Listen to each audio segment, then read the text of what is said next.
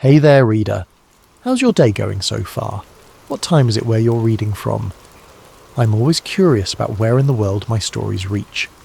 If you're enjoying this tale of conspiracy and family secrets, don't forget to subscribe to Sleep Theories for more content like this.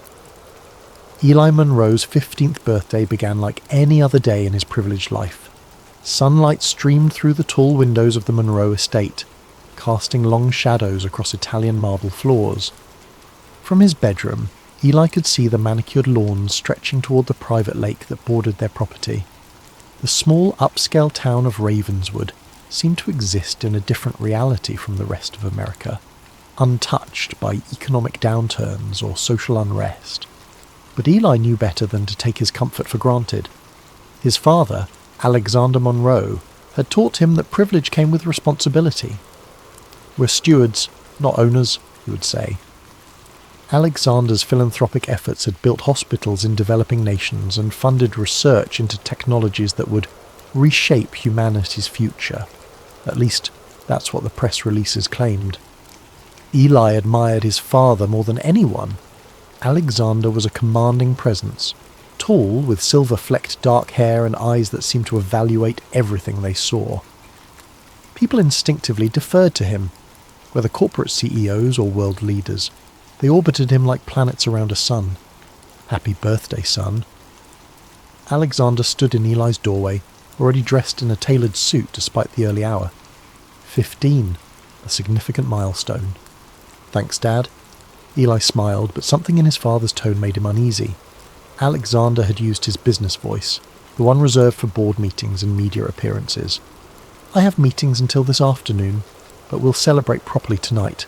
The guests arrive at 7. Alexander checked his platinum watch, the one he never removed.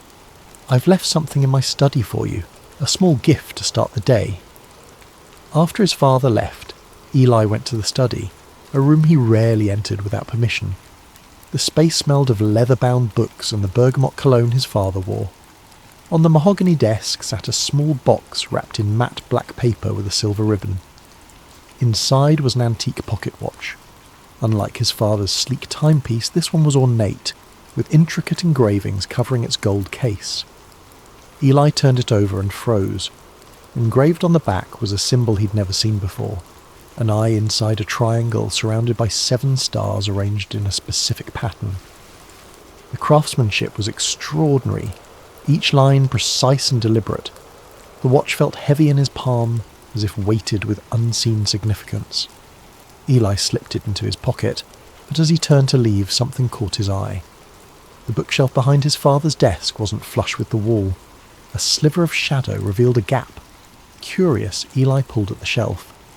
It resisted at first, then moved silently on hidden hinges.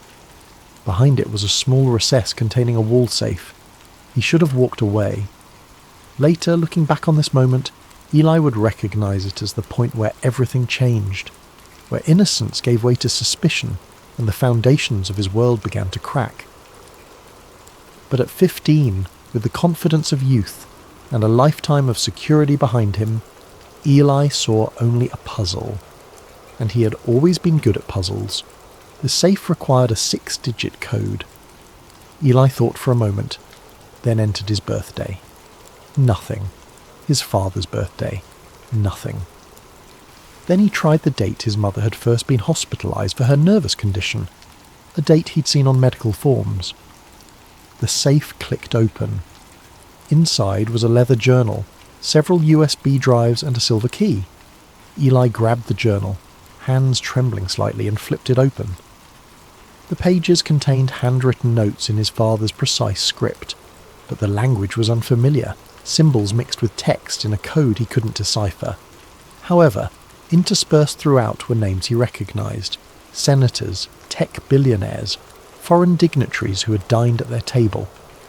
Next to each name were dates, numbers, and sometimes a single word: compliant, or resistant.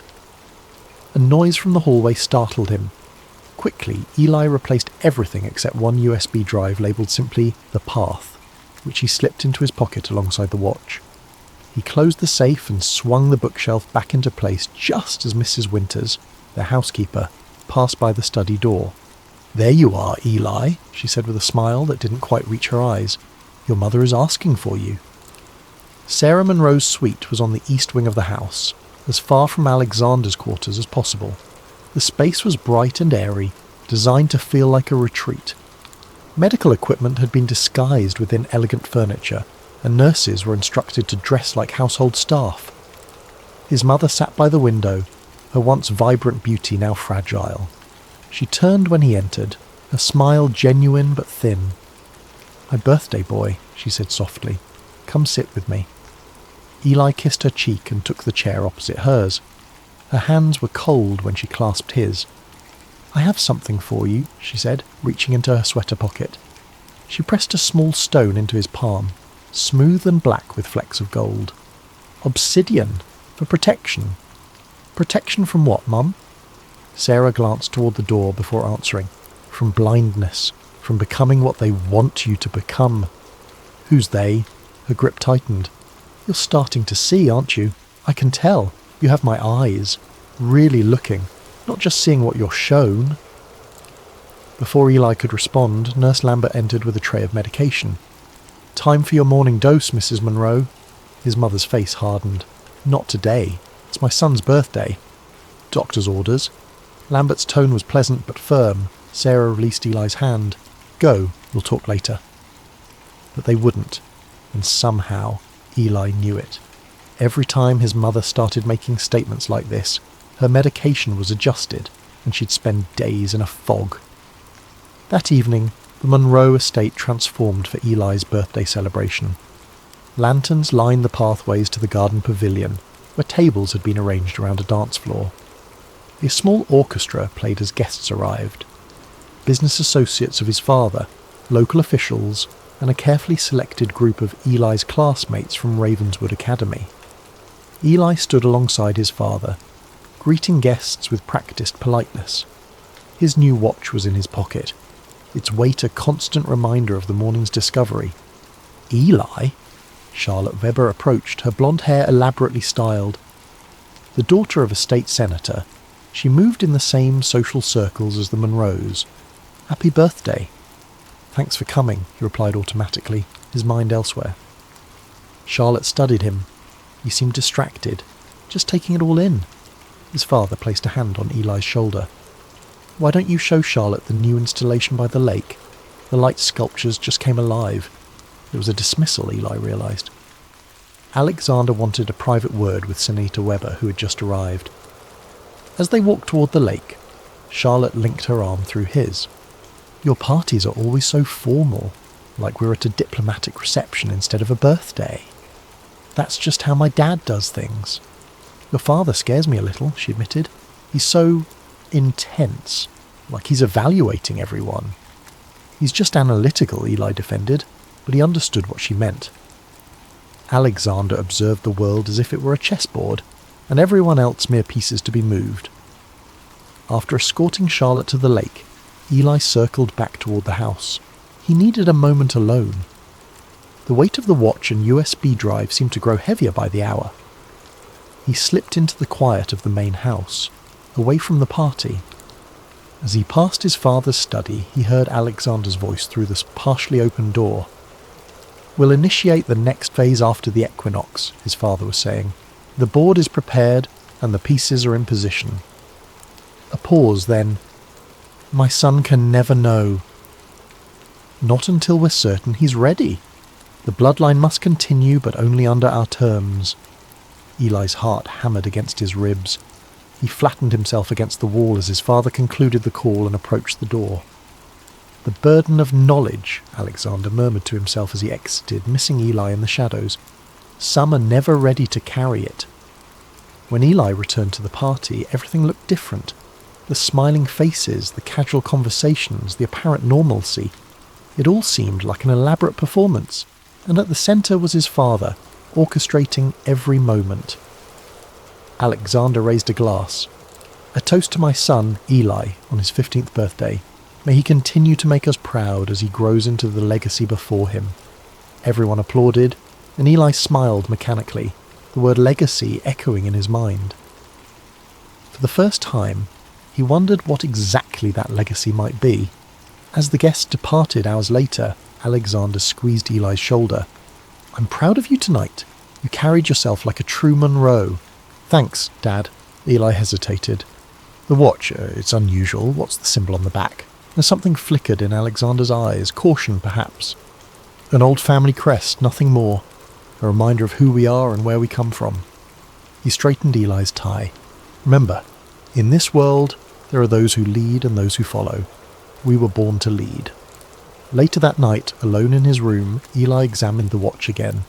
The eye in the triangle seemed to stare back at him, knowing and patient. He plugged the USB drive into his laptop, bypassing the encryption with skills he'd developed over years of self-taught programming.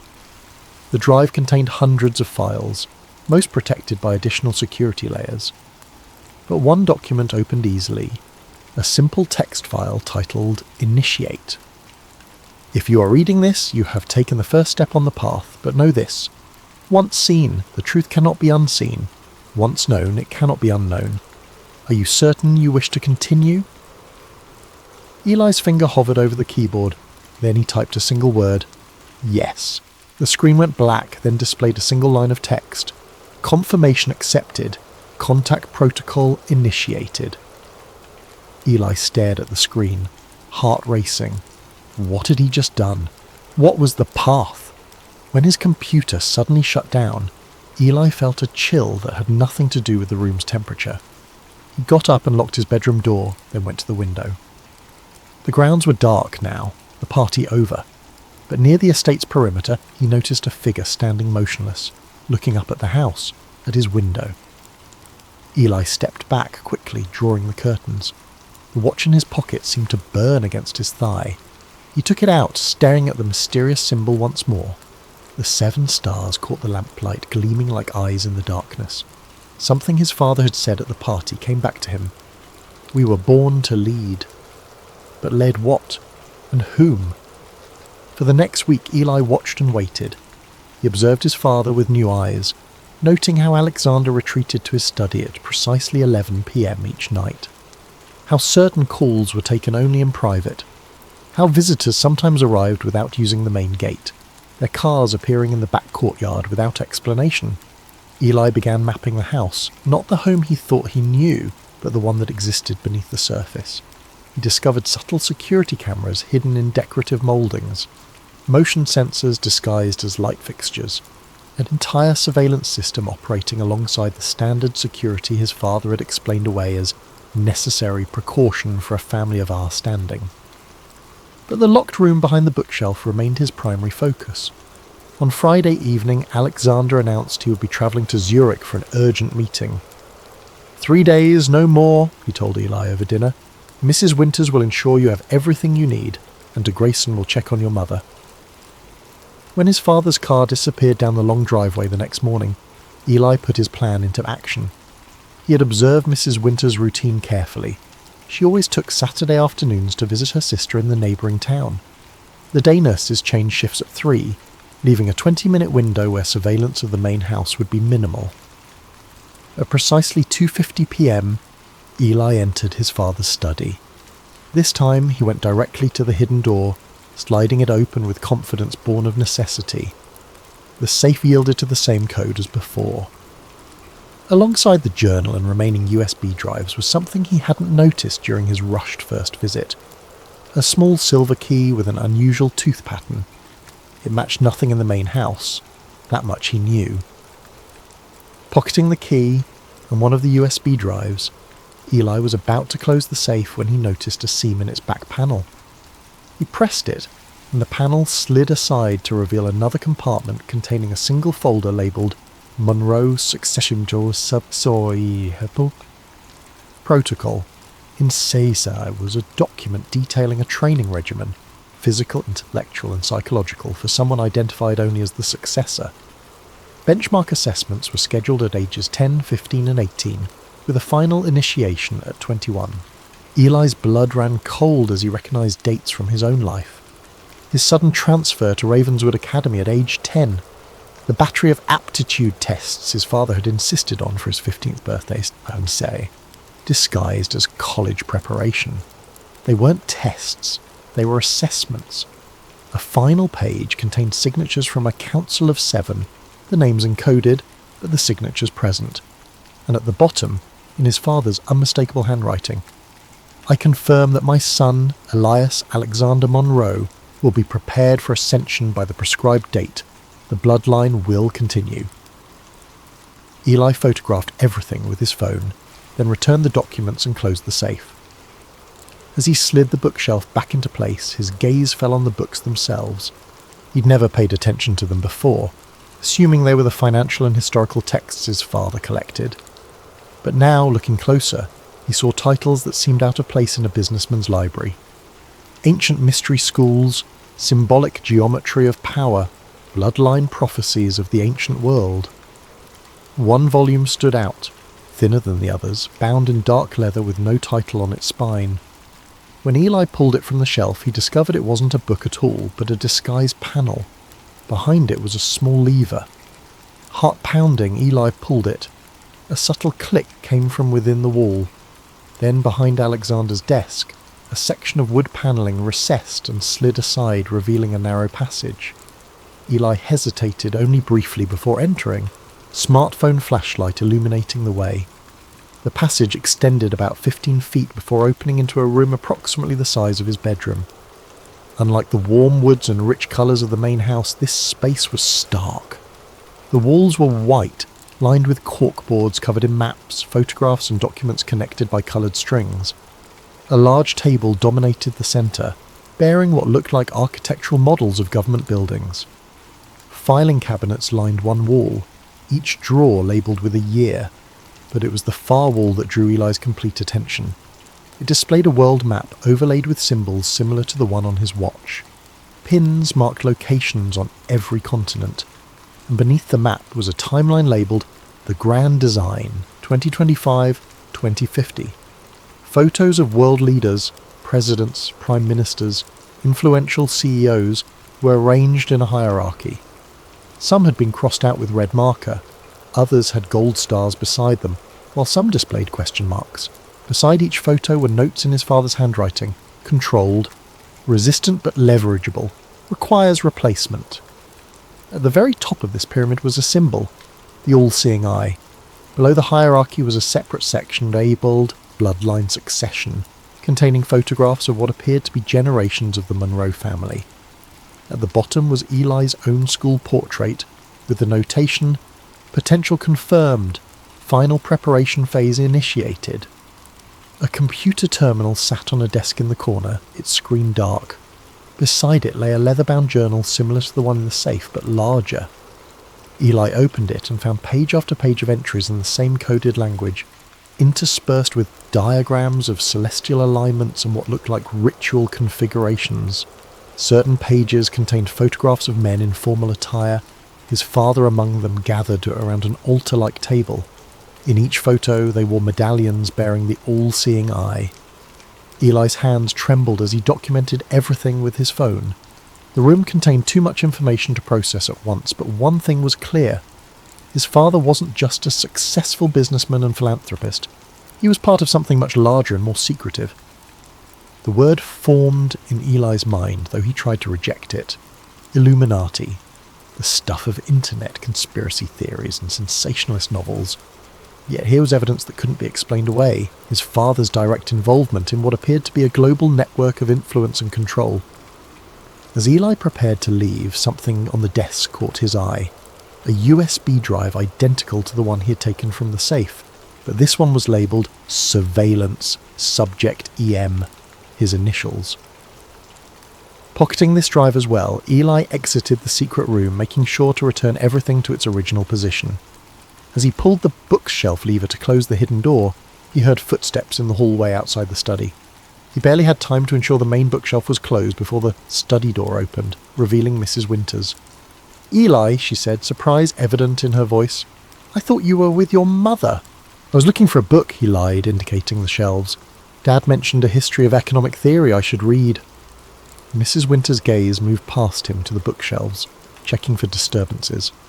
"Your father keeps those texts in the library, not his study. You know you're not supposed to be in here without permission." Sorry, I guess I misunderstood. Eli moved toward the door, forcing casualness into his stride. Is Mum awake? I'll go see her now. Dr. Grayson's with her, Mrs. Winters replied, her voice neutral but her eyes watchful.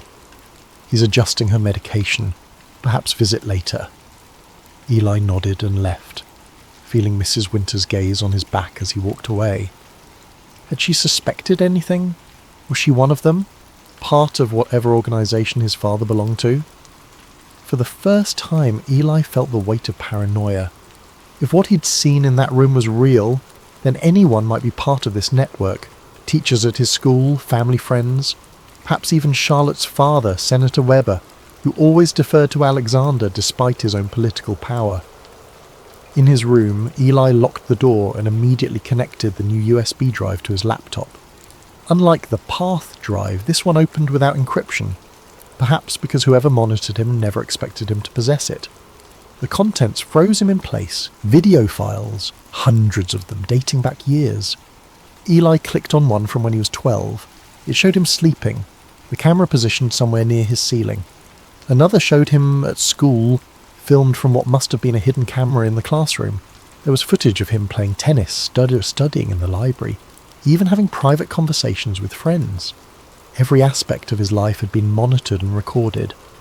The most recent file was dated just 3 days ago, a conversation with his mother, where she had mentioned feeling more clear-headed when they adjusted her medications downward. A cold realization settled over Eli. His mother wasn't ill, not in the way he'd been told. She was being controlled, drugged into compliance, because she knew something. The last file in the sequence was different, a document rather than a video. It was titled Psychological Assessment, Subject EM, Readiness for Revelation. The report analysed his personality in clinical detail. Subject demonstrates exceptional analytical capabilities and pattern recognition. Psychological resilience above median for bloodline inheritors. Loyalty indicators strong but show concerning independence markers. Recommendation, continued observation. Partial revelation test authorised after 15th benchmark. The 15th benchmark had to refer to his birthday. The watch, Eli realised, hadn't been just a gift. It had been a test, to see if he would notice the symbol, if he would ask questions, if he would seek answers. It was all by design.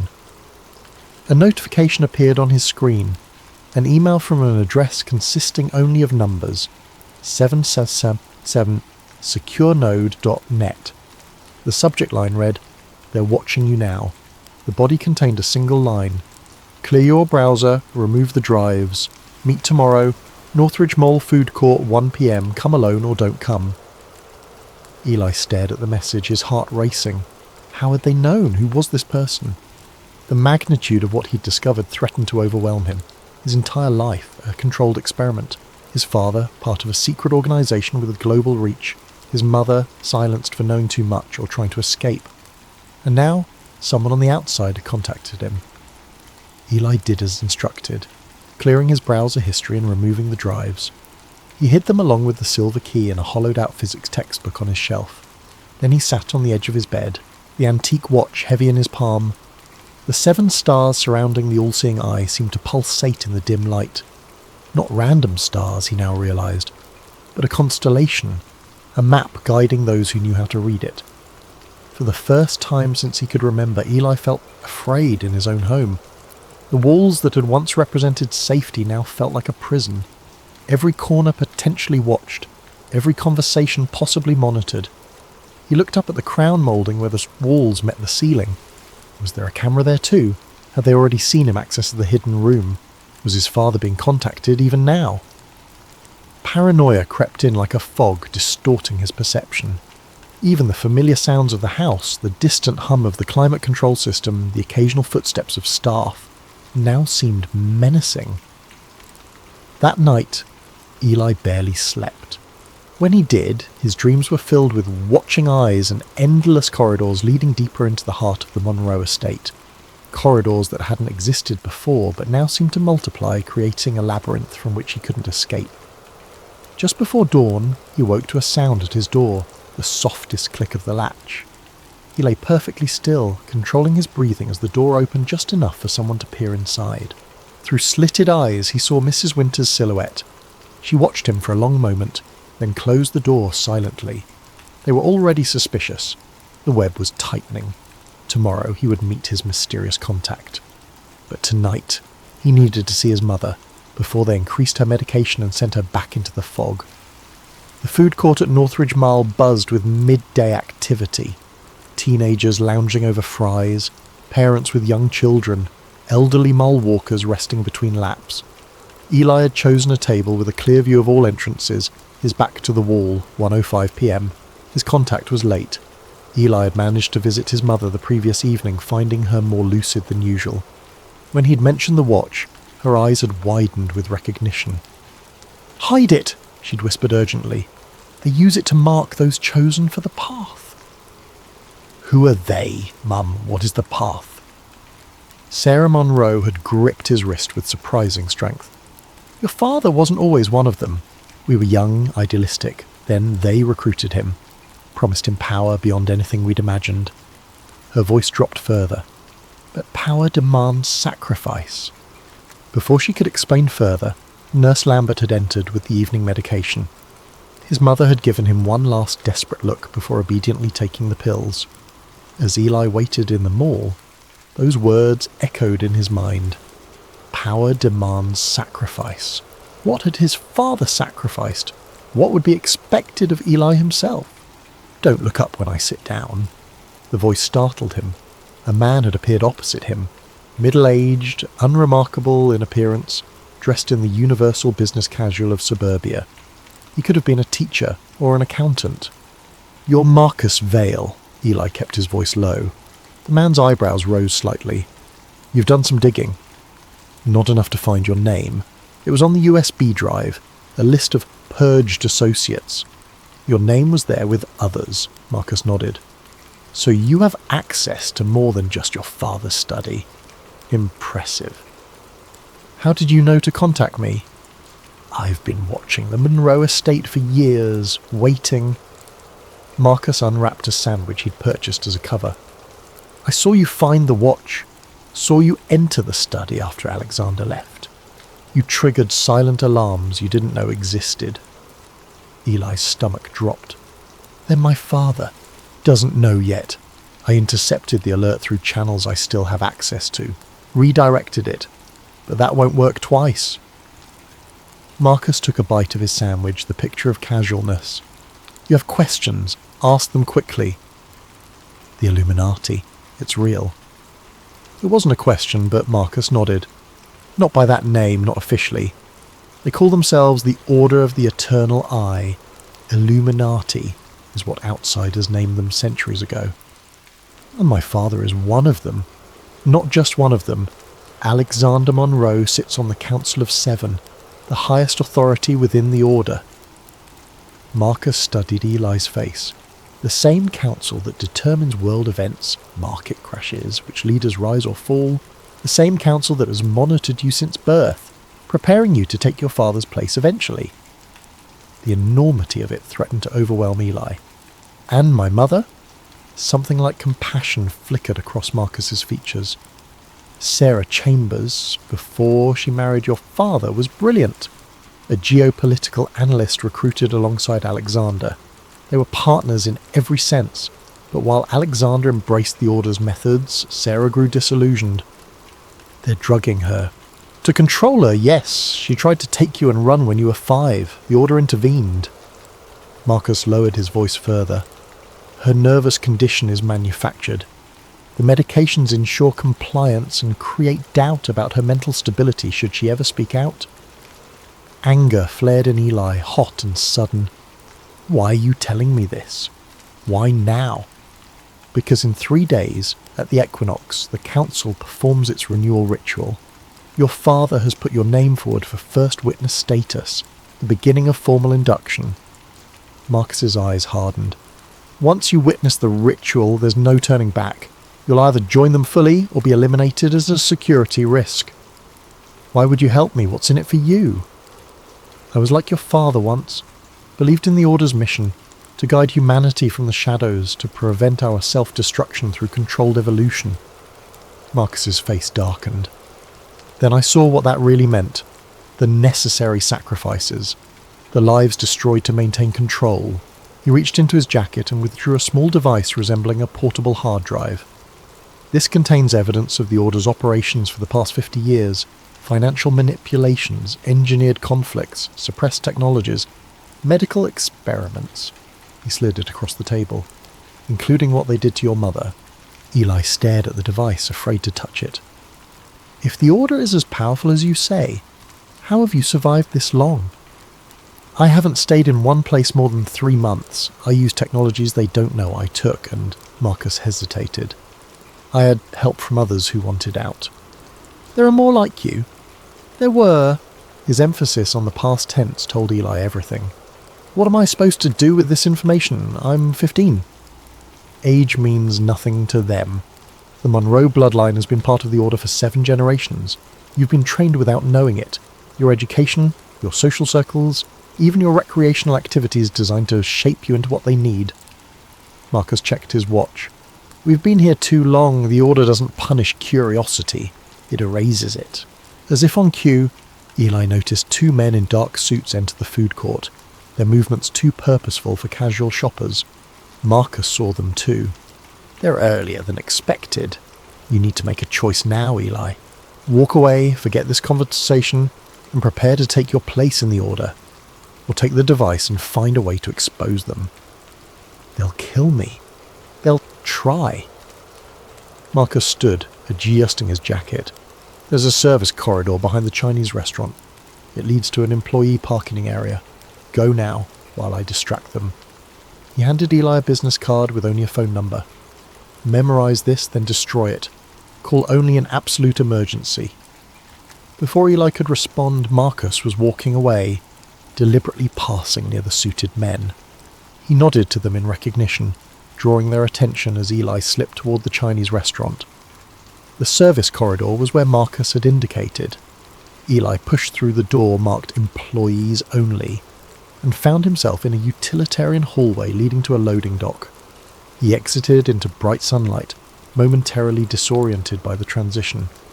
A hand gripped his shoulder. Eli spun around, ready to run, only to find himself face to face with Charlotte Weber. Eli? Her expression was confused. What are you doing back here? Charlotte, I could ask you the same thing. She indicated a coffee shop across the service road. Cutting through to meet my mum.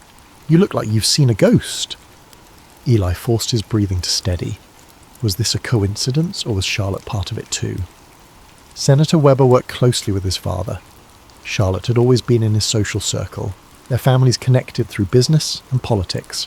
Just taking a shortcut, he managed. Charlotte studied him, concern evident. Are you in trouble? You've been acting strange since your birthday.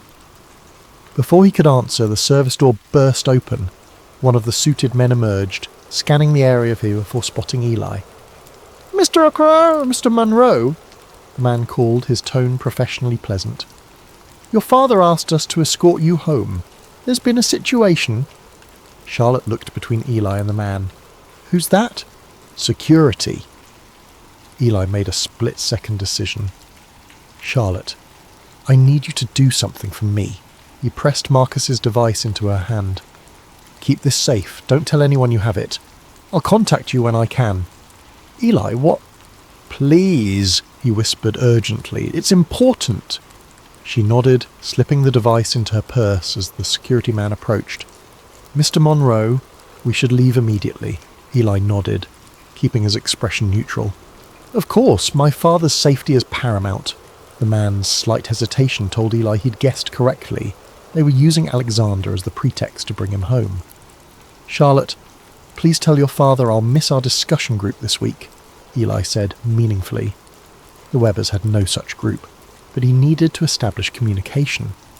She caught on immediately. I'll let him know. He'll be disappointed. As Eli was led to a waiting black SUV, he glanced back once to see Charlotte watching, concern etched on her face.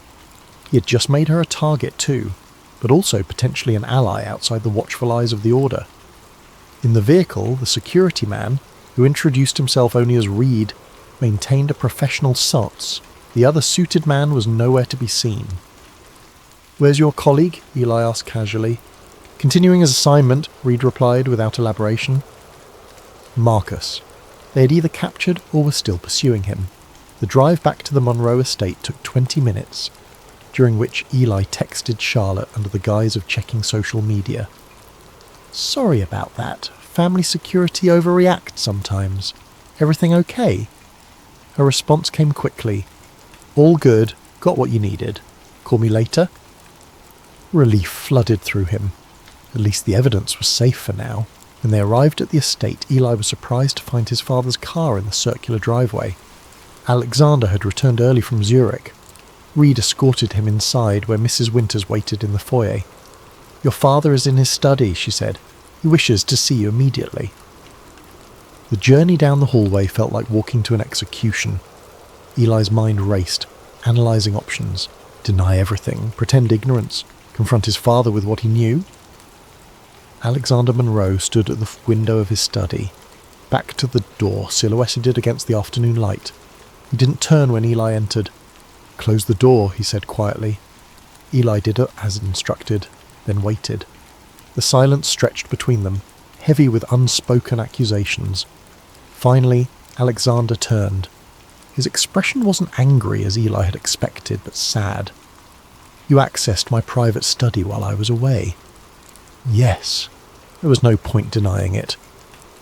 "And you met with Marcus Vale today."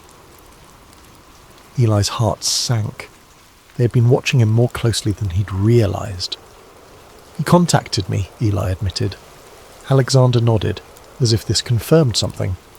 "Marcus was once a valued member of my team. Brilliant strategist, but he allowed emotion to cloud his judgment. Developed ethical concerns about necessary actions." "Necessary?" Eli couldn't keep the edge from his voice. "Like drugging Mom into submission? Like monitoring my every move since birth?" Something flashed in Alexander's eyes. Surprise, perhaps, at how much Eli had discovered, but he recovered quickly. "Your mother made choices that endangered herself and you. And yes, you've been monitored, for your protection and development. Everything I've done has been to prepare you for your birthright." "What birthright?" Eli demanded. "To join some cursed society that manipulates the world from the shadows." Alexander's expression softened marginally. "The Order of the Eternal Eye doesn't manipulate, Eli. It guides. Humanity left to its own devices would destroy itself within generations. We provide corrections, nudges toward better outcomes. By deciding who lives and dies? By controlling people like puppets?" Eli gestured toward the hidden room. "I saw the wall of leaders you've guided, the ones marked for replacement." His father sighed, moving to his desk. "You weren't supposed to find that room yet. The revelation process is carefully calibrated, gradual. You've accelerated things dangerously." He studied Eli's face. "What else did Vale tell you?" "Enough to know what you really are." "And what am I, Eli?" "A manipulator, a controller." Eli swallowed hard. "Someone who sacrificed his own wife's freedom and sanity for power." Alexander's calm facade cracked, just slightly. "You have no idea the choices I've had to make, the weight of the responsibility." He leaned forward. "The Order has guided humanity for centuries, through wars and plagues, through technological revolutions that could have ended us all. Every person who sits on the council carries the burden of millions of lives." "Noble words to justify controlling everything and everyone," Eli shot back. "Including me. I'm just another pawn, aren't I? Another piece being moved on your board." "No," Alexander's voice dropped. "You're my cat, my heir. The continuation of a bloodline that has served the Order for generations. You were born for this, Eli."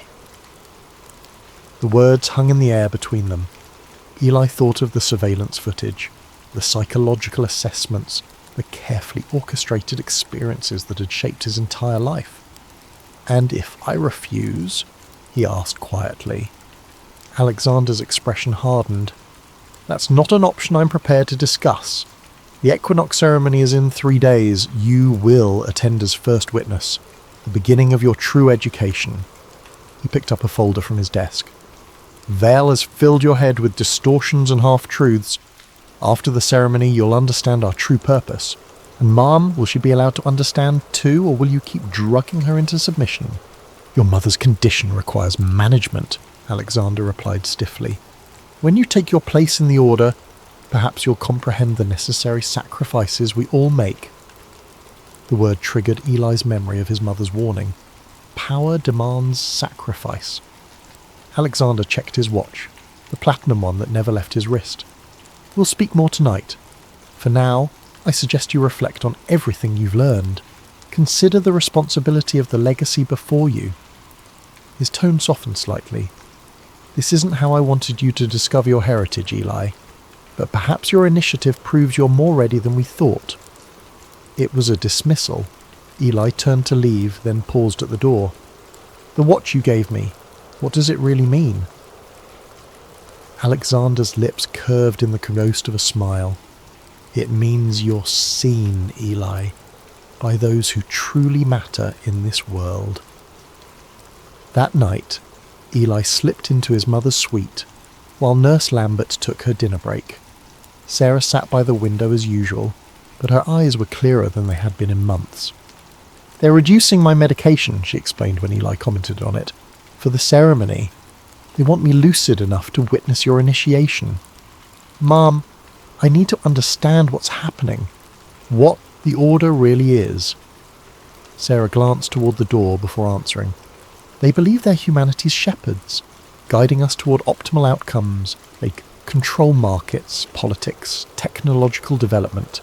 They decide which innovations reach the public and when. How did Dad become involved? We both were recruited from university, brilliant young strategists with complementary skills. Alexander was drawn to the power, the sense of destiny. Her fingers twisted in her lap. I was drawn to the promise of meaningful work, of making a difference. Bitterness edged her voice. The reality was different. What made you try to leave? Sarah's eyes darkened with memory. I discovered what happens in the equinox ceremony. She gripped his hands. He wasn't always like this. They turned him into something else, and something coldly calculating. The man I married disappeared by degrees, replaced by the perfect order member. What happens in the ceremony? Eli pressed. Before she could answer, the door opened. It wasn't Lambert returning, but Alexander himself. His expression tightened at finding them together. Eli, I need you downstairs. Sarah, it's time for your medication. You're reducing it, remember? Sarah's voice held an unusual challenge.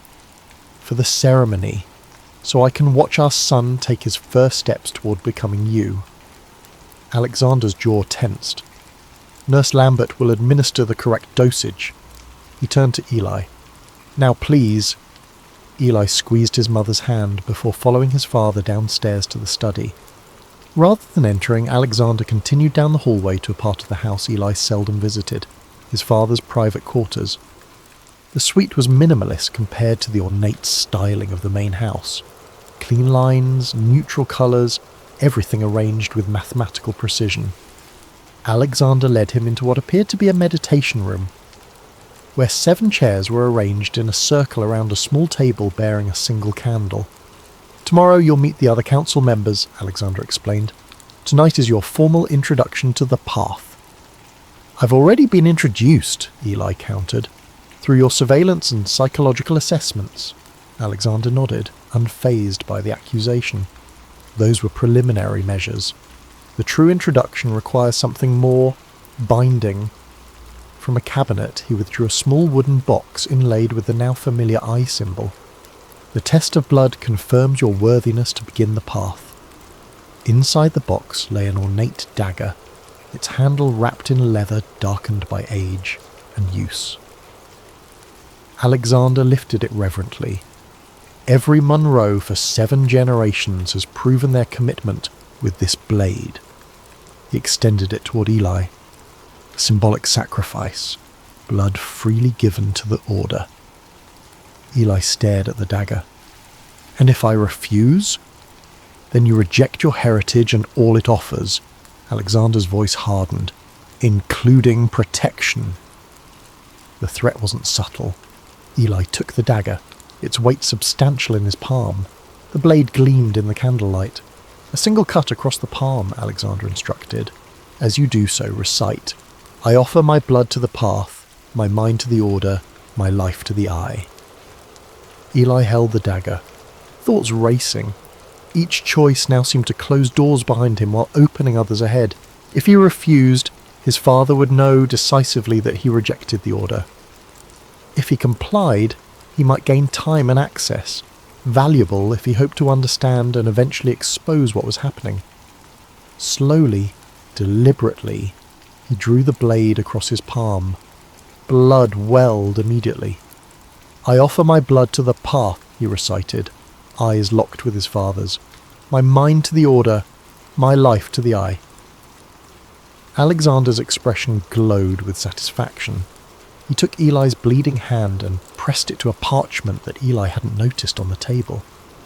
The contract is sealed. Your journey has begun.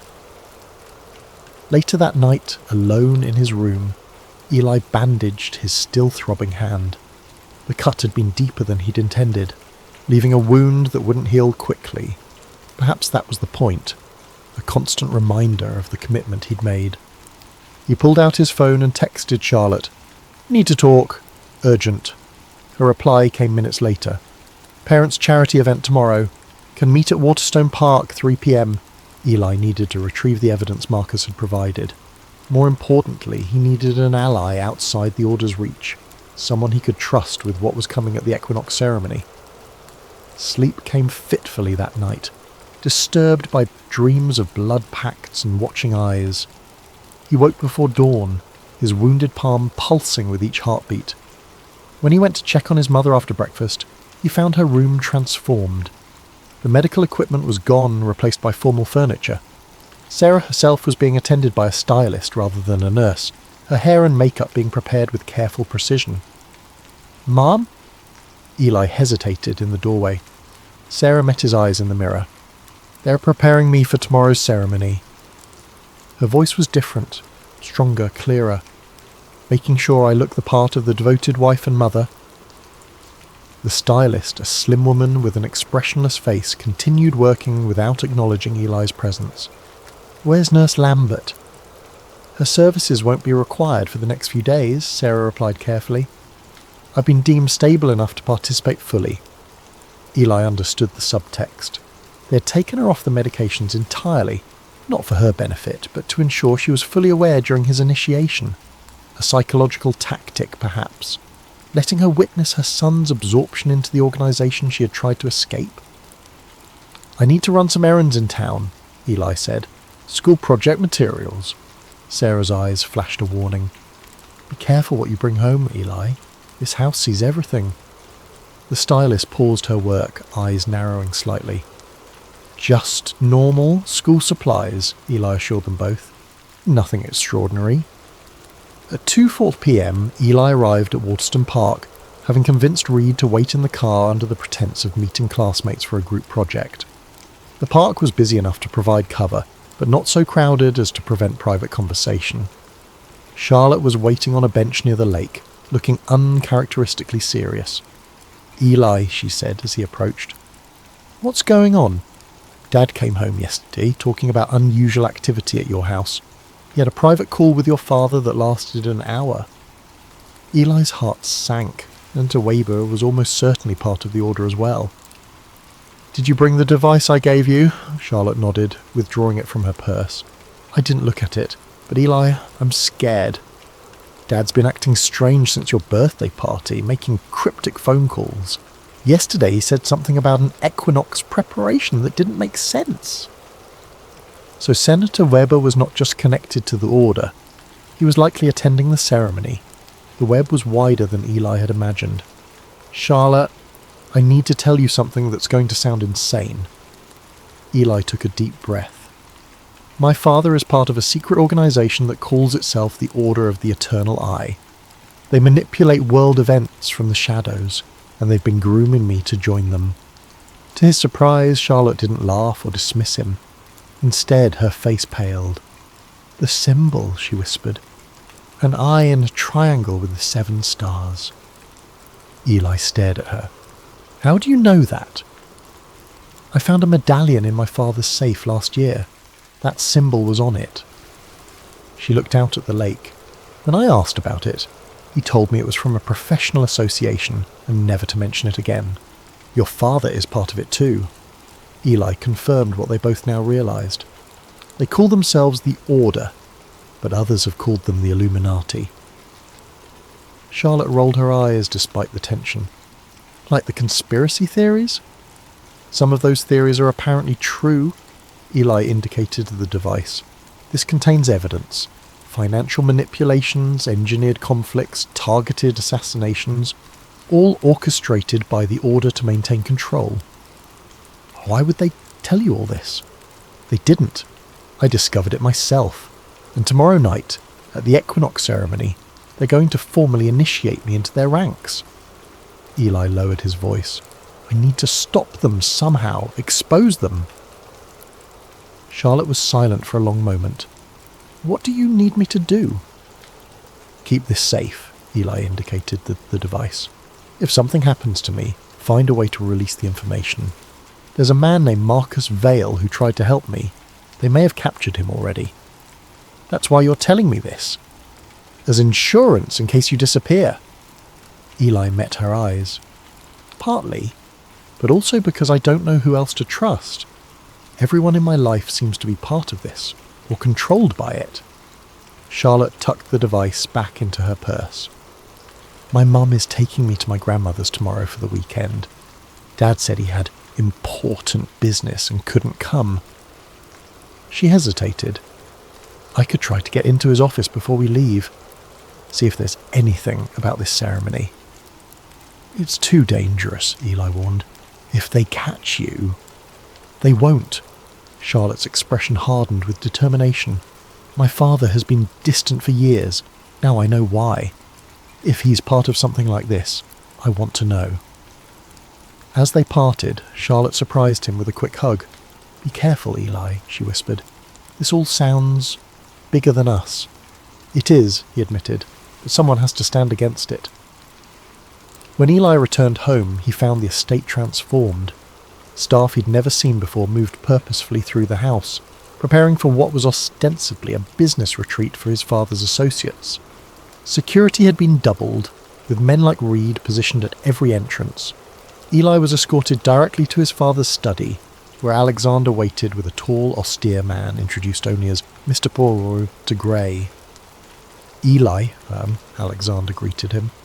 "Mr. Grey is here to conduct your final assessment before tomorrow's ceremony." Grey's eyes were cold as he evaluated Eli. "We understand you've had contact with Marcus Vale." The directness of the question caught Eli off guard. "He approached me at the mall." "And what did he tell you about the Order?" Eli chose his words carefully. "That you control world events. My father sits on some kind of ruling council. That you've been preparing me to join since birth." Grey nodded, unsurprised. "Did he give you anything? A device, documents, contact information?" "A phone number," Eli admitted, calculating that they probably already knew this much. "I memorised it and destroyed the card as instructed." "And you haven't contacted him since?" "No." Grey and Alexander exchanged a glance. "Vale was detained yesterday," Grey informed him. "He had been operating outside our surveillance for some time, but his contact with you necessitated intervention." Eli's blood ran cold. Marcus had been captured because of him. "What will happen to him?" "He will face the consequences of betraying his oath," Alexander replied evenly. "As all oath breakers must." The implied threat hung in the air. "Tomorrow's ceremony is significant, Eli," Grey continued. "As first witness, you'll observe the Order's true power and purpose. But more importantly, you'll make a choice that will define your future. What choice? Whether to embrace your birthright or reject it." Grey's smile didn't reach his eyes. "It's a formal choice, of course. The correct answer is self-evident to those worthy of the path. After Gray departed, Alexander detained Eli with a hand on his shoulder. "Son, I understand this process has been abrupt. Ideally, we would have introduced you to these concepts gradually over years, like you did with Mum." Eli couldn't keep the edge from his voice. "Before she tried to escape." Alexander's expression tightened. "Your mother's situation is complex. She was once as committed to the Order as I am. Her disillusionment came later, after she'd already taken irrevocable oaths." "What happens at the equinox ceremony?" Eli asked directly. "What am I going to witness?" The full expression of the Order's purpose and power. Alexander straightened his already perfect tie. "A demonstration of the responsibility we bear." That night, Eli's phone vibrated with a text from Charlotte. "Found ceremony details in Dad's office. Involves selection and removal of resistance element. Sounds bad. Be careful." Selection and removal. Clinical language for what might be an execution. Marcus Vales, perhaps? Another text followed. "Also found guest list. 49 attendees besides the 7. Dad is bringing someone called a second witness." So Senator Weber was sponsoring another initiate alongside Eli. The Order was expanding its next generation. A final message appeared. "Leaving for grandmother's now. Take this." Attached was a photo of what appeared to be technical specifications for the Monroe Estate's security system, including override codes for the surveillance network. How Charlotte had obtained this, Eli couldn't imagine, but it might prove crucial if he needed to move freely during the ceremony. As midnight approached, Eli felt the walls of his reality closing in. Tomorrow he would either become part of the Order or be eliminated as a threat. There seemed no middle path. No escape route that wouldn't end with him hunted for the rest of his life, unless he could find a way to expose everything before the choice was forced upon him. With renewed determination, Eli accessed the security specifications Charlotte had provided. If he could temporarily disable the surveillance system during the ceremony, perhaps he could record what actually happened, documenting the Order's activities with evidence no one could dismiss. It was a desperate plan, fraught with risk. But as his mother had said, he wasn't always like this. They turned him into something else. Eli was determined not to become what they had planned, not to sacrifice his humanity for power as his father had done.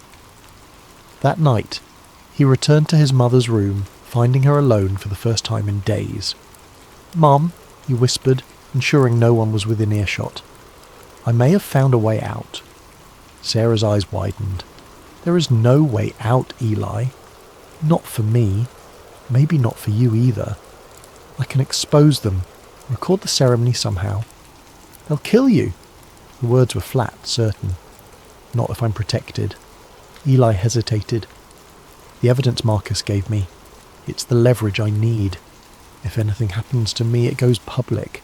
Sarah grasped his hands. "Listen to me. The ceremony tomorrow is not just symbolic. The removal of resistance is real. Someone who has betrayed the Order will be judged and sentenced by the 7. "Marcus," she nodded grimly.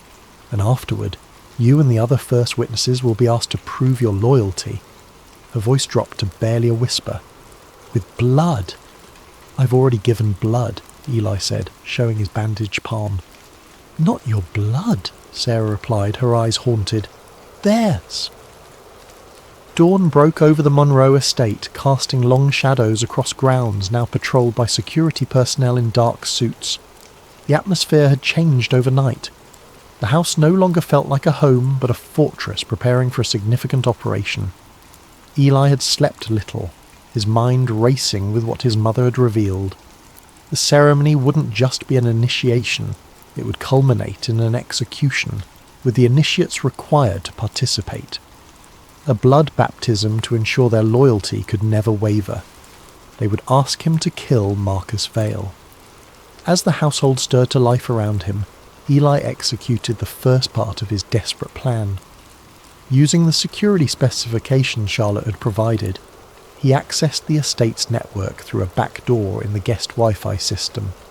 From there, He uploaded a program that would cycle the surveillance cameras on a 1-hour delay during a specific time frame that evening, making recorded footage appear as live feed. It wasn't a perfect solution.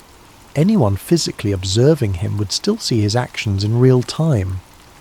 But it might provide the window he needed to document the ceremony without immediate detection. His next step was riskier. The USB drive Marcus had given him, the path, contained encrypted files he hadn't been able to access. But another file on the drive Charlotte was safeguarding supposedly contained decryption keys for various order systems. If Charlotte could transmit that information to him, he might be able to access the compass, the dark web portal he'd glimpsed references to in his father's hidden room. According to Marcus, it was the hub of all order communications, the digital heart of their operation. Text to Charlotte. Need access to Compass files. Can you send the decryption section from the device? Her reply came an hour later. At grandmother's house. Found file called compasskeys.dat. Sending now.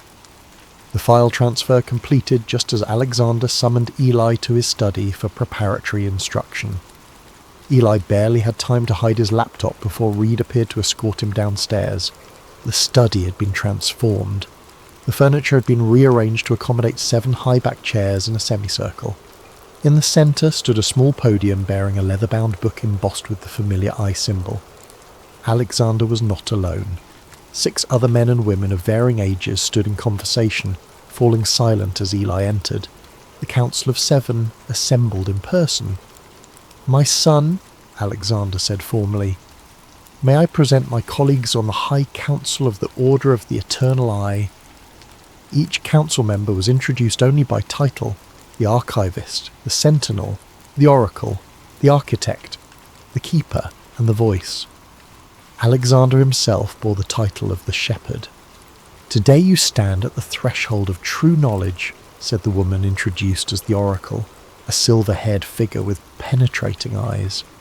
"Few are chosen to witness the inner working of the Order. Fewer still prove worthy of continuing beyond first witness." The man called the Architect, younger than the others, with Hecontraprocha's casual confidence, added, "Your father speaks highly of your capabilities, Eli. Your genetic profile and psychological assessment suggest exceptional potential." Genetic profile?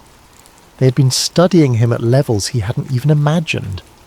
"I'm honoured," Eli managed, the words ash in his mouth. "Tonight you will observe the Order's justice and mercy in equal measure," continued the voice, a distinguished man who Eli recognised with shock as the current Secretary-General of the United Nations. "You will see why our work remains essential to humanity's continued progress." The Sentinel, a military bearing evident in his posture, spoke next.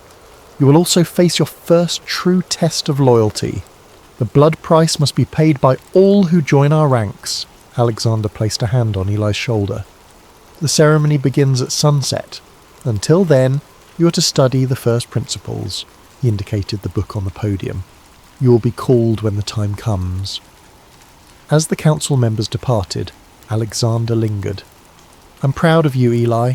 Despite the unorthodox way you've come to this moment, you've shown remarkable adaptability, the necessary ruthlessness that defines our bloodline."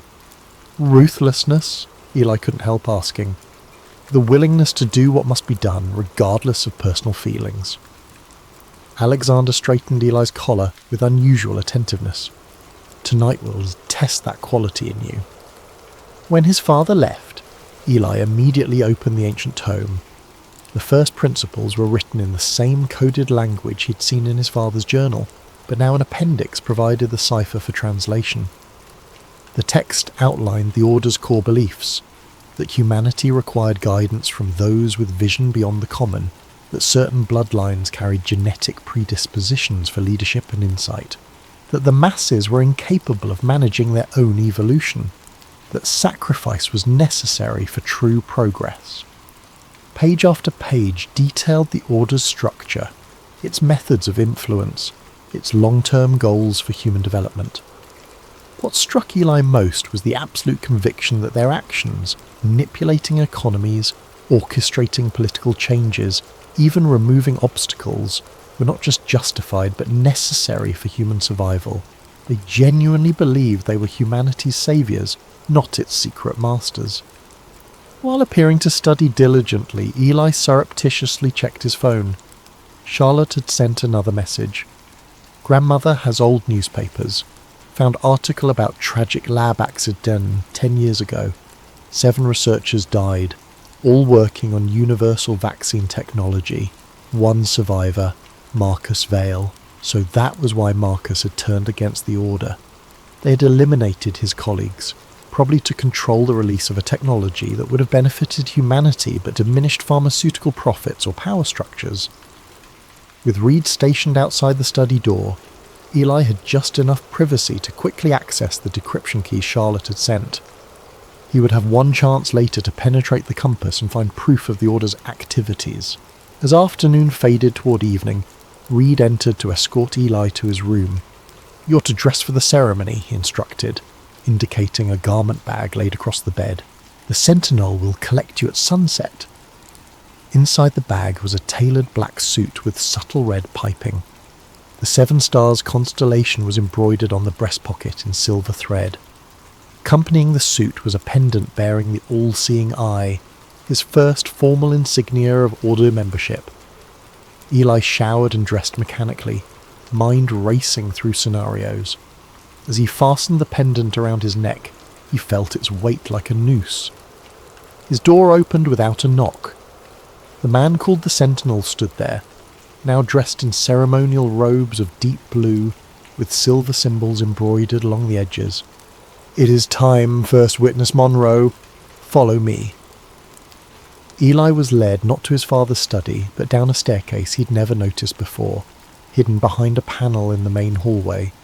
The stairs descended at least 3 stories underground, opening into a vast chamber that couldn't possibly have been built without extensive, secretive construction.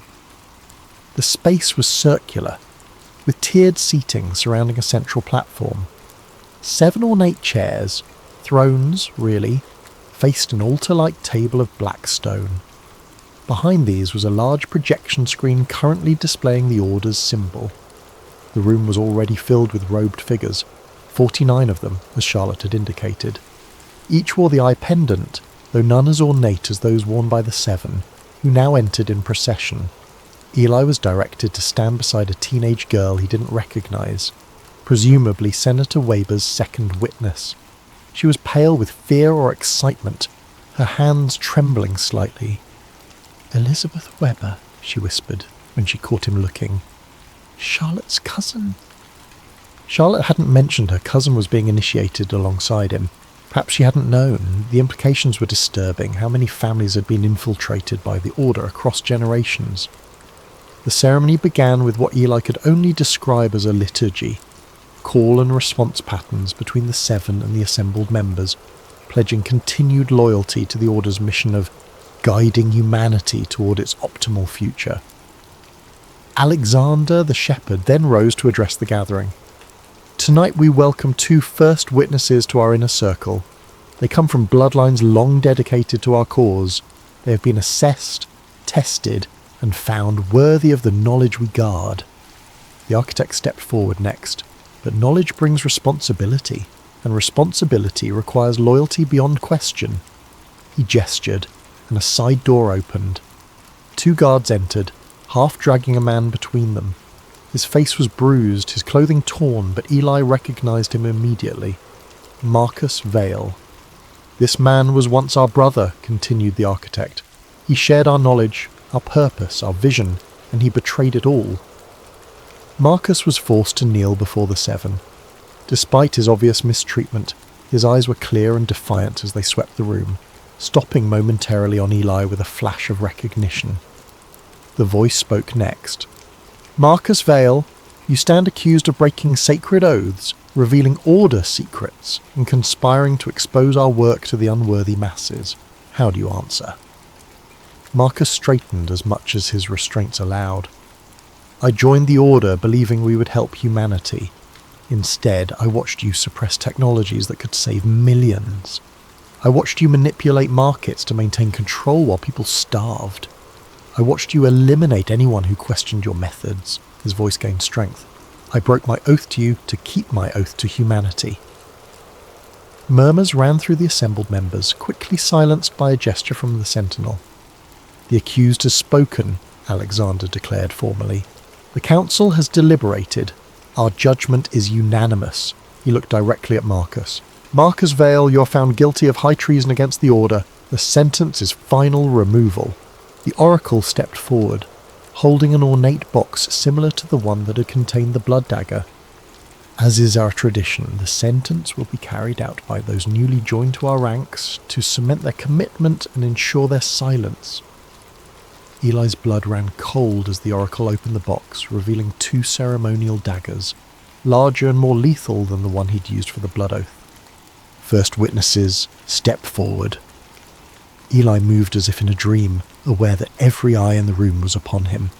Elizabeth Weber moved beside him, her face now set in grim determination. The oracle presented the daggers on a velvet cushion. "Take the implements of justice," she instructed. "Prove your worthiness to join our ranks." Elizabeth took her dagger without hesitation. Eli's hand closed around the remaining hilt, its weight solid and terrible. "The removal will be witnessed by all, binding us in shared purpose," Alexander announced. "First witnesses, approach the traitor." This was the moment Eli had dreaded, the test he could not pass without becoming what they wanted him to be. To kill Marcus would be to kill his own humanity, his own moral centre. To refuse would mean his own death sentence. But there was a third option, the desperate plan he had been formulating since dawn. As he stepped toward Marcus, Eli subtly activated the program he'd uploaded to the security system. If Charlotte had been correct about the specifications, the surveillance cameras would now be showing delayed footage rather than the live feed. He had perhaps minutes before someone noticed the discrepancy. Elizabeth raised her dagger, her expression hardening with resolve. She was fully committed, Eli realized, already lost to the Order's indoctrination. "Wait," Eli said, his voice ringing through the chamber. "The first principles grant the accused a final statement. We should honour tradition." Alexander looked surprised but nodded his approval. "Proceed." Eli turned to Marcus. "Speak your final words, traitor," he said loudly, positioning himself to block the view of his free hand. As Marcus began a defiant speech about the Order's corruption, Eli palmed the small device he'd hidden in his sleeve, a specialised flash drive containing the decryption keys Charlotte had provided. With movements disguised as adjustments to his stance, he pressed it into Marcus's bound hands. "Enough," the sentinel declared after Marcus had spoken for nearly a minute. "The traditions have been observed. First witnesses, complete your task." Elizabeth moved forward decisively, but Eli was faster. Instead of striking Marcus, he spun and slashed at the bonds restraining the prisoner. "Now!" he shouted to Marcus, who immediately rolled away despite his injuries. Chaos erupted in the chamber. Elizabeth lunged at Eli with her dagger, her face contorted with fury at his betrayal. He barely deflected the blow, the blade slicing his forearm. The assembled Order members rose from their seats, some rushing forward while others backed toward exits in confusion. The 7 shouted contradictory orders, momentarily disorganized by the unprecedented disruption. Eli fought his way to the central platform where the 7's equipment was arranged. With a desperate lunge, he reached the computer terminal connected to the projection screen and jammed the master decryption key he'd prepared into the port. "Stop him!" Alexander's voice cut through the chaos, but it was too late. The screen behind the 7's thrones flickered, the Order's symbol vanishing. In its place appeared the compass portal, the secure communication hub of the Order's global operations, and with the decryption key breaching its security, every file began opening simultaneously.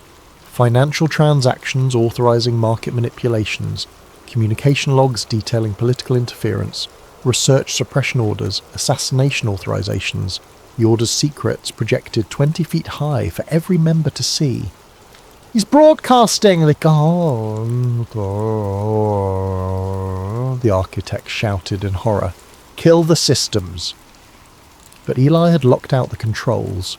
The evidence continued to pour across the screen. Decades of manipulation and control exposed in an unstoppable digital flood. Marcus had reached the computer terminal as well, his technical expertise evident as his fingers flew across the keyboard. "I'm mirroring it to external servers," he shouted to Eli over the growing tumult. "They can't stop it now." Alexander pushed through the crowd, his face transformed by rage and disbelief. "What have you done?" he demanded, grabbing Eli's injured arm. "You've destroyed everything." "I've exposed the truth," Eli replied, twisting free. "What happens next is up to them." He gestured to the assembled Order members, many of whom were staring at the projected evidence in shock and growing horror. Not all of them had known the full extent of the Order's activities, Eli realized. Some had believed they were part of a benevolent guiding force, not complicit in murder and oppression. The Sentinel had reached a security panel and triggered an alarm. "Containment protocol initiated," announced an automated voice. "Facility lockdown in 60 seconds. "We need to move," Marcus urged, grabbing Eli's arm. They fought their way toward an emergency exit, pursued by security personnel loyal to the Seven. Elizabeth Weber blocked their path, still clutching her ceremonial dagger. "Traitor," she hissed at Eli.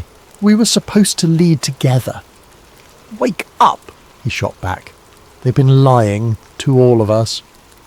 Behind her, the projection showed medical records, experimental procedures conducted on bloodline children without consent. Elizabeth's own name appeared in the scrolling data, alongside treatment codes and genetic modifications. Her expression faltered as she saw it. "What is that? What did they do to me?" "The same thing they planned for me," Eli said more gently. "They've been manipulating us from birth." The hesitation was enough. Eli pushed past her, Marcus close behind. They reached the emergency stairs just as the facility lockdown engaged, steel barriers beginning to descend across all exits. "Go!" Marcus shoved Eli through the narrowing gap. "Find your mother!" "What about you?" Marcus smiled grimly. "I'll hold them off. The evidence is already spreading." Our protagonist, Avery Barnes, is an independent journalist who, with the help of DIA insider Miguel Varela and art historian Dr. Valerie Ng, faces the official denial from PR manager Rosalind Carter and the lurking presence of Marcus Knight, who might be orchestrating covert expansions deep beneath the airport. Join us as we unravel what truly lies under those runways and behind those symbolic murals. Let's begin. Avery Barnes carefully navigated the bustling terminal of Denver International Airport, clutching a small digital recorder in one hand and a tangle of press passes in the other. She had come ostensibly to cover a routine story about passenger satisfaction and the airport's new automated train system. But her real reason for being here was an itch in the back of her mind, a swirl of rumours, from suspicious murals depicting apocalyptic scenes to talk of hidden bunkers. She'd glimpsed swirling claims online about the DIA being a front for a New World Order base, replete with deep subterranean facilities. Most mainstream outlets dismiss such chatter as nonsense, but Avery was determined to see if there was anything more than smoke. As she walked, the overhead announcements droned about flights departing for Los Angeles or Chicago. In her line of sight, families lugged suitcases, business travellers strode with purposeful steps, and the background hum of rolling luggage formed a mild soundtrack.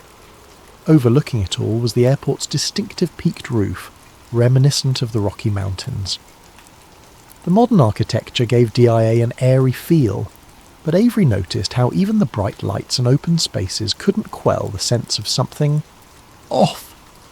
Maybe it was the hush of security cameras overhead, or the sheer sprawl of the place, with corridors that seemed to lead nowhere. Her contact, Miguel Varela, had sent her a cryptic message the previous week. If you want real evidence, come to DIA. I'll show you some locked-up expansions. She hoped he'd appear. She had zero illusions about how risky it might be for him, a long-time maintenance worker going on record about unusual construction sites. While waiting, she meandered toward the iconic murals near the baggage claim. She'd read about them. Online conspiracies pointed to their alleged portrayal of global catastrophe, secret symbols, even cryptic references to Freemasonry. At first glance, they looked vibrant and whimsical, depicting scenes of children, doves, and strangely martial figures in others. Hardly definitive proof of a hidden agenda, but Avery felt a small chill.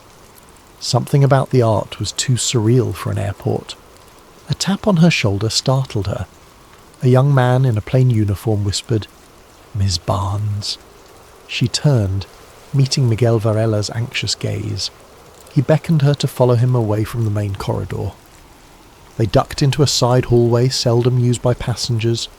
The overhead fluorescent lights cast a sterile glow on the beige walls, the hum of an HVAC system echoing faintly. Leaning close, Miguel explained in a low voice, "We keep building expansions that go nowhere. Sealed corridors, huge subterranean sections not on official maps. Management is hush-hush. They tell us not to question, but it's bigger than standard baggage systems." Avery's pulse quickened. She asked for specifics. Miguel described how, during overnight shifts, entire shipments of unmarked crates arrived at restricted docks. He'd also found references to level -4 in some internal documents, yet the official blueprint only listed 2 basement levels. Rumours among staff suggested a labyrinth of bunkers or secure facilities. Some say it's for a catastrophic event. Others blame a secret organisation, Miguel said with a dry chuckle. But the fear in his eyes was real. As Avery scribbled notes, a sudden hush fell when a security guard rounded the corner. They both fell silent, feigning normal conversation.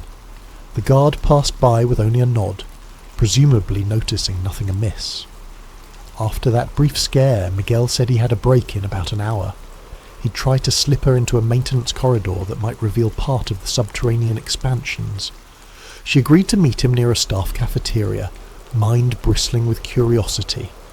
With that, they parted. Needing more background, Avery strolled to an out-of-the-way lounge where she set up her laptop to browse additional leads. She found references to the infamous Blue Mustang statue outside. Locals nicknamed it Blucifer after an accident that cost its sculptor's life. Then there was the Masonic dedication plaque with mention of a New World Airport Commission, fueling conspiratorial chatter about an NWO. Every piece fit the mosaic of hush-hush expansions and weird symbols. Her email pinged. A note from an art historian doctor, Valerie Ung, responding to Avery's inquiry about the airport's mural designs. She offered to meet soon to discuss the symbolic iconography. Good. Another puzzle piece in place. Time passed, and Avery made her way to the staff cafeteria. True to his word, Miguel arrived, wearing an uneasy expression. Quietly, he guided her through a corridor marked "Authorized Personnel Only." As they passed locked doors, the environment took on a more utilitarian look. Concrete floors, dull overhead lamps. No travellers in sight, just occasional workers or carts. At a certain door with a coded keypad, Miguel typed in a code. The door hissed open, revealing an industrial staircase descending into a faintly lit space. "Down here is part of the old baggage system everyone jokes about," Miguel whispered. "But deeper, there's sealed expansions. I've only glimpsed them." Avery's heart thumped. She carefully followed him down the steps. The air grew cooler, the hum of machinery more pronounced. They reached a wide corridor with overhead pipes and cables. Miguel led her to a set of double doors labelled "Restricted, No Entry." He pressed his ear to it, then motioned for Avery to do the same. The hush behind the doors felt charged, as though a large empty chamber lay beyond. He quietly tested the handle. Locked, of course. "Any chance you can get me inside?" Avery asked, adrenaline spiking. Miguel shook his head. "Not without triggering alarms. But I saw large shipments vanish behind these doors at night." Avery snapped discreet photos, her camera's flash turned off. She noticed a small symbol etched near the door's corner, a stylized pyramid with a single eye. It was no official airport mark. Her breath caught. Could this be evidence of a bigger conspiracy? She put a gentle hand on the door, imagining the subterranean space behind it. "I suspect deeper passageways lead from here," Miguel said softly. "Word is, staff used to joke about bunkers for VIPs during Doomsday, but management calls them nonsense." Their covert exploration ended abruptly when footsteps echoed from further down the corridor. Startled, they retreated, hurrying back up the stairs. At the top, Miguel parted with a whispered, "Be careful, they watch everything." Then he slipped away, presumably returning to his normal tasks, leaving Avery with her mind racing. She quickly made her way to a more public area, melding with the crowd of passengers to avoid suspicion. That evening, Avery sat in a corner of the airport's main concourse, reviewing her notes. 1,000 questions whirled in her mind. She typed a quick message to Dr. Valerie Ung, setting up a meeting for the next day to examine the mural's hidden or symbolic references.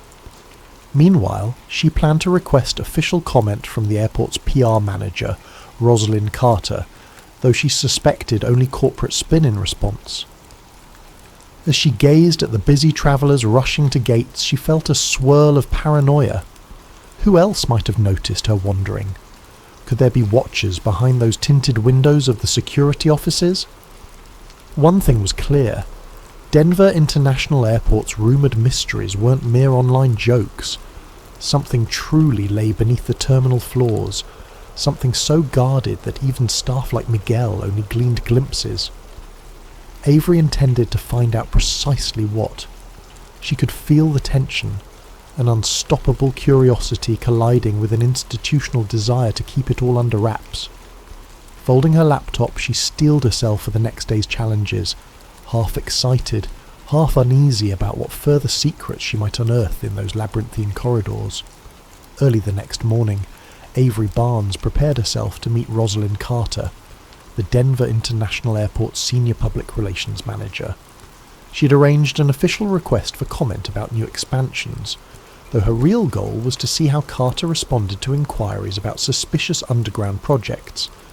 The appointed time was just after 9 a.m. in a glass-walled office overlooking part of the terminal. Avery, sporting her best friendly journalist demeanour, approached the security desk, stating her appointment. A short elevator ride whisked her up to a suite of executive offices. Rosalind Carter greeted Avery with a polished smile, her posture impeccable, eyes keen. She led Avery into a sleek conference room. Floor-to-ceiling windows revealed the vast runways and the iconic white tents of DIA's main terminal. Carter offered a seat, poured a small cup of coffee, and inquired politely about Avery's interest in writing an article.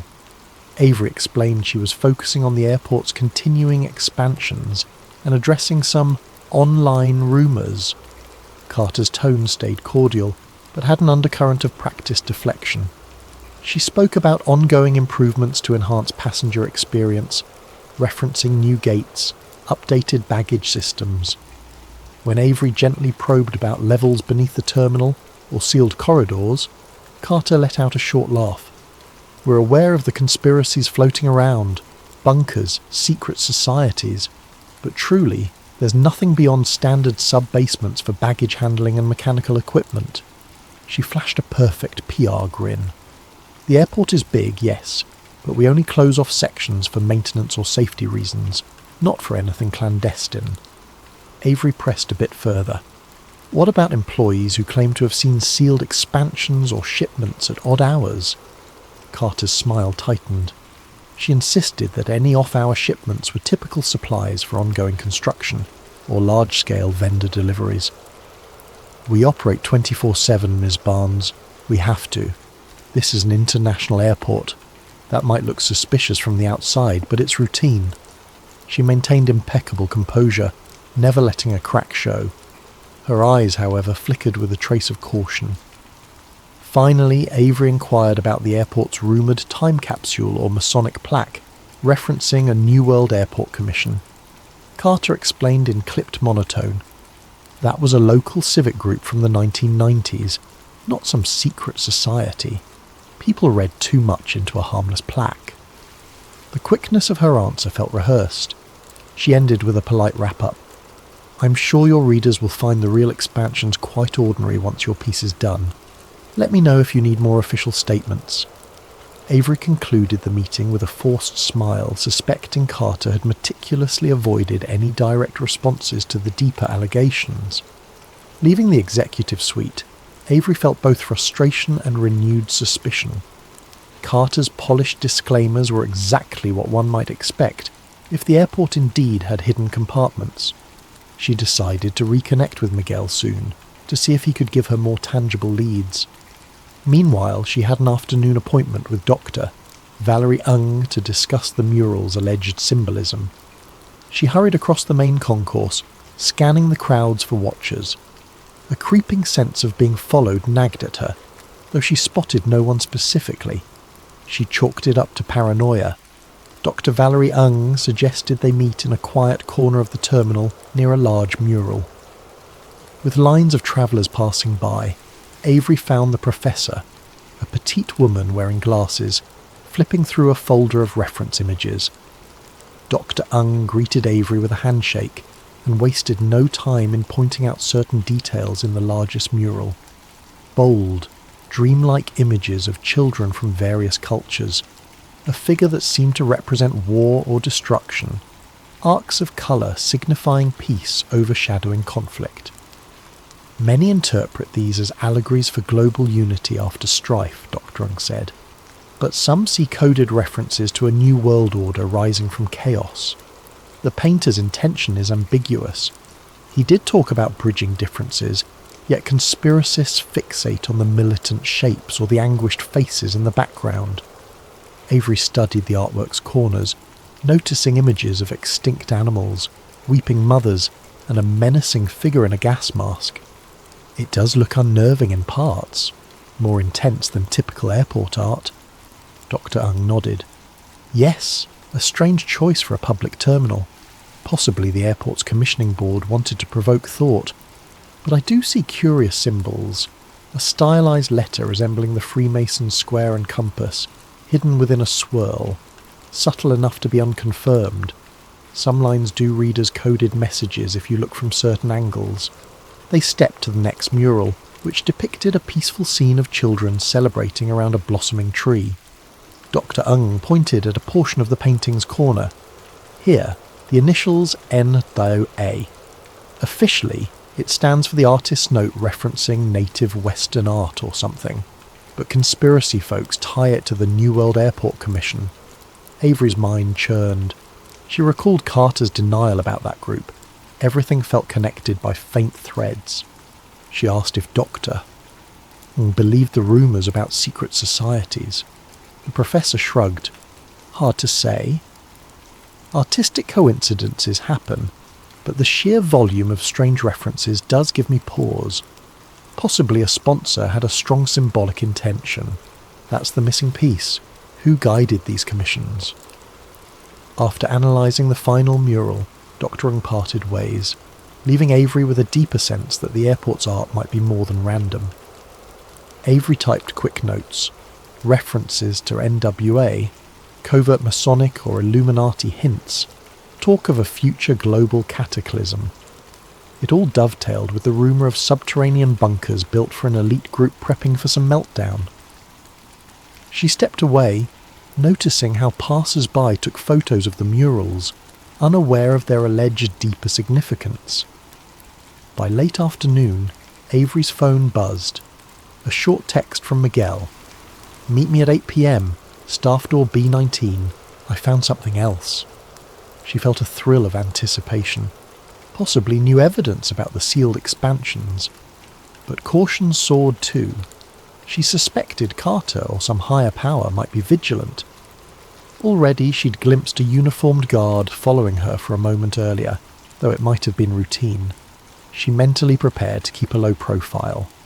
Before the evening meet, Avery decided to do more reconnaissance. She strolled near the iconic giant horse statue. Blue Mustang. infamous for its glowing red eyes. People joked it was cursed or ominous. Up close, the statue's size and intense gaze were disconcerting. She circled it, half hoping to find a hidden panel or code. Nothing stood out, but she couldn't shake the feeling that even that sculpture was part of a bigger tapestry, an attempt to signal something deeper about the airport's underlying purpose. Finally, night fell. The airport's bustling crowds thinned somewhat, though DIA never truly sleeps. Avery found her way to staff door B19, a poorly lit area near a lesser-used terminal hallway. Checking no one was around, she loitered casually, phone in hand. Right on time, Miguel slipped from the shadows, motioning her inside. Fear prickled in Avery's stomach. This was stepping over a line. Trespassing, possibly. Yet the thirst for truth overshadowed caution. As the door clicked shut behind them, overhead fluorescent lights buzzed. She sensed the weight of unseen watchers. No turning back now. She followed Miguel deeper, preparing for the confrontation with real, hidden expansions or whatever secrets the airport's powers sought to bury. Under the flickering hallway lights, Avery Barnes slipped into the restricted corridor behind Miguel Varela, heart hammering at the risk. They both wore subdued clothing, hoping to pass for routine staff if spotted. The hush in these halls was eerie, far from the bustling main terminal. The echo of their footsteps seemed magnified, every scuff on the polished floor a jarring note in the quiet. Yet they pressed on, guided by Miguel's knowledge of certain door codes and maintenance routes. The corridor twisted downward, the environment gradually losing the crisp corporate facade. Exposed pipes, open wiring. They skirted caged areas holding large mechanical units and stacks of building supplies. The overhead hum from fluorescent tubes became more sporadic, some flickering or half dead. The expansions start below sub-level 2, Miguel whispered. Officially it's just more baggage infrastructure, but I've seen hints of deeper shafts sealed with heavy blast doors. Avery nodded, adrenaline flooding her system. At a nondescript steel door, Miguel halted. A short keypad glowed beside it. He typed a code. To Avery's relief, the light clicked green, and the door slid open with a mechanical hiss. The air inside carried a faint chemical tang, reminiscent of fresh construction or sanitized surfaces. They stepped through, the door sliding shut behind them. Ahead, a broad hallway spread out, lined with crates labelled with bland descriptions: electrical components, ventilation, stock. The floor was newly tiled, the walls unpainted concrete. It was the kind of place that felt half-finished. Miguel paused, brow furrowed. This corridor's new. Even a month ago it wasn't here. Avery marvelled at the scale. The ceiling soared above, industrial lighting mounted in neat rows. A sign read Section 4B, as if referencing a discrete zone. She snapped a few covert photos with her phone. Each step echoed, the hush unnerving.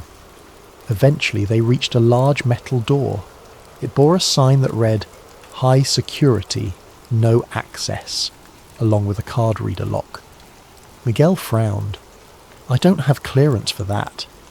He tried an older code to no avail. Avery approached the small window slit, trying to peer in. She made out dim overhead lighting, but no sign of activity. Possibly a massive chamber beyond. They pressed on, following side corridors branching off the main hall. Over time they discovered a locked gate leading to what looked like a vertical shaft with an elevator platform. Lights inside glowed faintly. So, an elevator to an even lower level, Avery guessed. Miguel nodded, lips set. We never had mention of a third sub-level in the official plans. She quietly documented the elevator's existence. The deeper they went, the more convinced she became that these expansions were about more than baggage or typical airport systems. Suddenly, footsteps approached from around a corner. Miguel gasped, motioning Avery to hide. They ducked behind a cluster of crates. Two figures in security uniforms walked past, engaged in quiet conversation. From the snippet Avery overheard something about timing for the next supply intake and Knight wants the East Corridor sealed by next month. She tensed. Knight? Could that be a reference to Marcus Knight, the rumoured big shot who oversaw hush-hush government contracting? She wanted to follow them, but the risk was too high. After they moved on, Miguel released a breath. They must be top-level security. Regular staff rarely come down here. They resumed exploring, quickly but carefully. Avery found doorways labelled storage, ventilation control, server node. Some opened easily, revealing large server racks or mechanical piping. Others were locked tight. In a small maintenance closet, they discovered a blueprint pinned to the wall.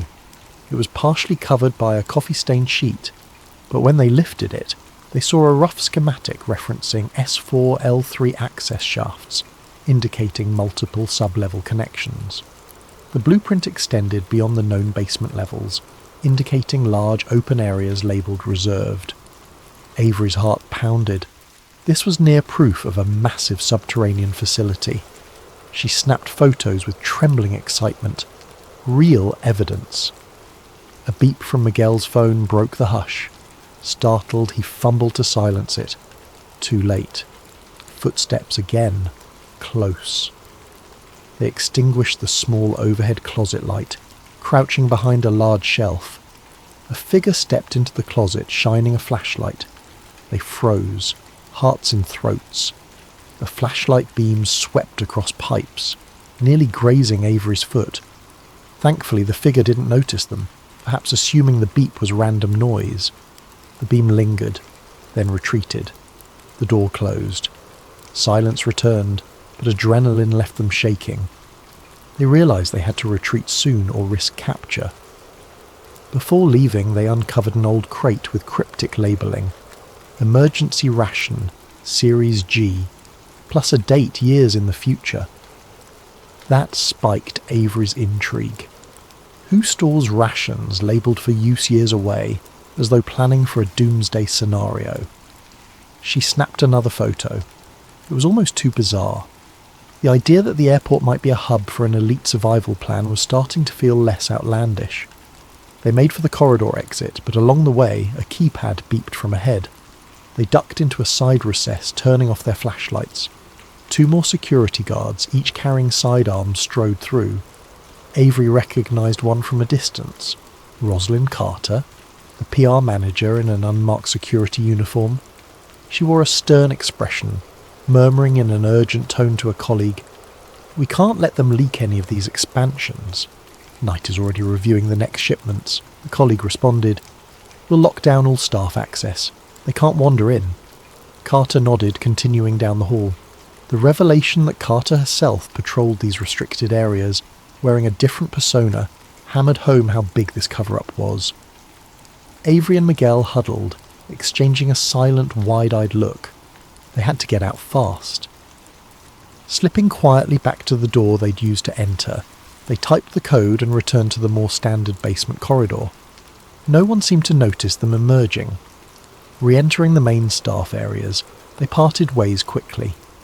Avery took a moment to gather her wits among the normal swirl of the airport's baggage zone. The difference in atmosphere was jarring. Above ground, travellers scurried, shops displayed souvenirs, a facade of normalcy overshadowing the hush below. That night, Avery holed up in a budget motel near the airport, transferring the photos and notes from her phone onto a secure drive. She typed a summary: extensive sub-level expansions, elevator shafts leading to unlisted floors, crates of emergency rations, presence of armed security beyond normal staff.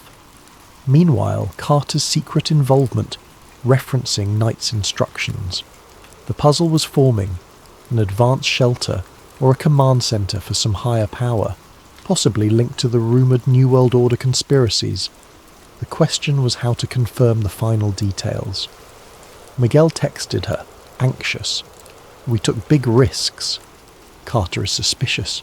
Don't contact me for a while." She replied with thanks, acknowledging the need for caution. Next, She emailed Dr. Ung a cryptic clue about the expansions, inquiring if the airport's time capsule or Masonic references tie in with large-scale bunkers. Dr. Ung responded that the time capsule's plaque included symbols reminiscent of those found in certain clandestine groups, but needed more direct evidence to connect it to the expansions. The path forward was treacherous. But with real photographic proof in her hands, Avery felt unstoppable. She planned to contact a small independent news site or blog to release a preliminary story. However, she knew she might face immediate backlash or sabotage if she published too soon. She decided instead to attempt a final infiltration, one that could gather conclusive video footage. She'd also see if, in the meantime, she could track down references to Marcus Knight, the rumoured puppet master. Resolving to hold her nerve, she settled in for a restless sleep, half dreaming of corridors beneath the airport, where every locked door concealed a piece of a grand conspiracy. Tomorrow, she would push further, or risk losing the chance to unmask the truth entirely. Morning brought Avery Barnes a subdued sense of urgency. Over coffee at the motel, she reviewed her phone notifications. A message from Dr. Valerie Ung, offering to meet at the airport's infamous time capsule marker. Another from an anonymous address read simply, "Be careful, they know." The short note cast a chill over her. Possibly a friend of Miguel or a concerned insider. She exhaled slowly, steeling herself for another day in the belly of the beast. Returning to DIA, she found it as busy as ever. Travellers hustling, overhead announcements echoing. She kept her camera gear discreetly stowed in a shoulder bag. Dr. Ung awaited near a subdued corner of the main concourse, close to a stone marker with a Masonic symbol. That marker, Avery recalled, was said to mention the New World Airport Commission. Conspiracy forums fixated on it, believing it indicated a hidden sponsor behind the airport's design. Dr. Ung greeted her with a polite nod, then quietly pointed out the inscriptions. The plaque indeed read, "Dedicated to the people of Colorado, the New World Airport Commission," referencing a date in the mid-1990s. The Masonic square and compass insignia sat in the corner. A time capsule was rumoured to lie beneath it, to be opened decades later. While passers-by strolled by without a second glance, Avery snapped photos, Dr. Ung providing commentary in a low tone. Masonic influences do appear now and then in public projects, but usually it's overshadowed by typical civic stuff. Yet the phrase New World Airport Commission is truly odd. No official record of that group existing outside DIA documentation. It does feed the speculation that some elite collective quietly guided the project. She touched the plaque lightly. Some say inside the time capsule are hints of this global or New World Order plan. Avery's mind connected the dots. Hidden expansions, Masonic references, hush-hush shipments. She asked Doctor if the symbol matched some of the shapes from the murals. The professor nodded. Yes, it's the same stylized geometry. The artist used shapes reminiscent of Masonic angles in background corners. Possibly a coincidence, but in total, it's suspicious. Dr. Ung then offered a slender envelope. I dug up older press photos from the airport's grand opening. Some shots show the site with deeper excavation than official stories mention. Might be relevant. Avery thanked her, glimpsing the black and white prints of huge pits, seemingly deeper than typical infrastructure demands. More fuel for her story. Their quiet meeting ended abruptly when a uniformed guard approached, politely but firmly asking them to clear the area for staff cleaning. A mild excuse, but Avery recognised they might be monitored. She parted ways with Doctor, promising to share any final revelations. The professor told her to be cautious. Rumours circulated among local academics about how persistent investigators into DIA's mysteries sometimes found themselves blacklisted or visited by officials. Avery ducked into a restroom, checking her phone. Another message from Miguel. I can't talk more. Carter's men are on to me, but meet me at the far end of Concourse C at 10 p.m. if you want the final route to the sublevel. Knight might be here tonight. She swallowed, nerves flaring. So this was it. The final infiltration. The attempt to catch Marcus Knight in the act. She suspected the conspirators were stepping up security. If she got caught, it could be catastrophic. Her heart pounded, but if she truly wanted to blow the lid off the subterranean expansions, she needed that conclusive footage or direct confrontation. Throughout the afternoon, she prepared quietly, clearing memory space on her camera, backing up her existing photos to a remote cloud, drafting a short article skeleton in case she had to publish quickly. She arranged for a trusted blogger contact to receive her evidence if she went offline. The sense of a final stand weighed on her. Meanwhile, a recurring paranoia dogged her. Any uniformed staff might be an agent of Carter or Knight. She tried not to meet eyes with passing security, maintaining a normal facade by sitting in a coffee shop or strolling the terminal shops. Evening fell, the terminal's hustle gradually thinning. The overhead lights dimmed in certain sections. Avery kept close watch on the time. At 9:45 p.m, she slipped toward Concourse C, aware that late flights still disembarked but traffic was quieter. She found an out-of-the-way corridor near some service rooms. At 10 sharp, footsteps approached. A tense-faced Miguel glancing over his shoulder. He whispered, "We don't have much time. Knight is rumoured to do an inspection or meeting in the sub-lower expansions. Let's move." He led her through an employees-only corridor. This time they bypassed a standard checkpoint by following a narrow passage behind mechanical piping. Overhead fans whirred in a subdued roar, the temperature dropping a bit. They surfaced at a security door with a numeric keypad. Miguel typed in new codes, presumably gleaned from some updated staff log. The door beeped. They slipped in. Darkness reigned, lit only by an emergency bulb. Avery's heart hammered with the knowledge that any camera footage might blow her entire investigation wide open. Descend. The corridor led to a freight elevator. Miguel produced a keycard, scanning it. By some stroke of luck, it worked. The elevator shuddered downward. The panel displayed no floor numbers, just a blank readout. As they descended, the hush thickened. Only the hum of machinery thrummed in the background.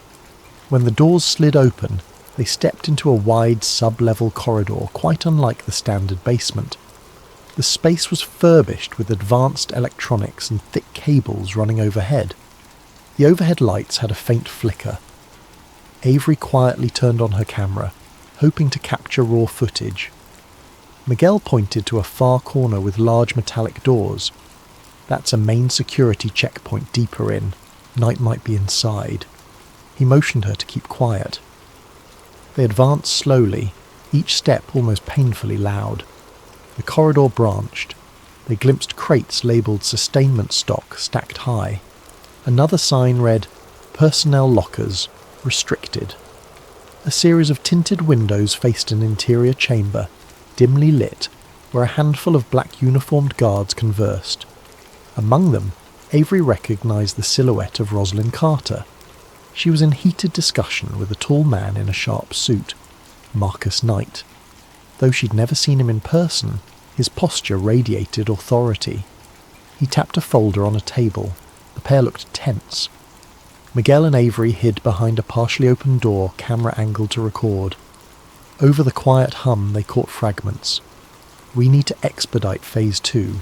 We can't risk further leaks." Knight's voice was low, commanding.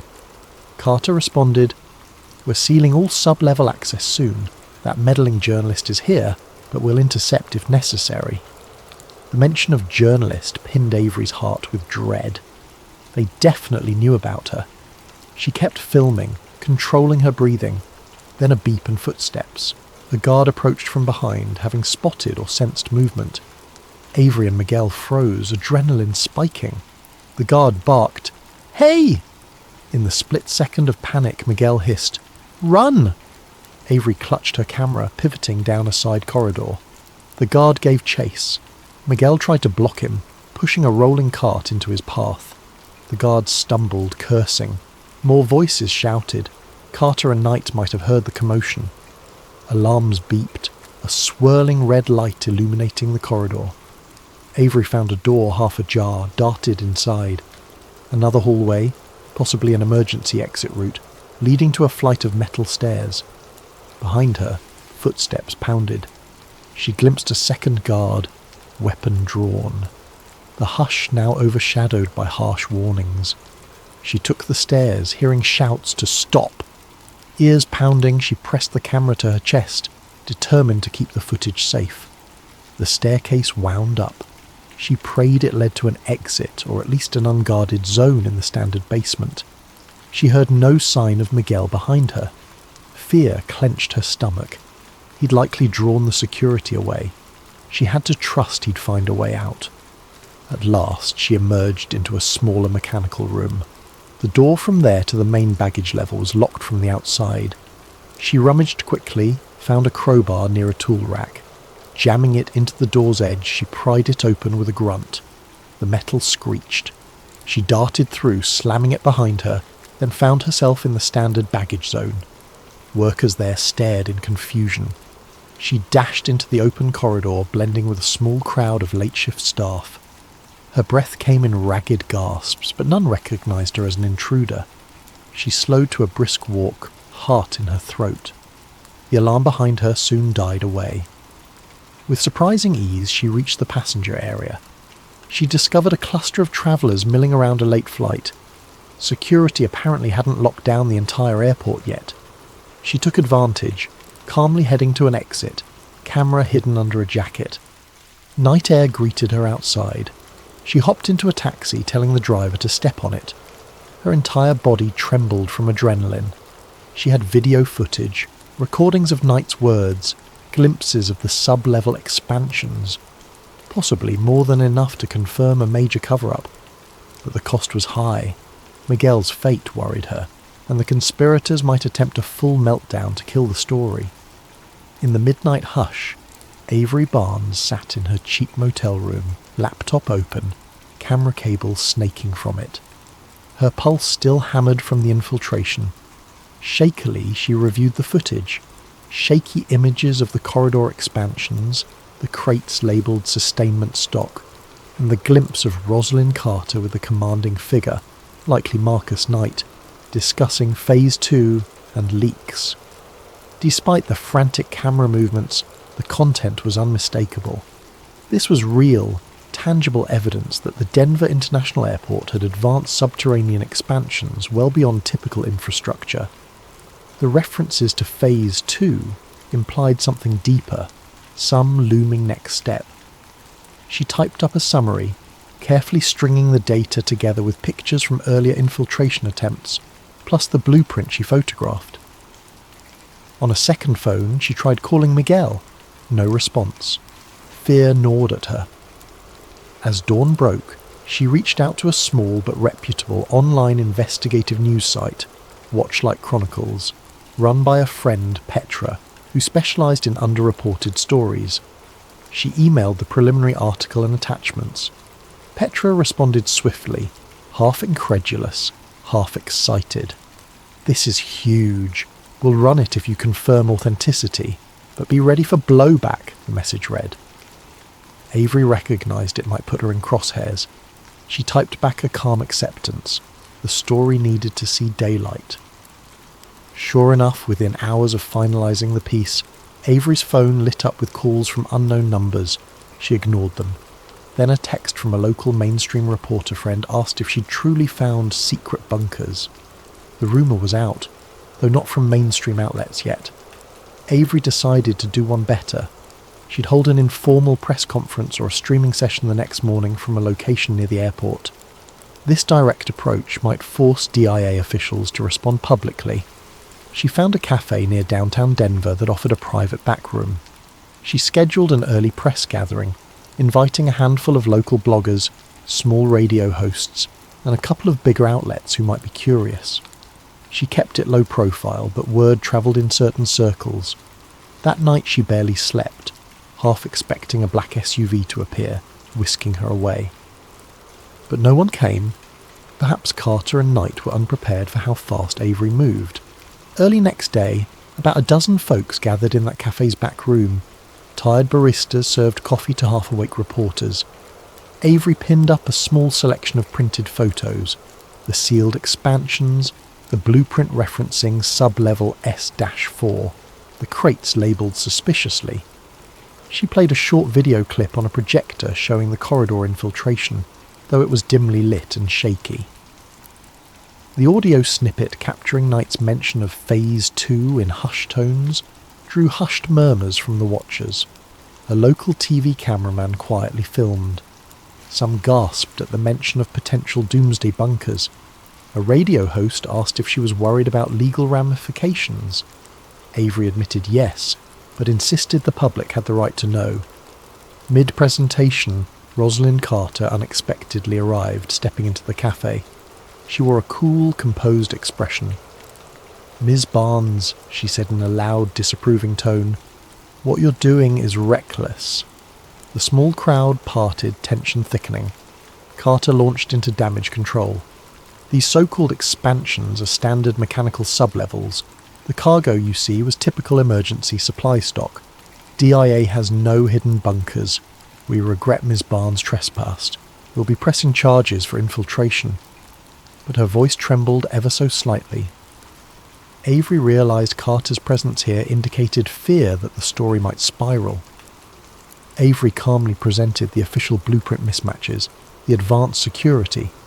She asked Carter directly, if it's standard, why the locked expansions, armed guards, references to Phase 2? Why are internal staff threatened into silence? Carter's jaw clenched.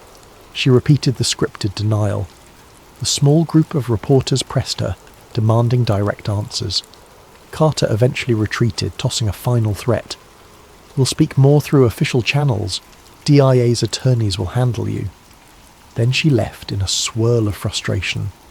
The coverage soared across local online outlets that day. While big media initially hesitated, the story gained traction on social media. Many watchers dismissed it as yet another conspiracy. But the photographic proof of new sublevels, the blueprint references, and the cameo audio of a hushed conversation stirred curiosity. Sizable segments of the public demanded official clarifications. Meanwhile, Avery tried again to contact Miguel to no avail. She worried he'd been silenced or fired. But she pressed forward, giving an interview to the Watchlight Chronicles, detailing how she discovered the expansions with help from an anonymous insider. At DIA, the official stance remained. No clandestine bunkers. Some older baggage tunnels might not be in active use. Yet hush-lipped rumours persisted among staff, some quietly confirming they recognised the photos. Anonymous tipsters emerged, claiming the construction they worked on extended far beyond typical needs, with specialised blast doors. The swirl of new claims overshadowed the official narrative. Dr. Ung weighed in publicly about the airport's time capsule and Masonic plaque, fueling the sense that a bigger puzzle lay beneath the iconic terminal. Meanwhile, sightings of Marcus Knight grew sporadic. Some said he was a high-level government contractor who oversaw security infrastructure. Others claimed he was part of a private consortium. No official record pinned him, fueling speculation. A few days later, rumours circulated that Knight had retreated from DIA or was seen boarding a hush flight. Carter refused to comment. A week later, after the dust settled somewhat, Avery found a small note in her motel mailbox. It read, "Thank you. I had to leave." She recognised it must be from Miguel, suggesting he escaped or went underground. Relief tempered by sadness. He'd risked everything. The note reaffirmed that real secrets were at play, not just an overblown rumour. She stashed it away, a reminder of the personal cost behind revelations. In the months to follow, partial investigations opened at city council levels. Some demanded more transparency on DIA's expansions. Official statements revealed minimal new revelations, but public pressure forced them to allow limited tours of certain sub-basements. Conspiracy watchers took to the net, devouring each new crumb. Meanwhile, Avery's story soared in alt-media circles, brandishing headlines like DIA bunkers exposed. Some mainstream outlets covered it neutrally. The general public remained divided between intrigue and skepticism. Avery, for her part, lingered in Denver a bit, writing follow-up pieces that wove the entire narrative. Murals, ominous sculptures, suspicious time capsules, hush expansions, Knight's cameo. She suspected the labyrinth below was far more extensive than official tours showed, but she'd achieved enough to confirm the existence of large restricted levels, advanced security, and a swirl of suspicious references to doomsday or a controlling power. In a final article, she asked readers to keep watchful. Though we forced partial disclosure, deeper shadows may remain under the terminal. Our best defence is open eyes and unrelenting questions. With that, Avery departed Denver. On her last day, she strolled by the terminal's shimmering tents, noticing passengers going about daily life, many oblivious to the drama beneath their feet. She found a quiet corner, gazing out at the runways that rumour said formed a swastika-like shape from above. Maybe just an odd design coincidence, or maybe part of a bigger design orchestrated by hidden powers. She let the question linger without a firm conclusion, accepting that some mysteries only half surfaced, their deeper layers forever locked behind sealed doors. In her final reflection, Avery recognised that conspiracies rarely unravel neatly. Some watchers might brand her revelations half-baked or sensational, yet she had done her due diligence, shining a spotlight on real expansions, forced official disclaimers, and unsettled powerful figures. That alone was a small victory. Leaning against a railing, she took a calming breath of the crisp Colorado air. The sun glinted on the distant snow-peaked mountains, a stark contrast to the labyrinth of secrets below. She whispered a silent thanks for not losing herself to the hush of intimidation. Then she grabbed her bag, heading for the main exit, leaving Denver International Airport behind, yet carrying forward the memory of corridors in the deep, flickering fluorescent lights, and a truth so big it rattled the complacent narrative. The horizon beckoned her next scoop, but this one would linger in her mind for a long while, the day she glimpsed the shadows under the terminal and dared to bring them into the light. Tonight's journey is a 5-part narrative titled Echoes in the Desert Sky, inspired by the events surrounding an alleged crash in Roswell, New Mexico during the late 1940s. Our story weaves conspiracy, suspense, and the gritty determination of everyday people grappling with forces beyond their comprehension. The desert wind rattled loose tin on the Navarro ranch house as lightning clawed at the sky. Rain spattered on dusty window panes, an uncommon fury for a New Mexico summer. Betty Navarro, a rancher's daughter of 19, steadied a lantern by the back door. Her father, Miguel Navarro, had hurried out moments ago, muttering about a fierce storm that might spook their livestock. The thunder overhead rumbled, setting Betty's nerves on edge. She paused in the kitchen, about to douse the lantern for a moment's rest, when a flash of brightness cut across the black horizon.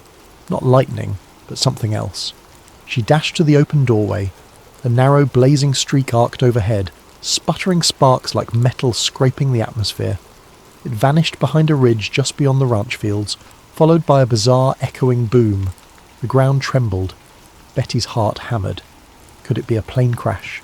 She called out for her father, but heard only the storm's roar. Grabbing her slicker, she ran into the rain, scanning the fields for any sign of him. In the distance, an otherworldly glow flickered behind the far fence line. The cattle bellowed in alarm. Something definitely had come down from the sky. Something big. It might be debris or wreckage. Gritting her teeth, she pushed through the mud, praying her father was safe. The next morning, word spread through Roswell about a ranch where strange debris had been discovered. Neighbours whispered about metal that bends and then reforms, rumours of symbols etched on scraps. But hours later, the Army Airfield's official statement shifted the story. First, it was said to be a flying disc, then abruptly relabelled a weather balloon. The confusion only fueled speculation. Some insisted the material was too exotic for a mere balloon. Others shrugged it off as a fancy government project. For local folks, it was a passing curiosity, except for those who'd witnessed the lights in the storm. That same day, Daniel "Danny" Cole, an eager junior reporter at the local newspaper, was on the trail of the weirdest assignment of his budding career. He'd heard that Betty Navarro's father had driven into town early, telling a few folks about the odd metal he found in his grazing fields. By the time the army arrived to hush him up, the rumour mill was already blazing. Danny's editor, an older man with a short temper, tossed him a single line of instruction. Go find out if this is news or nonsense. With a pencil behind his ear and a notepad in hand, Danny steered his battered truck toward the Navarro ranch. En route, he spotted a row of army trucks rumbling back to Roswell, tarps covering what appeared to be crates. Odd tension itched at the back of his mind. Why would the military be so secretive about a balloon crash? Arriving at the dusty driveway, he found Betty Navarro standing by a fence, her clothes still stained with mud from the prior night. She eyed him warily, suspecting he might be another official come to strong-arm her father. He introduced himself gently, explaining he was just a local reporter hunting for the truth. That seemed to ease her suspicion. With a tired sigh, she nodded toward the pasture. We're not supposed to talk about it. The army men told us it's classified, but all we want is to understand what happened on our land. Walking alongside Betty, Danny glimpsed the flattened tall grass where something had skidded. A few scorched patches dotted the ground. She recounted how she'd found her father near dawn, staring at twisted shards. He was convinced it wasn't from any typical plane or balloon, like nothing he'd seen in 40 years of ranching. Then soldiers swarmed in, whisked away the wreckage, told him to keep silent or face dire consequences. He now lay in bed, nerves frayed, spouting paranoid worries that he'd be hauled off if he talked. Betty bristled at the thought. He just stumbled on that debris. We're no criminals. She led Danny to a small shed where her father had stashed a single piece he'd pocketed, an L-shaped sliver of dull silver about the size of a paperback. She handed it over with trembling caution. Danny turned it in his hands, marvelling at how lightweight it was. Aluminum, he guessed, but pressing his thumb left no dent. Even repeated attempts to crease it failed. Suddenly Betty took it back, folded it almost in half with surprising ease, then let go, and it snapped back to its original shape. No signs of bending or stress. Danny swallowed hard. This can't be normal metal. From behind them an engine roared, making them jump. The jeep skidded to a stop near the shed. 2 uniformed men hopped out, guns visible at their hips. One barked, "Step away!" "That's government property." They marched over, demanding the piece. Betty clutched it to her chest, her eyes flashing. Danny, pulse racing, tried to calm the situation. "We're just looking, sirs. She's the owner of this ranch." But the men ignored him, forcibly snatching the debris from Betty. They levelled a cold glare. "Stop meddling, or you'll regret it." With that, they drove off in a cloud of dust, leaving Betty trembling in fury. The feeling that something was deeply amiss sank into Danny's gut. That afternoon, a press release from the army airfield stated unequivocally that the recovered wreckage was a weather balloon. The local sheriff's office parroted the same line. Meanwhile, half the town whispered about flying discs, UFOs, or secret weapon prototypes. The radio crackled with crackpot call-ins.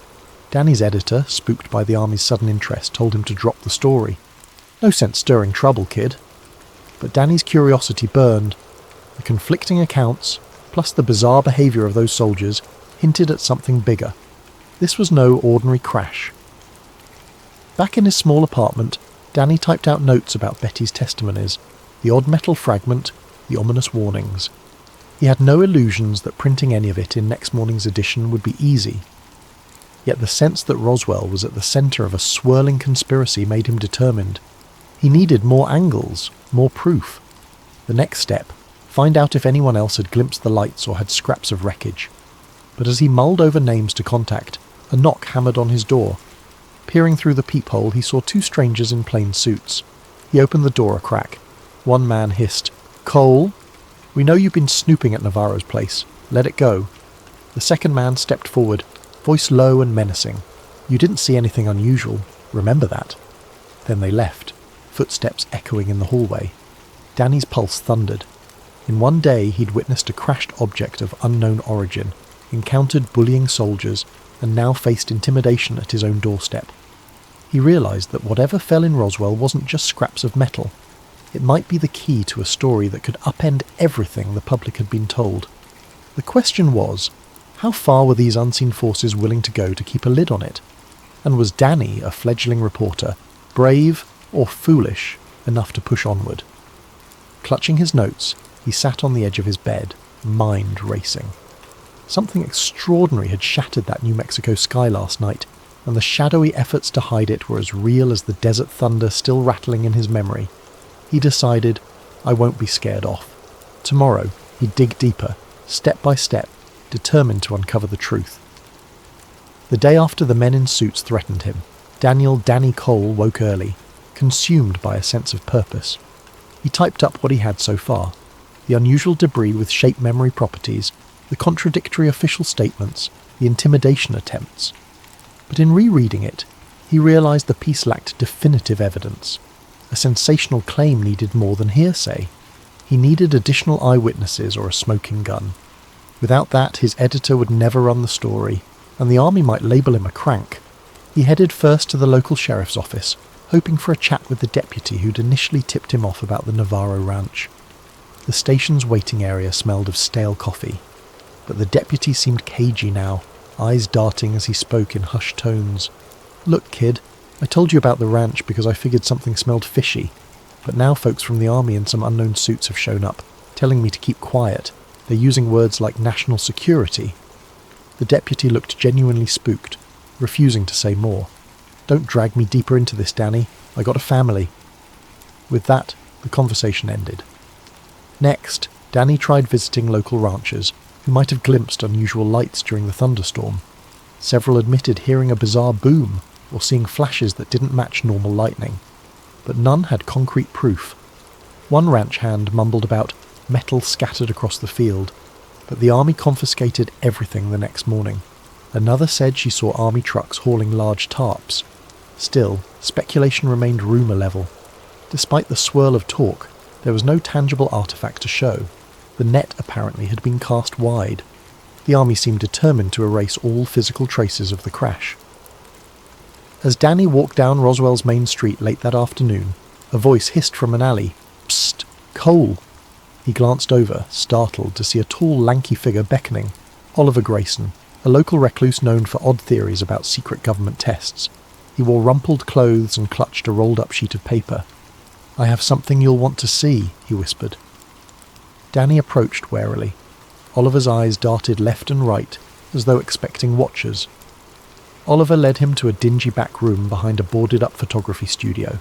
There, he unrolled the sheet. It was a large negative from a camera, apparently capturing streaks of light in the sky. Took this the night of the storm, Oliver said, voice trembling with excitement. The negative showed multiple lines, perhaps meteor-like trails, except one line curved oddly, as if under controlled flight. I was out trying to snap lightning shots. Then I saw these lights. They moved too intelligently to be random. Danny squinted. The negative quality made it difficult to interpret, but it definitely looked peculiar. If real, it might bolster the claim that something extraordinary flew overhead that night. Why not show the police? Or the paper? Oliver snorted. They'd call me a crank. Also, those men in suits rummaged through my place. I barely hid this negative before they arrived. They took everything else. He inhaled shakily. I know they're covering up something big. That evening, the Roswell Army Airfield held a hasty press conference. Major Harold Tate, a tall, composed officer, took the podium. Beside him, a bland visual display of a weather balloon's diagram was pinned up. Journalists from the local paper asked if the army still stood by their explanation. Tate nodded gravely. Yes, we recovered a balloon and related radar reflectors. No evidence suggests anything unusual. He urged citizens to trust official channels, denouncing wild rumours about unknown craft. Danny was in the back, scribbling notes. He saw the tightness in Tate's jaw when asked pointedly about the ranch location, or the rumoured strange metal. Tate repeated the same line. Balloon materials, nothing else. The tension in the room was palpable. Then, in a moment of quiet, Danny asked, Major, can you confirm you visited or seized property from any civilian homes, like the Navarro Ranch, for purely weather balloon debris? Tate's eyes flickered. Those are routine procedures, he replied stiffly. If folks have mistaken ordinary junk for something else, we clarify and remove what belongs to the government. No further explanation. Over the next few days, Roswell's rumour mill intensified. Some insisted the entire crash was a hoax. Others whispered about little men taken to the base. In local diners, talk alternated between scornful jokes and uneasy speculation. Meanwhile, the army presence around the outskirts grew. Patrols began restricting access to remote desert roads, claiming it was for safety. They're systematically shutting down the story, Danny thought. One morning, Betty Navarro arrived at the newspaper's office, flustered. She explained that her father had been visited again by men in suits, who repeated the weather balloon line and threatened legal trouble if he said otherwise. "He's a proud man, but he's frightened," Betty said, eyes flashing with anger. She placed a battered envelope on Danny's desk. Inside was a second chunk of that bizarre metal. "We'd kept it hidden. I can't just let them stomp on the truth." Danny touched the fragment. Indeed, the same strange properties. He promised to safeguard it. Through a contact at the local airfield, Danny arranged a secret meeting with Dr. Evangeline Parker, rumoured to be an aerospace engineer quietly assisting Major Tate's project. Late one evening, they met in a deserted hangar's shadows. Parker, her face etched with worry, confirmed that the debris was not from any standard balloon or plane. She'd run tests showing unearthly durability and superlight composition, yet official instructions forced her to classify it as common. She felt deeply torn, a sense of duty to her country versus moral unease about perpetuating a lie. She showed him lab notes, incomplete but revealing anomalous chemical structures. "I suspect it's a technology we can't replicate with known alloys," she whispered. "But if I speak openly, I'm done, possibly imprisoned." Danny gulped. "So the army's lying, systematically?" Parker nodded. "They claim it's to prevent mass hysteria or foreign exploitation, but it's bigger than that. They might be dissecting something that rewrites everything we know about flight." She urged him to be cautious. As dawn neared, Dr. Parker disappeared into the gloom, leaving Danny reeling. Advanced metal, reverse engineering. The puzzle pieces aligned. The army's clampdown was more than mere pride or embarrassment. They wanted to harness an unearthly find. Could it truly be from beyond Earth, or was it advanced domestic tech? Regardless, the secrecy suggested a massive conspiracy. With Oliver Grayson's photograph, Betty's second metal piece, and Dr. Parker's hints, Danny now had potential proof. Yet he felt watchers behind every corner. Each phone call crackled suspiciously. An unmarked sedan loitered near the paper's building. Even his editor avoided him in the hallway. Fear weighed heavy. If Danny published, would these men in suits escalate? Could he vanish like some folks rumoured? At midnight in his cramped apartment, Danny typed a draft article titled "Debris in the Desert, More Than a Balloon." He included everything: the rancher testimonies, the inexplicable metal, Oliver's photograph, Parker's anonymised statements. He planned to show it to the editor in the morning. If only I can get the paper to run it. But something told him the next 24 hours would decide whether the truth saw daylight or was buried deeper than the desert dunes. He slept fitfully, the hush of late-night Roswell broken only by the soft hum of passing military vehicles, an ominous lullaby that underscored how close he stood to something bigger than he'd ever imagined. The next morning, Daniel Cole arrived at the paper with a glimmer of hope, only to discover the editor's door locked and a meeting in progress sign. Murmuring voices leaked through. It sounded like the editor was speaking with men who had crisp, authoritative tones. Danny knocked once, hesitated. The door cracked open. A grey-suited man with cold eyes peered out. "We'll be done soon," he said icily. 5 minutes later, both men brushed past Danny without a glance, disappearing down the corridor. Danny entered the office to find his editor, sweaty and shaken, rummaging through some papers.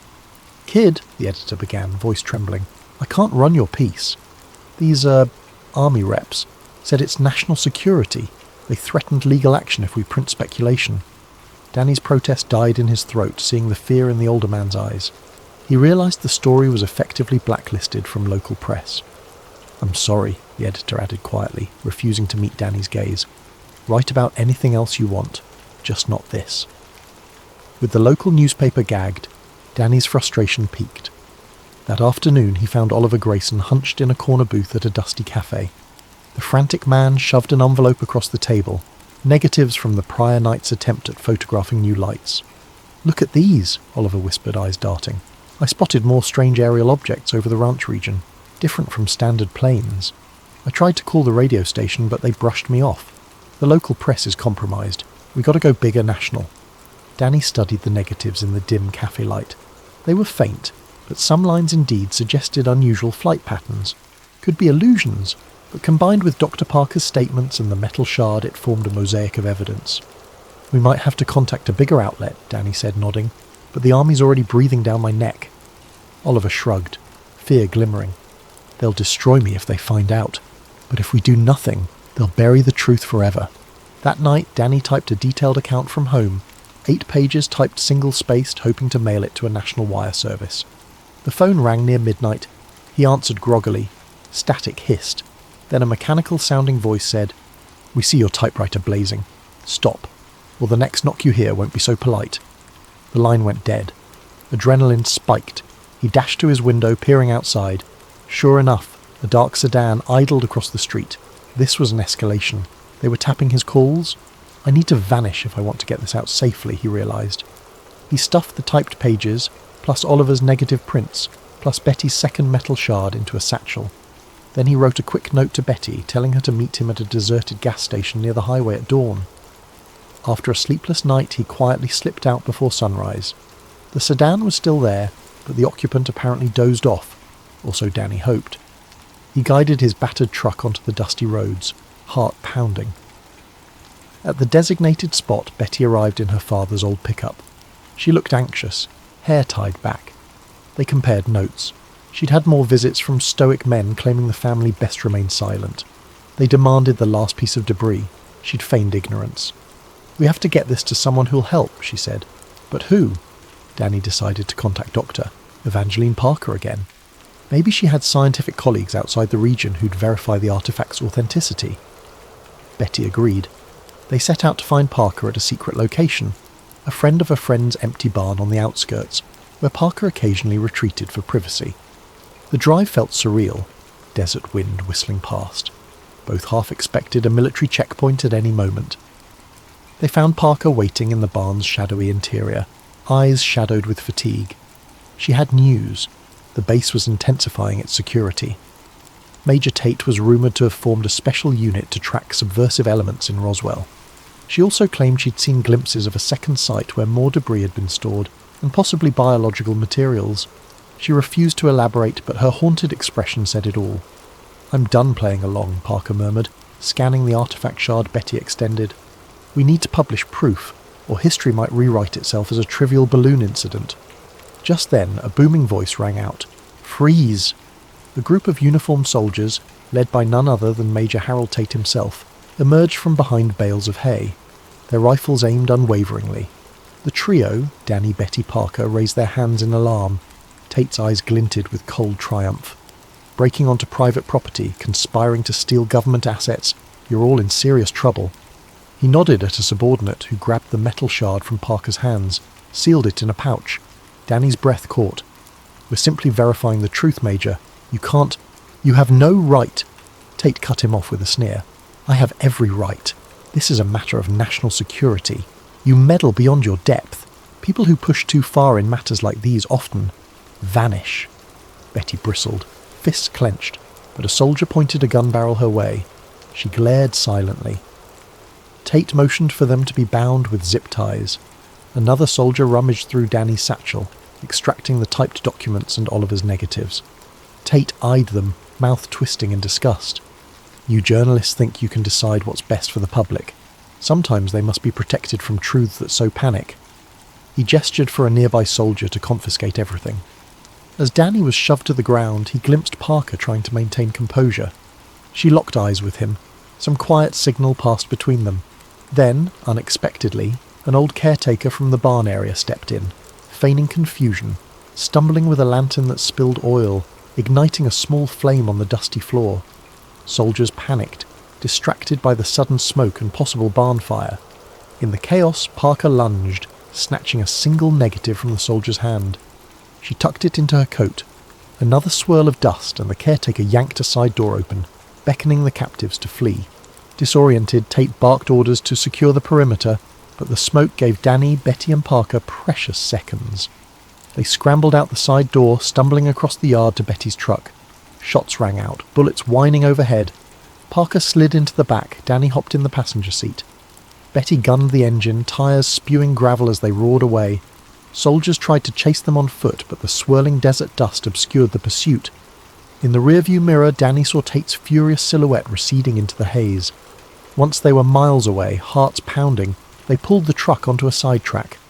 Parker breathlessly produced that single negative she'd saved. It's not everything, but it's something. She rummaged in her pocket, revealing a crumpled note she'd scribbled about the chain of custody for this exotic metal. A hush fell. They'd lost most of their evidence, again, but they still had enough for a partial exposé, especially with Parker's direct testimony. "We have to leave Roswell," Parker said quietly. "Tate will lock the town down searching for us. The only way is to get these documents to an outside journalist or radio station that's not under their thumb." Betty swallowed, gazing at the desert horizon. "If we vanish, who takes care of my father? The ranch?" Danny placed a reassuring hand on her shoulder. "We'll come back once this is out in the open, but right now, we either reveal it or watch it get buried." Parker nodded resolutely, glancing at the negative. "Let's drive. I know a contact in Santa Fe who might help." And so they set off, headlights cutting through the twilight. The net around them had never been tighter, but they still had one path forward. Gather allies beyond Roswell's borders, show the world a glimmer of the truth, and hope it would spark the unstoppable question: what really happened in the desert sky? Night fell across the high desert as the battered pickup rumbled northward, carrying Danny Cole, Betty Navarro and Dr. Evangeline Parker. They kept to back roads, skirting major highways where military checkpoints might lurk. The hush was broken only by the whir of the engine and the trio's tense whispers about next steps. Parker clutched the negative and her partial notes like lifelines, conscious that each piece of evidence could vanish with one ill-timed ambush. They arrived in Santa Fe near midnight, parking behind a nondescript boarding house. Dr. Parker led them to a second-floor room lit dimly by a single lamp. Inside waited Hank Beringer, an ex-war correspondent turned freelance journalist known for publishing controversial exposés. Parker had met him briefly at a scientific conference and knew he had a penchant for stirring trouble. He listened wide-eyed as they recounted the Navarro's ranch debris, the Army's hush campaign, Oliver Grayson's photo negatives, and the persistent threats from Major Tate. Hank rubbed his stubble, glancing through the negative. "You sure about the unearthly angle?" he asked, sceptical. Parker offered a battered envelope containing her scribbled analysis of the debris' extraordinary properties. "I can't claim it's alien," she clarified, "but the composition defies known alloys. We suspect the official line is a cover for advanced tech. Possibly foreign, possibly beyond anything we've seen." Hank's eyes flickered. He sensed a goldmine of a story, yet fear tempered his excitement. "This is bigger than a typical scoop. You realise the consequences if they've decided this is top secret." Betty exhaled. "We do, but we can't let them intimidate the entire region. My father's ill, my ranch is crawling with men who bark classified at every turn. People deserve the truth." Hank suggested an immediate plan. Broadcast a shortwave radio bulletin at dawn to a friendly station, then telegram certain national newspapers. "I know some folks in Chicago who might run it if I vouch for authenticity," he mused. That way, the story would break faster than the Army could muzzle it. But the group also realised that if the Army got wind of their location, they might be raided any moment. They set watch shifts, snatching brief hours of restless sleep. At dawn, the group used Hank's radio set to contact a small independent station on the west coast. Parker spoke carefully, summarising: "Unidentified debris, not consistent with weather balloons, suppressed by local authorities, eyewitness intimidation." The station's operator sounded astonished, promising to broadcast snippets soon. Meanwhile, Hank drafted a telegram to a Chicago desk editor, hinting at Roswell fiasco unraveling, unearthly materials confirmed. He left out direct mention of aliens to keep it credible. Then, the group braced themselves. If the cavalry was coming, it'd be soon. They didn't wait long. Mid-morning, a knock rattled the boarding house door, tension spiked. But when Betty cracked it open, it was Oliver Grayson, dusty and dishevelled. He'd hitchhiked after escaping another ransacking of his place, surmising they might have fled to Santa Fe. In his satchel was a battered film canister. "A second set of the best negatives," he wheezed, chest-heaving. "I stashed them in an abandoned well. Good thing, because men came at dawn, turning my place upside down." Oliver's images depicted not just the original streaking lights, but subsequent late-night captures of more patrol flights, possibly the army searching or retrieving more fragments. This is proof they're conducting operations out there, Oliver insisted. Hank carefully examined the negatives, nodding. We can incorporate these into the telegram, combine them with Parker's data to form a cohesive angle. The army found advanced debris, is conducting covert retrieval, lying about it. Before they could finalise the story, Parker's face fell. She confided that while analysing the material at the base, she'd overheard rumours of a body, some alleged occupant discovered at the crash site. Officially, it was said to be a test dummy or a small monkey from a high-altitude experiment. Yet whispers suggested something more bizarre. I can't prove it, she admitted, but the hush surrounding it was intense. Tate seemed fixated on sealing that aspect in particular. This possibility unsettled everyone, even Oliver, who thrived on outlandish theories. If a body, human or otherwise, existed, the cover-up stakes skyrocketed. Now we're dealing with cosmic-level secrets, Oliver breathed. Betty, however, maintained composure. We share only what we can verify. The rest remains rumour. They typed up a comprehensive piece, scanning the negatives for partial prints to attach. Hank proposed they physically deliver the story to a bigger city, like Denver, where the newspapers might risk printing it. But travelling was risky. Any attempt to cross the desert roads might result in capture. Meanwhile, the Dawn shortwave broadcast had already teased a bombshell revelation from Roswell, setting the stage for a confrontation. It's a gamble either way, Danny said. If we stay put, Tate's men might swarm in. If we move, we might get intercepted. We need to outmaneuver them. Oliver suggested a decoy plan. He'd drive his beat-up car in one direction, making it conspicuous. The rest would slip out at dusk in another route, carrying the final story. With luck, the army or men in suits would chase Oliver's decoy, letting them escape. The group agreed. Time was too short to refine it further. That evening, tension ran thick as Oliver took off. Windows down, radio blaring, heading south. About half an hour later, Danny, Betty, Hank and Parker quietly loaded into the truck and turned north. They stuck to back lanes, avoiding main highways. The desert twilight cloaked them. For a while, all seemed calm. Then, near a lonely stretch, headlights appeared behind them, quickly closing in. "They found us," Betty muttered, pressing the gas. The pickup rattled dangerously. 2 black sedans flanked them, forcing them onto a dusty side path. Gunshots cracked. Parker ducked, cradling the precious documents. The truck wove between cacti and scrub brush, dust plumes swirling. Betty proved an adept driver, swerving at high speeds. The sedans lost traction in the shifting sand, sliding.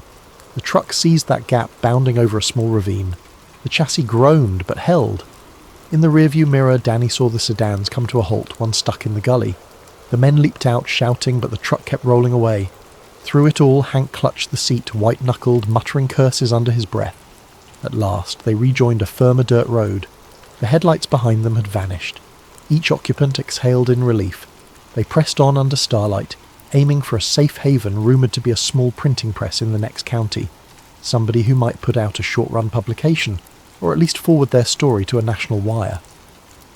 The sense of dread lingered, but they had come too far to turn back. With every mile, the major pieces of the puzzle, fragments, photos, testimonies, burned in Danny's mind. If they succeeded, the official narrative might shatter. If they failed, the army would bury this story once and for all. In that moment, Danny realised how razor-thin their advantage was. They had the story that could change everything, but that truth carried a heavy cost. Recalling the crashed object's memory metal and the hush around rumoured occupants, he wondered if the public was truly ready. Yet he believed people deserved to decide for themselves, no matter how extraordinary. We're nearly there, he thought, gripping the satchel. Soon, they'd stand at a press that might finally echo the real events from the desert sky. But fate still had a few moves left in this dangerous game. Under the faint glow of dawn, the pickup rattled into the modest farm where a small independent press was rumoured to operate. An old barn doubled as a printing workspace. The owner, Miriam Solis, greeted them with wary eyes. She'd heard rumours of mysterious soldiers roaming the countryside, but agreed to help, if it truly was as urgent as they claimed. Dr. Parker, with all the seriousness an aerospace engineer could muster, affirmed they carried evidence of an unprecedented find and an active cover-up. Miriam sighed, sensing their desperation. "I can set type for a short print run," she said, "but distributing it widely might be tricky." They hauled in the battered documents and the partial negatives. Hank began writing a final introduction that framed the story for an outsider. He avoided hyperbole, sticking to verifiable points: ranch debris, memory metal, army intimidation, Parker's partial lab results, contradictory official statements, Oliver's photos. Meanwhile, Betty hovered near the door, scanning the horizon for any sign of approaching vehicles. Each time a dust swirl appeared, her heart kicked up a notch. Midway through typesetting, tires crunched outside. Everyone froze. Betty peered through a crack in the barn door. A single black sedan parked in the yard.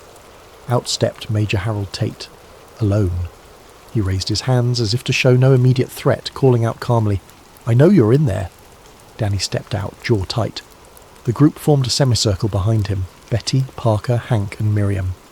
Tate's eyes flicked over them, landing on Parker. "Doctor, I'd hoped you'd see reason. Your brilliance is wasted in these theatrics," she glared. "I've seen enough twisted orders. I won't be your pawn." The Major exhaled, then turned to Danny. "You're about to put the entire region at risk. Our country is not ready for this. Our enemies might exploit the technology." Tate's voice softened. "This crash, whatever it is, should remain under top security. Why feed the public hysteria? Why give foreign powers an edge?" Danny clenched his fists. "Because the truth belongs to everyone, not just the army. People have died for lesser secrets, and your men threatened innocent ranchers who stumbled on it. That's not how we do things in a free country." Tate's mask of composure cracked slightly. "You think it's that simple? The moment this story goes out, we lose control. We can't control who else might come sniffing around, maybe sabotage or weaponize the find. Sometimes deception is the only shield." Parker stepped forward, eyes fierce. "What if the technology you're shielding has moral or cosmic ramifications? Should a handful of men decide for the entire planet?" A tense silence fell. Tate drew a deep breath. "I can't let you publish this, but I respect your convictions. If you step away, I'll ensure no harm befalls you or your families." He glanced at Betty, offering a glimmer of sympathy. "That includes your father, Ms. Navarro." The threat was implicit. Defy him, and all bets are off. The group exchanged grim looks. A wave of doubt flickered in Danny's mind. Was the truth worth the potential blowback? But then Betty's voice, quavering but resolute, broke the hush. "We've seen how your men bullied an old rancher. We know you confiscated the debris. If you hush us now, what about tomorrow or next year? This story is bigger than any one of us." Parker lifted the manila envelope containing the last negative. "Major, we're not traitors. We love this country. But burying this secret fosters paranoia and control. People deserve transparency. Maybe it fosters more caution. Perhaps it spurs unity if it's truly otherworldly." Tate's expression hardened. The conflict was ideological, irreconcilable. He extended a hand. "Give me the envelope. Walk away from all this." Time felt suspended. Danny recalled how he started this as a fresh reporter, stumbling onto an odd debris story. Now he stood on the brink of shaping national headlines with revelations that could alter how humans view their place under the sky. Could he trust that the army's paternalism was right? Or was it a smokescreen for consolidating power? The moment weighed heavily. He sensed the ghosts of the thunderstorm's illusions, the memory metal glinting, the hush in the desert that seemed to hold its breath. He turned to the press owner, Miriam Solis, who was trembling but determined. She whispered, "If we do this, we do it now." Hank took the typed copy to the press machine. With a screech of hinges, he began inking plates. Parker clutched the negative. Tate stepped forward, voice raised. "Stop! I won't let you do this. You'll regret." But he paused as Parker pointed out how many copies they could churn out in an hour. Even if Tate destroyed the press now, some copies might slip out, or the negative might be mailed. The cat was out of the bag. Suddenly another vehicle rumbled in, kicking up dust. Out leapt Oliver Grayson, wearing an exuberant grin. "I led more army men on a wild goose chase, circled around to help." He toted a spare camera, battered but functional, possibly for capturing any final confrontation. Major Tate, pinned between them, realized his position. Physically outnumbered, his backup misled. He glared, fists clenched, but couldn't forcibly stop the printing. He might shoot, but that would cause a scandal. The standoff ended with Tate stepping back, face pale with anger. "You're making a mistake, but I won't kill you over it." When chaos breaks from your revelations, remember this moment.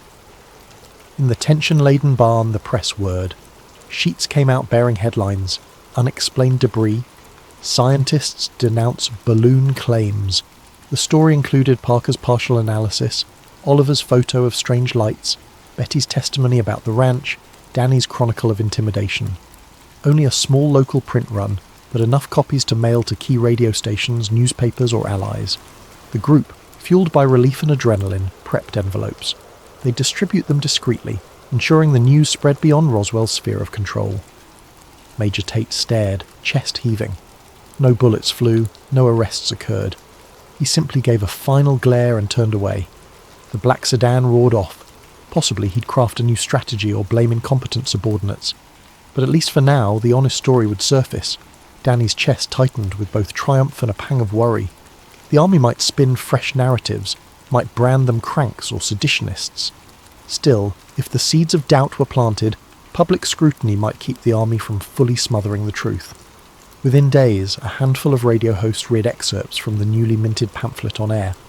A few out-of-state journalists visited, intrigued but cautious. The army responded with more official statements about advanced weather balloons, Project Mogul, or test dummies. The broader press remained uncertain. Some newspapers printed small pieces referencing contradictory Roswell reports, but larger outlets hesitated. The official line overshadowed the local pamphlet's claims, leaving the general public divided. For some, Roswell became a fleeting curiosity. For others, a symbol of suppressed truth. Nevertheless, the conspirators, Danny, Betty, Parker, Oliver, secured small victories. A few investigators believed them, quietly gathering more evidence. Parker found a new job under an assumed name, continuing to speak out in coded ways. Betty's father improved in health once the ranch was left alone. Oliver dropped out of sight soon after, rumoured to be trekking the deserts in search of hidden crash remains. Danny kept writing, penning long articles about the Roswell affair for any magazine or newspaper that would listen. Reception was lukewarm, but seeds of doubt grew. As months turned into years, the mania died down. The official story grew codified, taught as case closed. Yet in Roswell's dusty corners, whispered recollections persisted. Some nights, old ranchers told grandchildren about the day government trucks hauled away metal that defied logic. Dr. Parker, in an interview decades later, would recall her fleeting contact with that impossible alloy and how it changed her perspective on Earth's place in the cosmos. Danny Cole's battered pamphlet copies would circulate among UFO enthusiasts, fueling endless speculation. One evening, not long after the press run, Danny returned to the Navarro ranch. The storm clouds had rolled in again, thunder echoing across the desert. At the fence line, Betty joined him, each leaning on a post. They remembered that first night, the uncanny flash overhead, the ground shaking. Beneath the star-flecked sky, they wondered if the truth ever fully emerged. Did the exotic debris come from beyond Earth? Or was it some hush-hush tech tested by shadowy labs? Did the occupant rumours hold weight? They might never know, but they had tried. They had pried open a corner of secrecy, leaving a crack for future revelations. In the hush of that desert evening, an odd hush reminiscent of the calm before a storm, they felt the weight of what they'd ignited. The official narrative might stand for decades, but the real story lived on in these few who had touched the impossible. Echoes in the desert sky lingered, beyond disclaimers and disclaimers, and for those who cared to look, the dusty roads near Roswell still whispered that something extraordinary once fell from above, and the effort to hide it was equally extraordinary.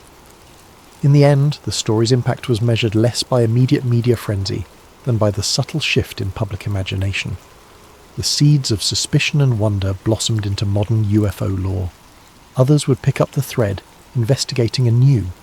Through it all, the desert wind carried the memory of lightning-scorched nights and metals that wouldn't break. A silent testament that sometimes, in the quiet corners of the earth, bigger truths loom than any single cover-up can fully silence. Tonight's tale is titled The Silent Strain, a Pandemic of Control. It's a conspiracy thriller set in the near future, 2027 to be exact, where a new respiratory virus, Havoc 7, has spread across the globe. At first, governments claim it's a natural outbreak. But as the body count rises and lockdowns stretch into indefinite detention, troubling evidence emerges that challenges the official story. We follow Ethan Cole, an investigative journalist who stumbles upon top-secret documents hinting at a darker, more orchestrated plan. This isn't just about a virus. It's about power, manipulation, and a hidden agenda that could reshape society forever. What if the lockdowns, the media blitz, and the vaccine mandates are not truly about stopping the spread, but about tightening control? Who stands to gain from a world locked behind digital passes and constant surveillance? And what becomes of those who speak out against the official narrative? In this story, the answers to these questions put Ethan Cole's life in jeopardy. He quickly learns that when fear runs high, those with something to hide will stop at nothing to maintain their hold on power. Accompanying Ethan on this dangerous road to the truth is Dr. Vanessa Lee, a brilliant virologist who once worked in the very labs rumoured to have spawned Havoc 7. She knows more than she's letting on, and her knowledge could be key to exposing a global conspiracy. Meanwhile, a hacker by the name of Dylan Novak lurks in the digital shadows, digging into corporate networks and government servers to reveal that the so-called vaccine might not be a cure at all, but rather a sophisticated tool of compliance. As you listen, consider how close to home this story might feel. It's not just about a virus. It's about how easily people can be steered by panic, how swiftly freedoms can be curtailed, and how disinformation shapes our world. In a reality where truth is so often censored or spun, is it possible that we're already on a path similar to the one described here? I invite you to settle in, whether it's early morning in a bustling city, midday in a sleepy town, or late at night in the comfort of your bed. Let this narrative guide you into the shadows of a world that may be only a step ahead of our own. Stay vigilant, keep an open mind, and remember, truths can be hidden in plain sight, but they can also be uncovered by those brave or desperate enough to seek them. Thank you for joining me. Now let's turn the page and begin the saga of the silent strain, a pandemic of control. And don't forget to comment where you're tuning in from and hit that subscribe button for sleep theories. Sweet dreams, or perhaps unsettling ones, lie ahead. Ethan Cole first heard of Havoc 7 the same way most of the world did, through late-night breaking news. One evening, an emergency broadcast interrupted his usual flow of half-listened commentary and background chatter. A solemn news anchor announced a series of mysterious respiratory infections in Millstone, a modest city on the edge of the Atlantic. At first the anchor's tone was measured, almost casual. Then the numbers multiplied. Tens of cases grew to hundreds. The disease's symptoms were disturbing. Rapid onset fever, agonizing cough, and a sense of fatigue so overwhelming it left people bedridden within hours. The mortality rate, though low at first, showed signs of spiking among the elderly and immunocompromised. Lockdown orders quickly followed.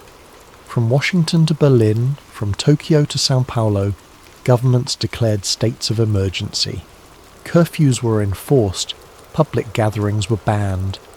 On social media, opinion wars erupted.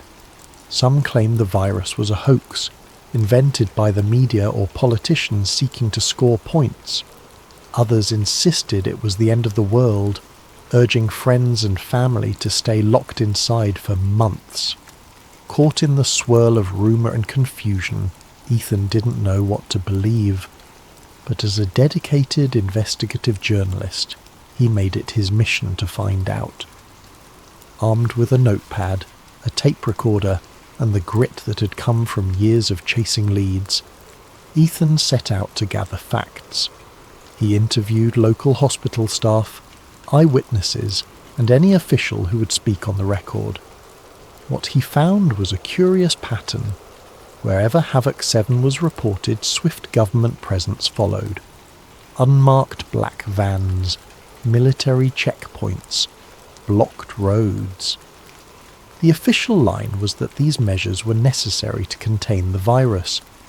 Yet it felt excessive, like they were sweeping in to hide something rather than to protect anyone. He pushed further, scouring data leaks on fringe conspiracy forums.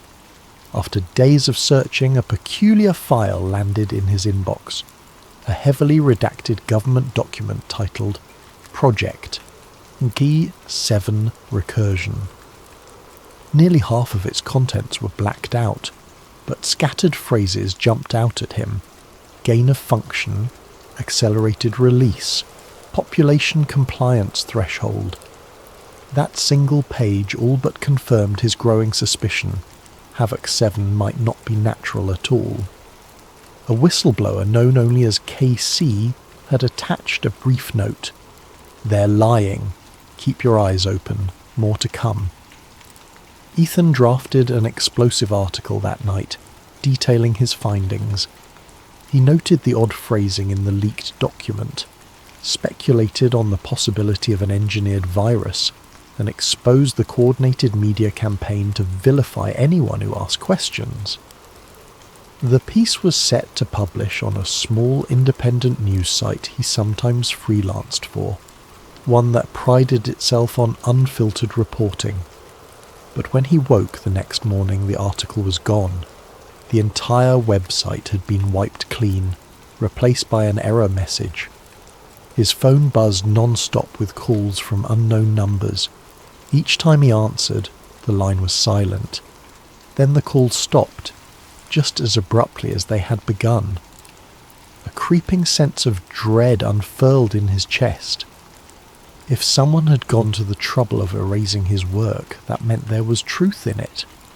He worried for the safety of his source, the whistleblower known as KC. Repeated attempts to contact them returned nothing but dead ends. Meanwhile, hashtags referencing Havoc 7's suspicious origins vanished from major social platforms. Accounts that questioned the official narrative were suspended. Clips that cast doubt on the virus's natural origin disappeared. Almost overnight, it became taboo to even hint that Havoc 7 might be man-made. Then came the official statement from the Global Health Initiative, GHI, a coalition of government and corporate medical authorities. The GHI insisted the virus was a tragic but natural mutation, emphasizing that disinformation would only worsen the global crisis. They promised that a vaccine was in the works and would be rolled out soon. Ethan's stomach churned as he listened to government spokespeople calmly dismiss every legitimate question as paranoia or fear-mongering. The mood in the streets and on the news was tense and anxious, yet also resigned. Many people simply wanted to believe that their leaders had things under control. Ethan, however, could not look away from what he had uncovered. If the virus was truly engineered, why? And by whom? The mission statement of the GHI read like a philanthropic crusade, uniting nations to protect global health. But Ethan sensed a hidden iron fist behind the velvet glove. If the official story was a lie, how deep did that lie go? Desperate for clarity, he reached out to every contact he had. Most refused to speak, citing fear of losing their jobs or, worse, ending up on the disappeared list, rumoured detainees who vanished once they questioned official accounts. A few unnamed sources hinted that the GHI had ties to an elite circle of pharmaceutical conglomerates and high-ranking politicians, but these hints were vague, whispers on digital wind.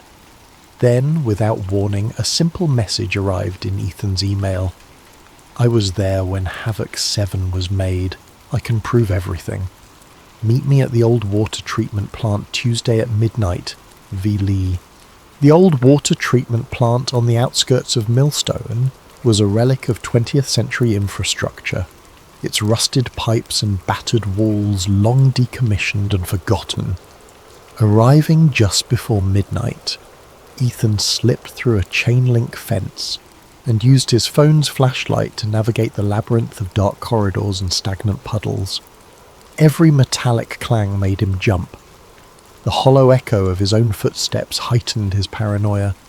The world outside was in shambles, but here, in this abandoned husk of a facility, Ethan found something almost post-apocalyptic in the gloom. At last he reached a dimly lit open area cluttered with empty crates and broken machinery. Standing by a flickering fluorescent light was a woman in a hooded coat, her posture rigid, her gaze fixed on him. She pulled back the hood to reveal a tired yet resolute face. "I'm Dr. Vanessa Lee," she said, voice hushed. "Are you alone?" Ethan glanced over his shoulder, scanning the darkness. "Yes, for now," she nodded, then wasted no time. "I saw your unpublished article about Havoc 7's origins. I know it was taken down, but the details are correct enough. I used to work for the Global Health Initiative. I was part of the team that created it." Ethan's heart pounded. Hearing it stated so plainly, so matter-of-factly, knocked the wind out of him. "Wait, you're saying you engineered Havoc 7? "No," she corrected. "I was on the research team. We were studying coronaviruses, influenza, other potential threats. Gain-of-function research, they called it. The official story was that we wanted to preempt deadly outbreaks to develop rapid response treatments. But behind closed doors, the conversation was darker. They were discussing weaponization, minimal lethal doses, how to maximize contagion without triggering immediate global alarm." She took a shaky breath. "I didn't realize how far it had gone until I saw the classified data, H7 recursion. I confronted my superiors. The next day, I was locked out of the labs. My access was revoked. Then I found a threatening note pinned to my apartment door. I had no choice but to vanish." Ethan tried to process the flood of information. "So Havoc 7 was leaked on purpose?" Dr. Lee's eyes were clouded with regret. "All signs point to an early release. The official plan was to unleash it in staged outbreaks, to test how populations respond to fear, see how easily we could corral them under new restrictions, but something or someone pushed the schedule forward. It caught even the top brass off guard. Now they're scrambling to maintain control." Ethan felt his pulse quicken. He imagined entire governments coordinating behind the scenes, planning the perfect crisis to ensure absolute compliance. Why would they want to do that? Lee gave a grim smile. Control, power, profits, you name it. Once a population is scared, they become pliable. They accept anything, digital tracking, forced vaccinations, mandatory checkpoints if it promises safety. The GHI might have begun as a genuine health alliance, but it's evolved into something monstrous. Politicians, corporations, pharmaceutical CEOs, they're all complicit. Ethan pressed record on his phone. "I need you to go on the record. The world has to hear this." She shook her head vehemently. "Not yet.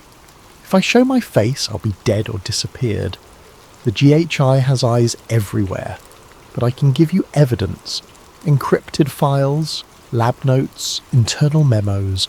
You can release them when the time is right." Cautious but determined, Ethan wanted a taste of that proof right away. Dr. Lee handed him a small flash drive. "This is just a fraction of what I have. Detailed gene sequences showing unnatural splicing, internal emails discussing the time frame for the release. It's enough to cast serious doubt on the official narrative. But be careful. If they've gone to such lengths to silence you before, they'll do worse once you have this." Ethan pocketed the drive, his mind buzzing with questions. Why talk to me? I'm just an independent journalist with a half-banned blog, she shrugged.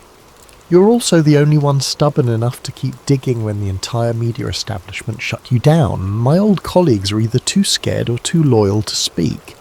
You have just enough of a following to make a ripple, but not so large that you're constantly watched. Not until now. Her words sank in. He realised tonight's meeting had placed both of them on a precarious tightrope. What's your plan? He asked. I've been on the run for months, Dali said softly. Collecting evidence, trying to figure out how to expose this. I can't do it alone. I need help, resources, a network. Her expression hardened. This is bigger than just me or you. If Havoc 7 is only the first step, I fear what comes next could be far more sinister. Before Ethan could respond, a mechanical drone whirred above them. Startled, they extinguished the light and pressed against the wall. The faint glow of red tracking beams swept across the floor like an alien search party. It lingered for a moment before zipping off into the night. Dr. Lee exhaled with palpable relief. They're searching, she whispered. We should leave separately. If you need me, message me through the secure link I gave you. They shared a final urgent glance, then Dr. Lee disappeared into the darkness. Ethan stood there, alone, the flash drive feeling like a brick in his pocket. His mind raced with visions of clandestine labs, empty corridors and menacing government agents. The stakes had grown impossibly high. If Dr. Lee was telling the truth, then entire nations were being manipulated into a permanent state of lockdown and fear. Ethan flicked off his phone's flashlight and followed a narrow corridor back to the fence. Every shadow seemed hostile, every rustle a potential threat. By the time he reached his car, his breath came in shallow gasps. He caught his reflection in the rearview mirror, eyes wide, cheeks taut. He knew it then. He wasn't chasing a mere conspiracy theory.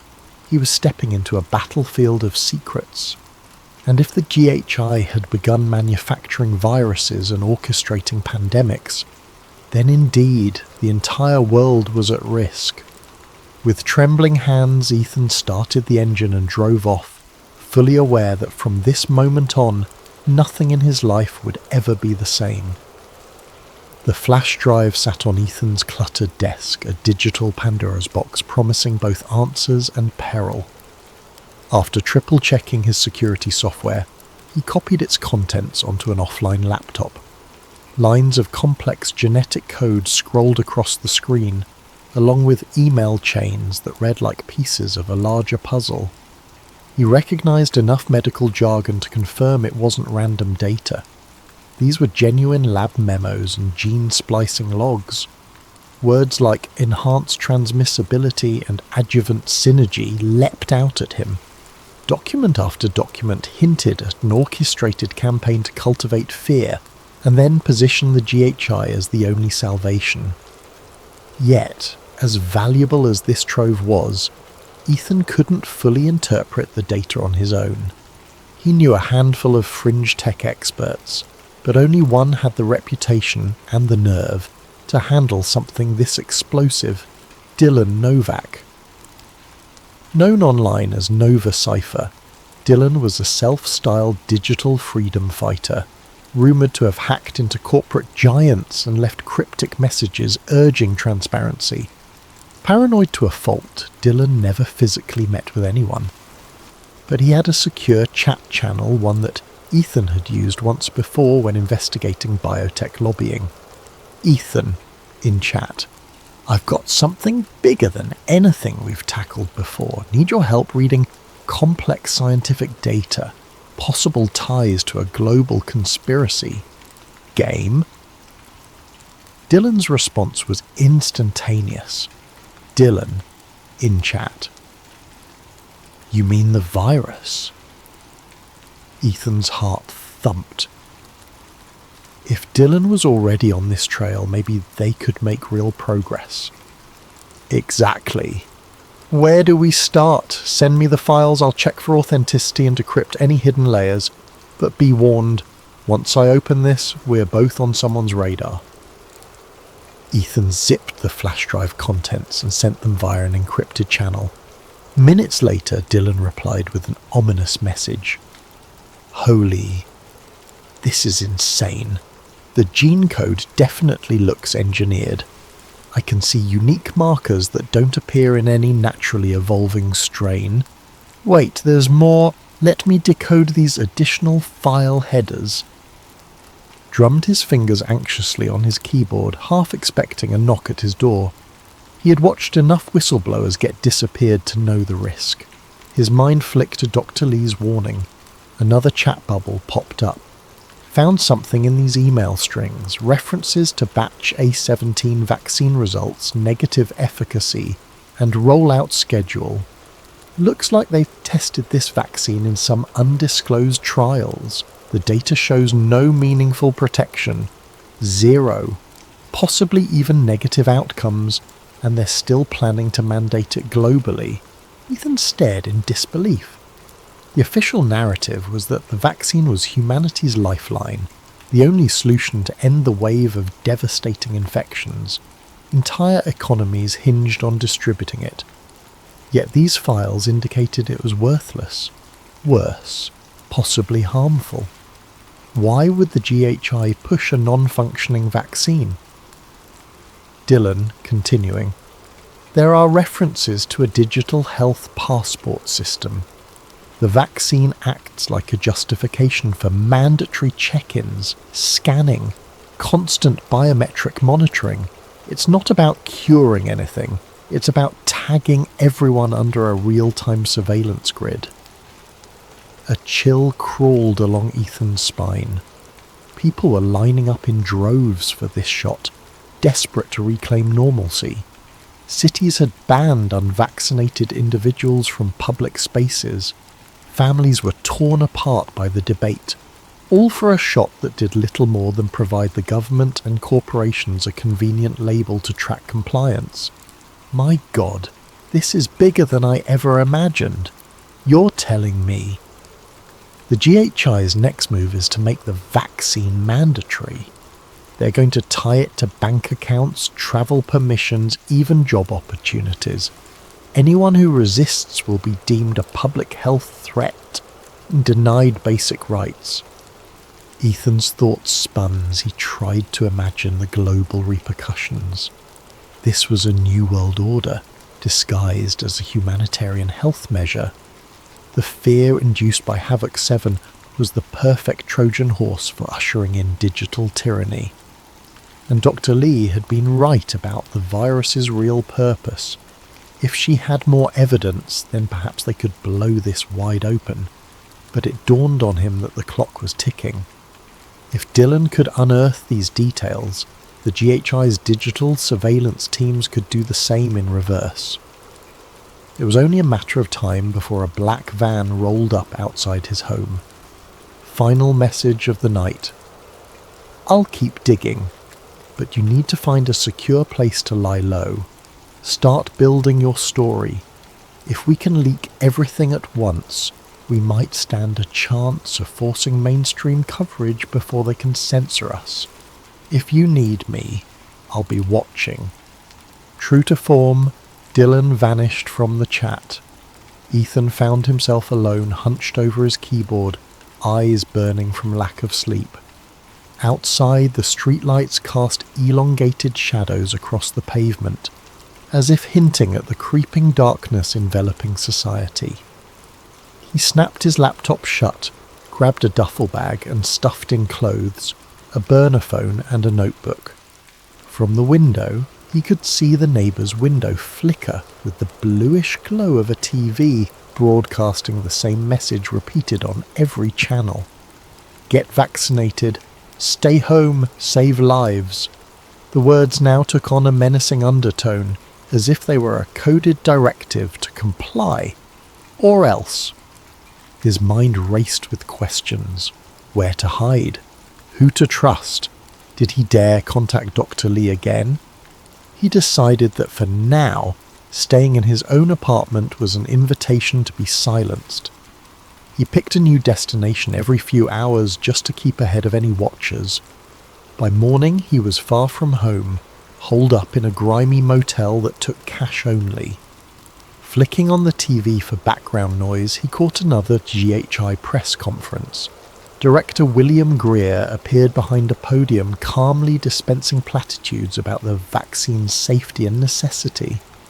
When a reporter asked about rumours of side effects or questionable efficacy, Greer's mouth tightened. He repeated the standard line, "Any such rumours are baseless, likely fueled by malicious actors aiming to undermine public health. We urge everyone to remain vigilant and trust official sources."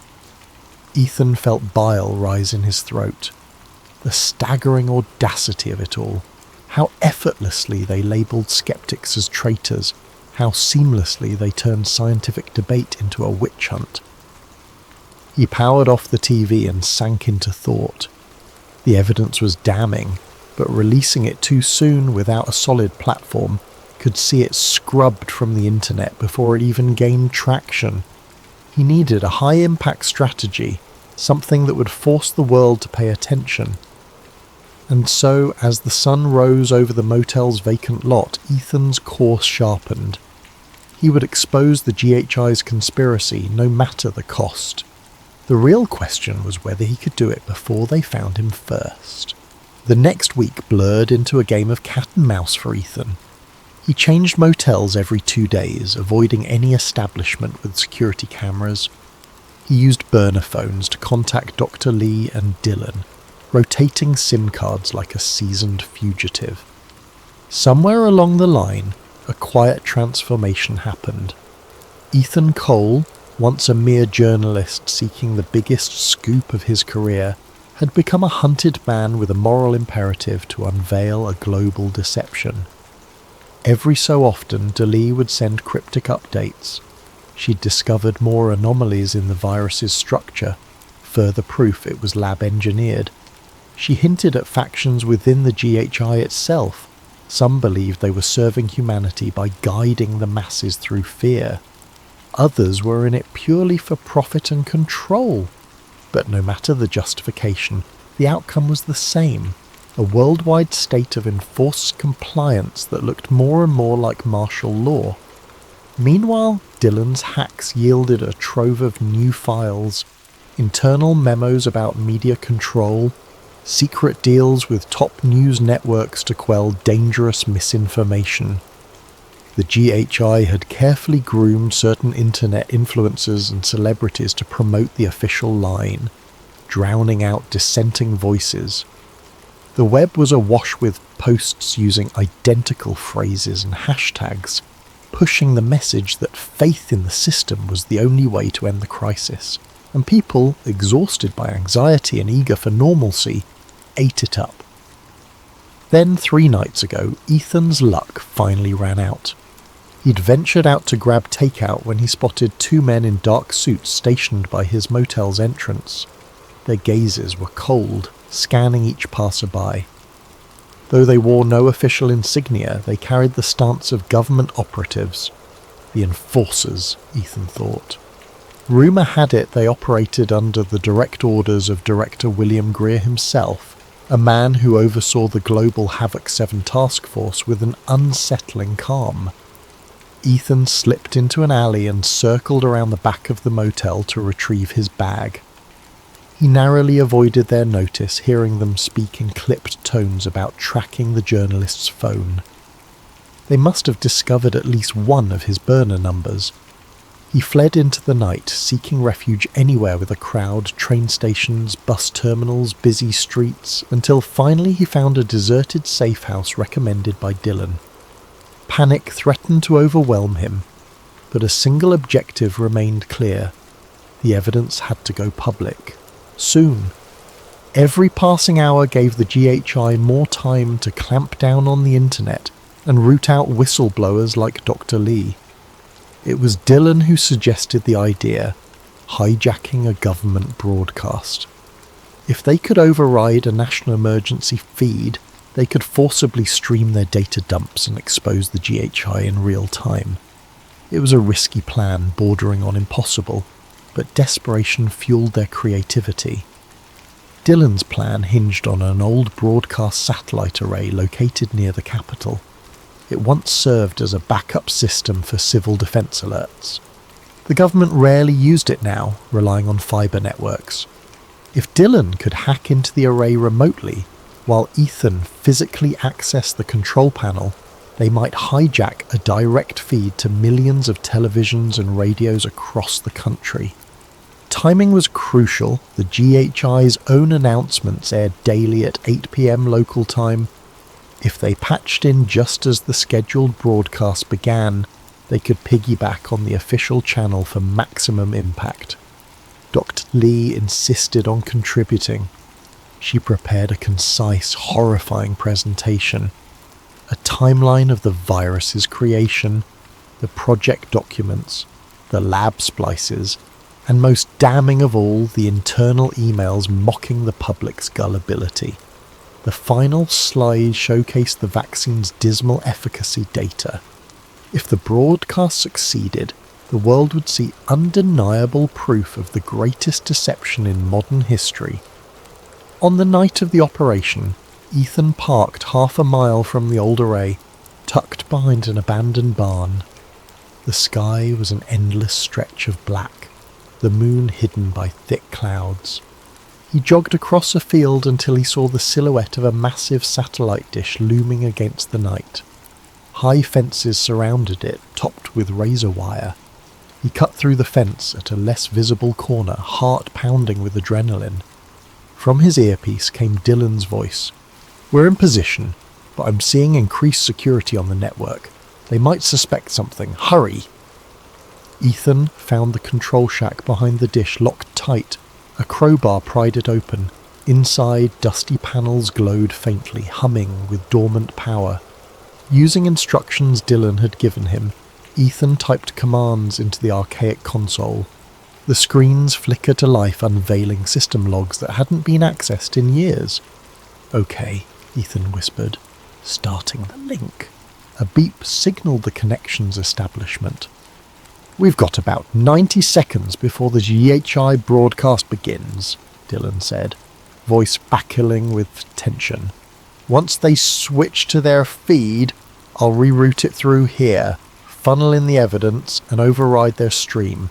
Get ready." Each second felt like an eternity. Ethan watched a countdown on one of the monitors. When it hit 0, a new window popped open, showing director William Greer stepping onto a stage. The usual opening lines scrolled on a ticker beneath him. Tonight's Havoc 7 update. At that moment, Dylan worked his magic. The feed stuttered, froze, and then cut to black. Heart-hammering, Ethan prayed that every screen across the country was now about to display something completely different. Dr. Lee's face appeared. She looked determined, her voice steady. "My name is Dr. Vanessa Lee. For months the public has been lied to about Havoc 7. I was there when it was created. Please listen to what you're about to see." Then the data slides began rolling. Lab documents, official GHI memos with timestamps, damning quotes about population control, mocking references to manufactured panic. Every major revelation was front and centre, impossible to deny. Within minutes, social media lit up in a firestorm. The words fake, hoax, and conspiracy collided with proof, evidence, and exposed. Tweets and posts poured in by the thousand. Some viewers were outraged at the duplicity. Others shrieked that it was a doctored broadcast. But the seed of doubt was planted in millions of minds simultaneously. Ethan dared to feel a surge of hope. But in the control shack, trouble was brewing. Red lights flashed on the console. "Ethan," Dylan's voice crackled. "We're locked out. They're forcing the satellite offline. Shut it down and get out. Now!" Ethan yanked cables and left the system in disarray. Outside, floodlights illuminated the sky. Sirens shrieked, and masked figures emerged from the darkness, carrying rifles. The enforcers had arrived. Ethan sprinted through the tall grass. Behind him, the enforcers bellowed commands. "Stop! Freeze!" Their heavy boots crunched the soil, growing louder. As he ran, he glimpsed Delee's broadcast playing on a phone discarded by one of the guards, a surreal snapshot of their success. They had actually broken through, however briefly, to millions of screens. Shots rang out, bullets whizzed past, biting into the dirt. Ethan zigzagged through the field, stumbling in the dark. He reached the barn, ducked inside, and vaulted into his car. The engine roared to life and he sped off into the night, adrenaline flooding every cell in his body. His mind buzzed with the broadcast's final images, slides of vaccine data, GHI officials joking about the compliance rate. It was out there now. No matter what happened next, at least some people had seen the truth. For a moment, Ethan dared to believe they'd won, but he underestimated the GHI's power. By dawn, mainstream news outlets were labelling the broadcast a terrorist hack. Government spokespeople claimed that anti-vaccine extremists were behind the incident, using doctored footage to incite panic. Social media platforms flagged and removed the hijacked stream within hours, citing medical misinformation. Rumour had it that the GHI was preparing to unleash an even tighter clampdown on internet freedoms. In a whiplash turn, polls showed significant public support for harsher penalties on propaganda hackers who endangered public health. In the days that followed, swirling chaos erupted worldwide. While some people demanded answers, marching in mass protests and calling for immediate investigations, many others believed the official line that these terrorist hackers had tried to sabotage the fight against Havoc 7. Street clashes broke out between those who saw the broadcast as a genuine whistleblowing event and those convinced it was faked. Politicians, caught in a hurricane of shifting opinions, either doubled down on pro-GI rhetoric or retreated into silence. Ethan, Dr. Lee and Dylan tried to regroup, but their ranks splintered. The enforcers moved quickly to track them. Several safe houses were compromised. Dylan sent a scrambled message from an unknown location, warning Ethan to stay off the grid. Dr. Lee vanished entirely. Ethan could only assume she'd gone deeper underground, or worse, been captured. On the third night after the broadcast, the enforcers finally cornered Ethan. He'd run out of places to hide, backed into a derelict apartment building. A stun grenade crashed through a window, and the world went white. They seized him before he could recover, blacking out his consciousness with a swift blow to the head. When Ethan awoke, he was alone in a sterile room that felt like a high-security medical ward. Days passed in a blur of dim fluorescent lights and hushed voices.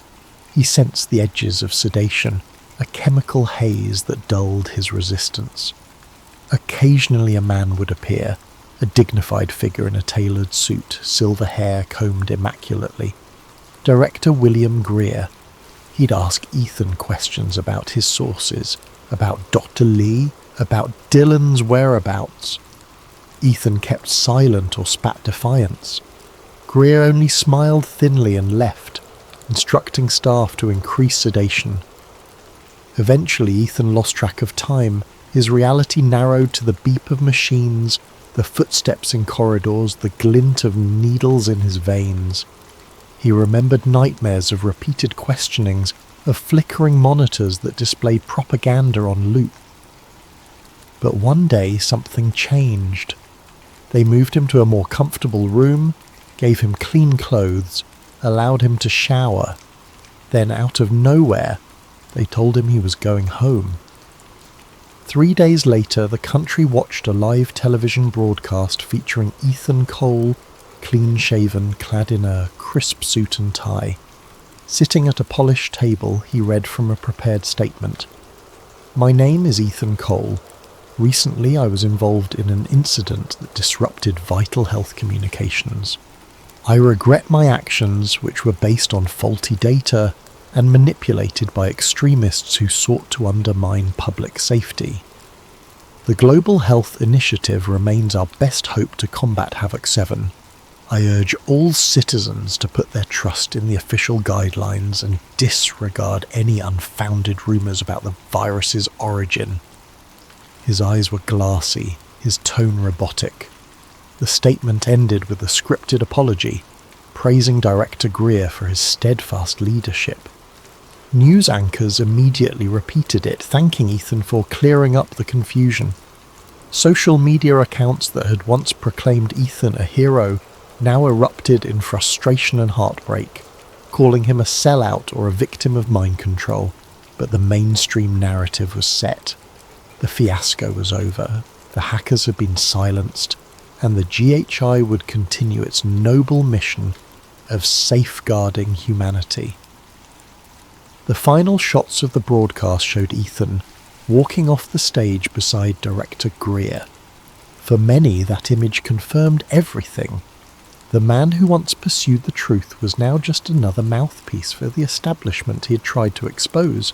Weeks rolled by, and the world gradually moved on, lulled by official reassurances that the Havoc 7 situation was under control, thanks to widespread vaccination, never mind the data that suggested otherwise. Dr. Lee was never heard from again. Dylan's digital footprints disappeared, replaced by rumour and speculation.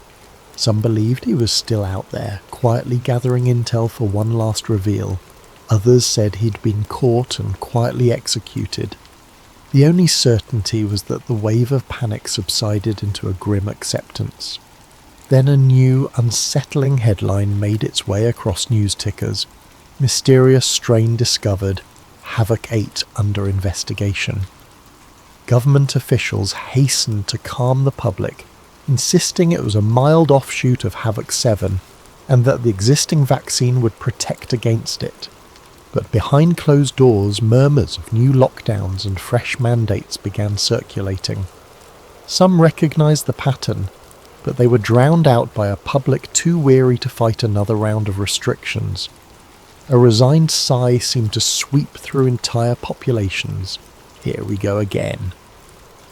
Ethan Cole's face reappeared briefly, giving a bland statement on a morning show about the need for continued vigilance.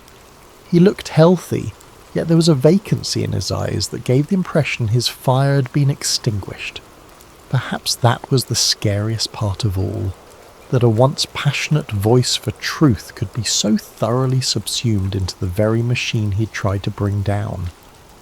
After his short appearance, he disappeared from the media spotlight, leaving the public to accept that he was now just another mouthpiece, or possibly a rehabilitated cautionary tale. In the weeks that followed, new signs appeared on every street corner. Stay safe. Get boosted against Havoc 8. Digital passes were updated, requiring a new sequence of injections.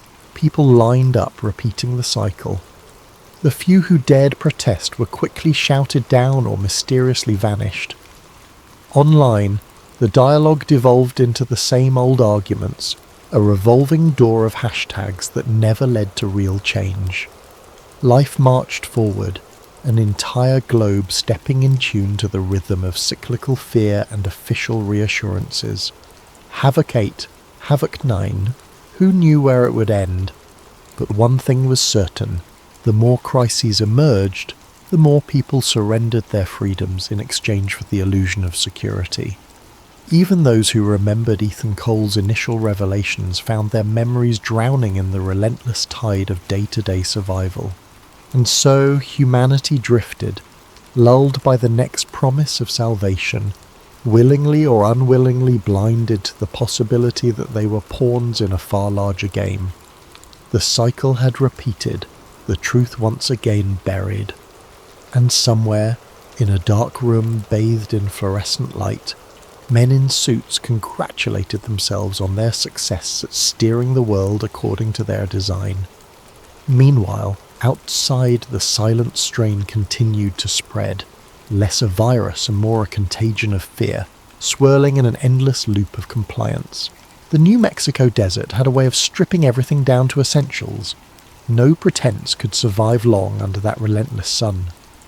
I'd been told this assignment was an honour. A young cryptographer like me, barely 2 years out of MIT, chosen for the most important military project of the war. Perhaps the most important in American history. The military truck bounced over the dusty road leading up to Los Alamos, kicking up clouds that seemed to hang suspended in the still air. I clutched my assignment papers tightly in my lap, the official orders stamped with enough clearance codes to make any career soldier envious. First time in the desert, Lieutenant Greaves. The driver had the weathered face of someone who belonged here, whose skin had made peace with the sun. Yes, my voice sounded thin against the engine's rumble. Boston born and raised, he chuckled. You'll adjust. Everything does out here. Has to. The Los Alamos facility appeared suddenly as we crested a hill, a sprawling complex of utilitarian buildings surrounded by fences topped with barbed wire. Armed guards stood at checkpoints, their expressions making it clear that their rifles weren't decorative. Beyond them rose the main facility, a plain concrete structure that gave nothing away about its purpose. But I knew. Everyone selected for this assignment knew the broad strokes, if not the specifics. We were building something to end the war. After passing through 3 separate checkpoints, each requiring different credentials, I was finally escorted to a small office where a stern-faced colonel waited. Lieutenant Thomas Greaves, reporting as ordered, sir, I saluted sharply. Colonel Harrison barely glanced up from my file. At ease, Lieutenant. Your credentials are impressive. Top marks at MIT, higher scores in cryptographic analysis at Fort Meade. He flipped a page. And born on American soil to American parents going back 4 generations. That last part wasn't an accomplishment, just a fact of birth, but I'd learned it mattered greatly to the selection committee. Even brilliant scientists with the slightest foreign connections had been passed over. You'll be working in the cryptography wing, Harrison continued, transcribing and coding the daily logs from the theoretical division. You'll be on the 4th floor, one above where our physics teams work. May I ask what they're working on specifically, sir? Harrison's eyes narrowed. You may not. You'll see only the material cleared for your specific security level. Nothing more, nothing less. He pushed a new badge across the desk. This gets you into Section D. Wear it at all times. If you're found anywhere without proper clearance, you'll be detained and removed from the project permanently. Understood, sir. You'll report to Doctor. Vance tomorrow at 0600. For now, Sergeant Phillips will show you to your quarters. As I turned to leave, he added, And, Lieutenant, the work being done here doesn't exist. Not to your family, not to your friends, not even in your personal thoughts. Is that clear? Crystal clear, sir. My quarters were Spartan but private, a luxury in a facility where most enlisted men shared barracks. The small room contained a single bed, a desk, and a metal locker. The window offered a view of nothing but more buildings and the perimeter fence. I unpacked my few personal items, a photograph of my parents, a copy of Hemingway's For Whom the Bell Tolls, and a fountain pen my father had given me when I graduated. That night, sleep came fitfully. The desert cooled rapidly after sunset, and strange sounds echoed through the facility. Mechanical hums, distant voices speaking in hushed tones, the occasional sharp click of boots on concrete floors at odd hours. I dreamed of codes breaking apart like puzzle pieces in my hands, each fragment glowing with an eerie blue light. The next morning I reported to Doctor. Vance exactly at 0600. He was a thin man with wire-rimmed glasses and perpetually ink-stained fingers. You'll be handling our most sensitive communications, he explained as he showed me to my workspace. A small room with a typewriter, a stack of blank code books, and a pneumatic tube system that would carry my completed work to other sections. Everything must be transcribed perfectly, encrypted according to that day's cipher, and logged. No exceptions, no errors. Yes, sir, I understand the importance. Do you? He peered at me over his glasses. This isn't just about military precision, Lieutenant. What happens here? He paused, seeming to reconsider his words. The work being done here will reshape the century, perhaps all of human history. I nodded, trying to convey that I grasped the gravity of my role, though in truth I only knew fragments: uranium enrichment, chain reactions, theoretical yields. Words that hinted at something devastating but remained abstract. The first few weeks passed in a blur of routine. Each morning, sealed packets arrived via the pneumatic tubes. I would transcribe the contents, mostly figures, equations, and terse notes from the physicists, encode them using the day's cipher, and send the originals for incineration. The work was demanding but straightforward. I found a certain satisfaction in being a small cog in this massive machine of American ingenuity. It was during my third week that I first heard the rumours about what lay beneath us. I was eating lunch in the commissary when two engineers sat at the table next to mine. They spoke in lowered voices, but fragments of their conversation reached me. Not just the primary lab, there's an entire secondary facility underneath. For what? More testing. Not physics, something else. Jenkins was assigned to install electrical systems down there last month. Said he saw things that didn't make any sense for weapons research. Like what? Medical equipment, soundproofed rooms, one-way glass observation chambers. Probably just a fallout shelter or emergency medical station. The first engineer leaned closer to his colleague. Then why did they wipe Jenkins' clearance when he asked questions? He's been reassigned to perimeter maintenance. Their conversation halted abruptly when a security officer entered the room. Both men turned their attention to their food. The subject dropped as quickly as it had been raised. That night I found myself standing at my window, staring at the complex of buildings. From my vantage point I could see the guards patrolling the perimeter, the lights of the main research building burning through the night. Somewhere in that complex, brilliant minds were racing to build a weapon that could end the war. But what else might be happening beneath those concrete floors? I dismissed the thought. I was here to do my job, not chase rumours. I was a cryptographer, a man of patterns and logic. Besides, in a place built on secrecy, rumours were bound to flourish. 2 days later, Dr. Vance called me into his office. His normally meticulous desk was uncharacteristically cluttered with papers, and dark circles shadowed his eyes. Lieutenant, I need someone I can trust for a special assignment. We're short-staffed, and you've proven yourself reliable. Of course, sir. Anything. These need to be transcribed tonight. He handed me a sealed folder with red stripes across it, the highest level of classification. Use transcription room C on sub-level 2. It's secure. I need them by 0600 tomorrow. I took the folder, feeling a flutter of pride at being trusted with such sensitive material. I won't let you down, sir. Transcription room C was located deep within the building, accessible only via a service elevator that required my special clearance badge. The room itself was small and windowless, containing nothing but a desk, a typewriter, and a telephone with a single red button beside it, presumably for emergencies. I broke the seal on the folder and began my work. Most of the documents contained the familiar equations and notations I'd grown accustomed to, though these were clearly for higher level review than my usual assignments. I worked methodically, translating each page into the proper cipher. 4 hours into my task, I reached for the next document and found something odd. A folder that seemed out of place. Unlike the red-striped classification of the others, this one bore a black stripe with the marking Sub-Project Echo Neurological Conditioning Initiative. It had been misfiled, slipped between the pages of nuclear research data. Protocol dictated that I should immediately report the misplaced document without reading it. But curiosity, that fatal flaw of the analytical mind, got the better of me.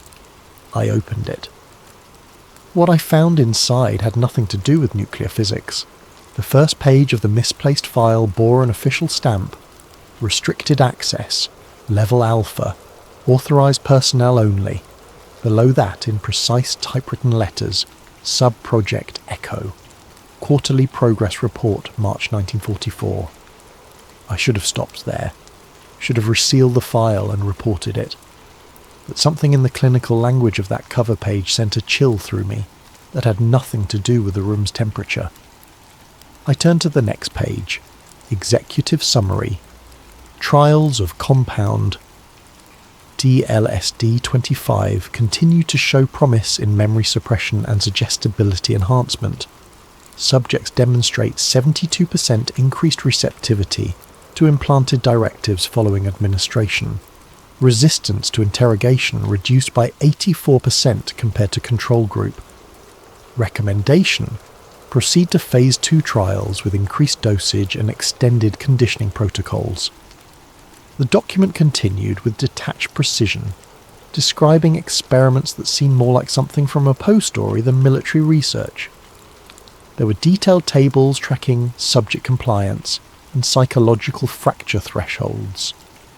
Clinical photographs showed vacant-eyed men and women staring at patterns projected onto walls, electrodes attached to their temples. One section particularly caught my attention. Subject Group C, military personnel, low rank. Enhanced susceptibility when combined with sleep deprivation, 72 to 96 hours.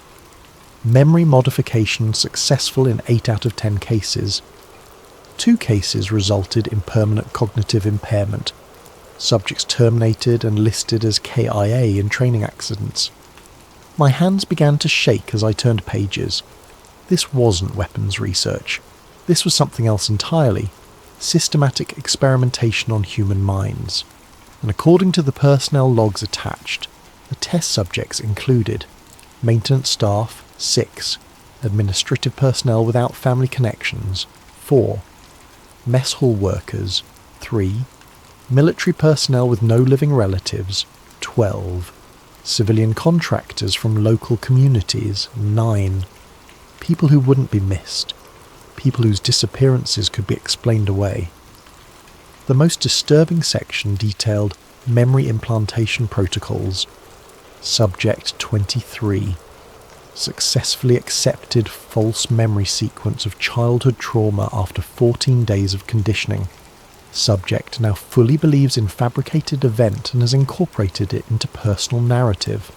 Subject demonstrates physical stress responses when presented with trigger images associated with the implanted memory.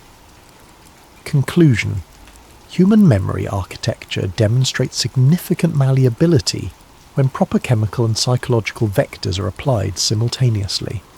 A handwritten note in the margin read, "Perfect for field operatives. Once implemented, subject cannot reveal true information even under enemy interrogation, as false memories have supplanted original events." I closed the file, my heart hammering in my chest. This wasn't science in service of ending the war. This was something darker, the systematic dismantling of human minds under the cover of our most secret military project. I finished transcribing the legitimate documents, my fingers moving mechanically over the typewriter keys while my mind raced. What was I supposed to do with this knowledge? Who could I even tell? In a facility built on secrecy and compartmentalization, who would believe a lieutenant who had seen something he shouldn't have? I debated for hours as I completed my assigned work. By the time I finished, just before dawn, I had made my decision. I would speak to Dr. Elbridge, a scientist I occasionally delivered transcripts to, who had always struck me as decent and approachable. He wasn't high in the command structure, but he might know something, or at least advise me on how to proceed. I returned the original files to Dr. Vance's office as instructed, including the misplaced Echo document. If anyone noticed it had been opened, I could claim it happened accidentally during transcription. Then I made my way to the small laboratory where Dr. Elbridge typically worked early mornings. I found him alone, peering into a microscope. He looked up, surprised to see me. "Lieutenant Greaves, isn't it?" What brings you here at this hour? I closed the door behind me. Dr. Elbridge, I need to speak with you about something I found. Something called Subproject Echo. The colour drained from his face. He quickly glanced at the corners of the room, checking for microphones, I realised, before speaking in a hushed voice. Where did you hear that name? I saw a file. It was mixed in with materials I was transcribing. He removed his glasses, rubbing the bridge of his nose. Lieutenant, if you value your future, or even having a future, you need to forget you ever saw that name. But what I read, they're experimenting on people, their own personnel. Dr. Elbridge's hands were shaking slightly as he replaced his glasses. It's not what you think. Then what is it? Because it looked like systematic torture under the guise of research. He hesitated, then motioned me closer. Listen carefully. What they're doing down there, it began as a defensive program. Methods to protect our agents from enemy interrogation, but it's grown into something else entirely. Who's they? A group within our military intelligence working with some consultants. German scientists we extracted before the war fully escalated. He lowered his voice further. They believe they're creating the perfect intelligent operative, one whose mind can be programmed like a machine, compartmentalized, controlled. This can't be legal, I insisted. Legal? He gave a bitter laugh. Lieutenant, do you understand where you are? This entire facility exists outside normal chains of command. There are no oversight committees, no congressional supervision. The only law here is necessity. I have to report this. His hand gripped my arm with surprising strength. To whom? Everyone with enough clearance to hear your concerns is already aware. The rest will think you've lost your mind. He released me and turned back to his microscope, shoulders slumped. Go back to your codes, Lieutenant. That's the only way you'll leave this place intact. I left his laboratory more confused than when I'd entered. That night, I barely slept, my mind racing with what I'd discovered and Dr. Elbridge's warnings.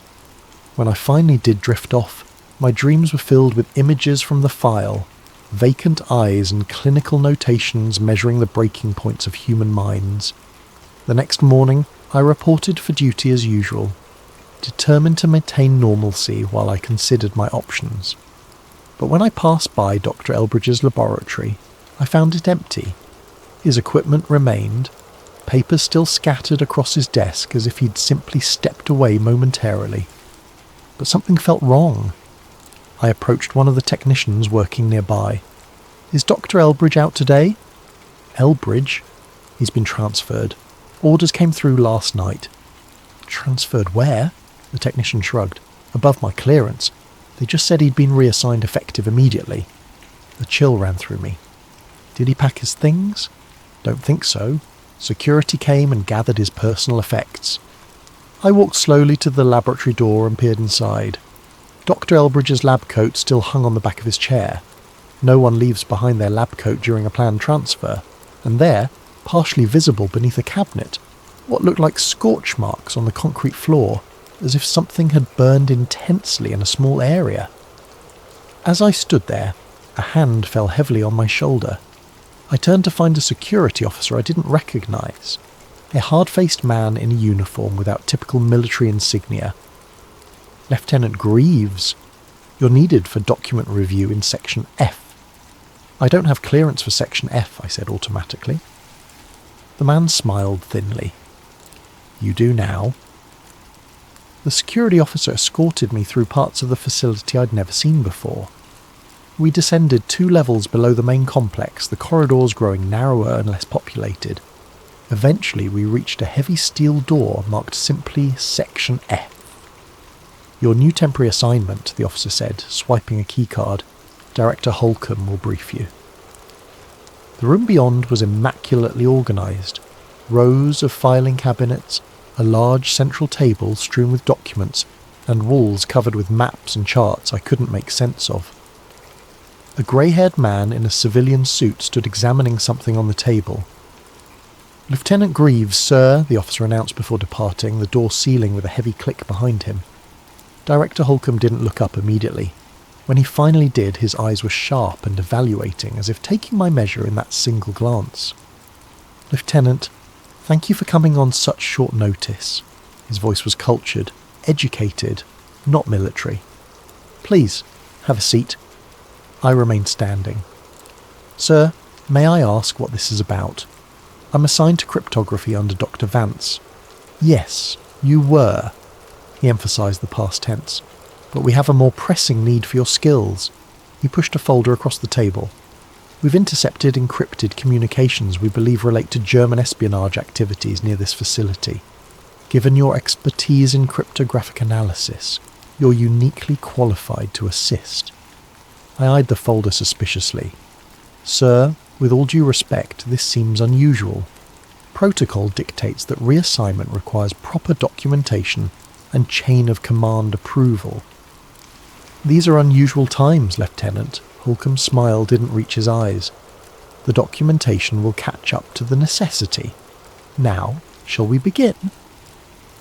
For the next 6 hours, I worked under Holcomb's supervision, breaking what appeared to be legitimate German ciphers.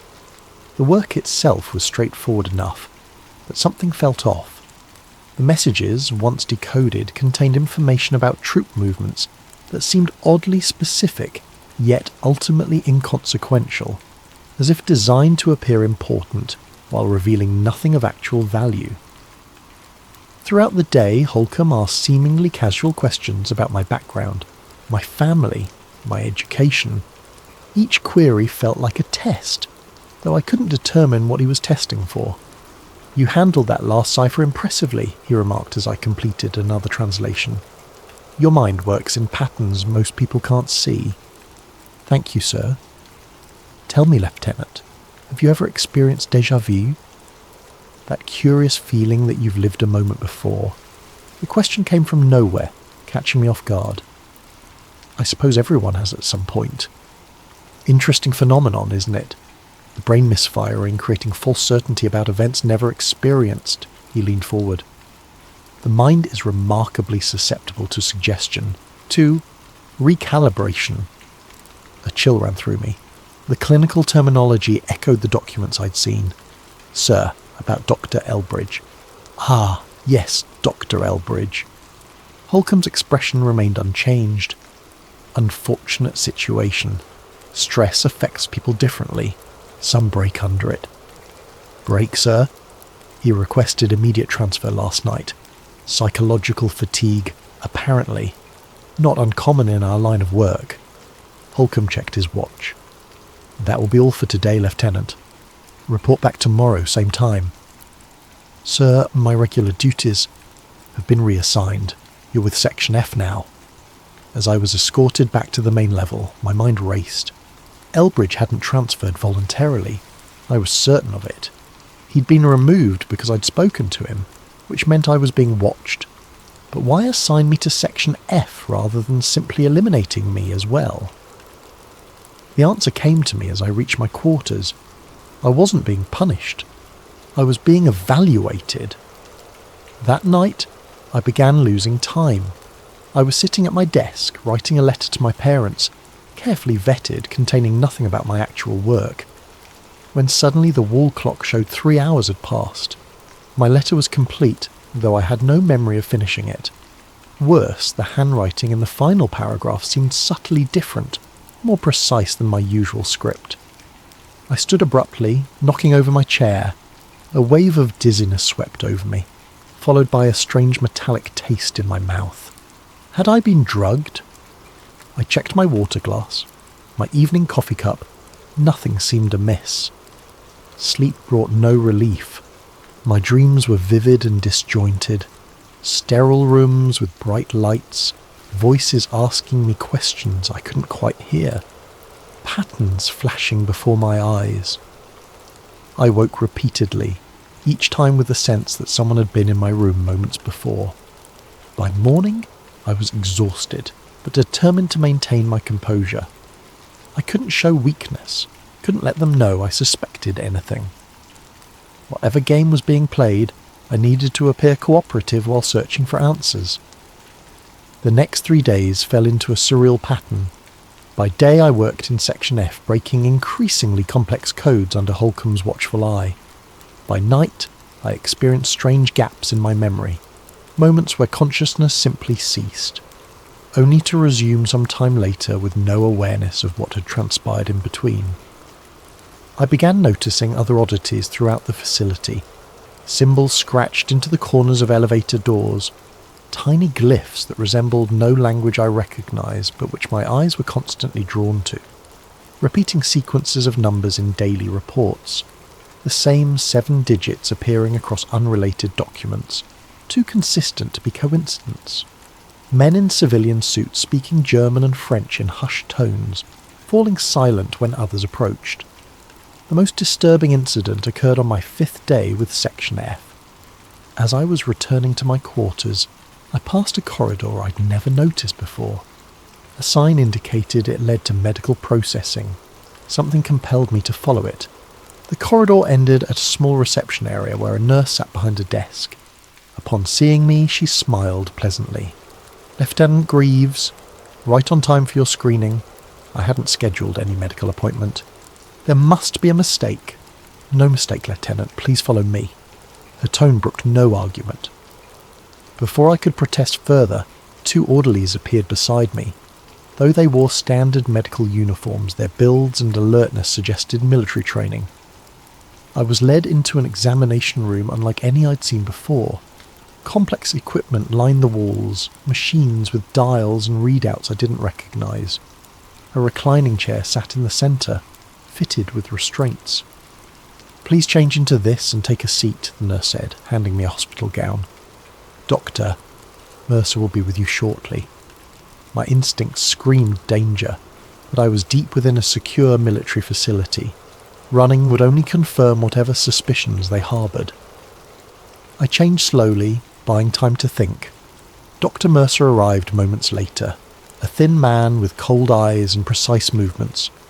Without preamble, he began attaching electrodes to my temples and chest. "This is just a routine neural calibration," he explained in a voice devoid of warmth. "Standard procedure for all personnel with your clearance level." "I've never heard of this procedure," I said carefully. "It's relatively new. Close your eyes, please." When I hesitated, one of the orderlies stepped forward menacingly. I complied. "You'll feel a mild sedative entering your system," Dr. Mercer continued. "Then we'll begin the imaging sequence." A cold sensation spread from my arm where he'd inserted an IV. Almost immediately, my thoughts began to blur at the edges. I fought to remain alert, but the drug was powerful. Through the growing haze, I heard Doctor Mercer speaking, his voice seeming to come from everywhere at once. "Lieutenant Greaves, I want you to focus on my voice. Only my voice. You're going to see a series of images. Each image contains a pattern. Your only task is to identify the pattern." A screen lowered before my drugged eyes. Patterns began to flash, geometric shapes, numbers, fragments of text. Each appeared for just an instant, too brief for conscious recognition. Yet somehow, I found myself responding, naming patterns I couldn't possibly have processed. "The sequence is 47391, I heard myself say, though I had no recollection of seeing those numbers. "Very good," Mercer replied. "Now, Lieutenant, I want you to think about Dr. Elbridge. What did he tell you about Subproject Echo?" Through the chemical fog, alarm bells rang. This wasn't a medical screening, it was an interrogation. I tried to resist, to lie, but my mouth seemed disconnected from my will. He said it began as defensive research, methods to protect agents from enemy interrogation, German scientists brought over before the war. And what did you think about that information? That it was wrong, illegal, that someone should be told? Mercer made a note on his clipboard. "Who did you tell?" With tremendous effort, I managed to assert some control. "No one. I only spoke to Elbridge." There was a pause, then Mercer adjusted something on the equipment beside him. "Let's increase the dosage. He's showing unusual resistance." The cold sensation intensified, and the room began to spin around me. The last thing I remember was Mercer's voice, now seeming to emanate from inside my own skull. Lieutenant, I want you to forget this conversation. Forget Dr. Elbridge. Forget Subproject Echo. When you wake up, you will remember only that you had a routine medical examination that showed you're in perfect health. I awoke in my quarters the next morning with a pounding headache and a bandage in the crook of my arm. According to my clock, I'd slept for 14 hours. A note on my desk, apparently written in my own hand, reminded me that I had the day off due to exceptional performance in Section F. But fragments of memory remained. Flashing patterns, Mercer's cold voice, the questions about Elbridge. Whatever they'd done, it hadn't worked completely. Either I possessed some natural resistance, or they had miscalculated the dosage. That night, I began dreaming in voices that weren't my own, experiencing memories of places I'd never been, people I'd never met. In one particularly vivid sequence, I recalled growing up on a farm in Nebraska, though I'd been born and raised in Boston. The false memories were so convincing that upon waking I had to concentrate to separate truth from implanted fiction. I was being remade from the inside out. After my medical screening, life at Los Alamos took on a nightmarish quality. On the surface, everything continued normally. I reported to Section F each day, performed my duties with mechanical precision, and exchanged pleasantries with colleagues. But beneath this veneer of normalcy, reality itself seemed to be fracturing around me. The memory lapses grew more frequent. I would find myself in rooms I had no recollection of entering, sometimes holding conversations mid-sentence with people I didn't remember meeting. Once, I discovered a half-eaten meal before me in the commissary, though I had no memory of obtaining food or beginning to eat. More disturbing were the changes to my perception. Colours occasionally shifted, becoming too vivid or fading to greyish tones. Sounds echoed strangely, as if I were hearing them both directly and through some recording device. And always there was that metallic taste in my mouth, the lingering signature of whatever drugs they were administering. I began keeping a secret journal, hidden beneath a loose floorboard in my quarters. Each night, I would record my experiences, my suspicions, my fragmented memories of the treatments I was being subjected to. The journal became my anchor to reality, a way to verify that my own experiences were real and not implanted suggestions. One entry read, April 17th, 1944. Third medical screening today. They're not even bothering with pretense anymore. Mercer calls it cognitive restructuring. They showed me films of combat situations but with altered details, then tested my recall. When I described what I actually saw, they seemed disappointed. Mercer mentioned increasing neural suggestibility factors. Whatever they're trying to accomplish, I'm still resisting somehow. Strange symbols appearing more frequently around the facility. Found one scratched into my desk drawer. Can't tell if someone put it there as a warning or if I did it myself during a blackout period. Dreams getting worse.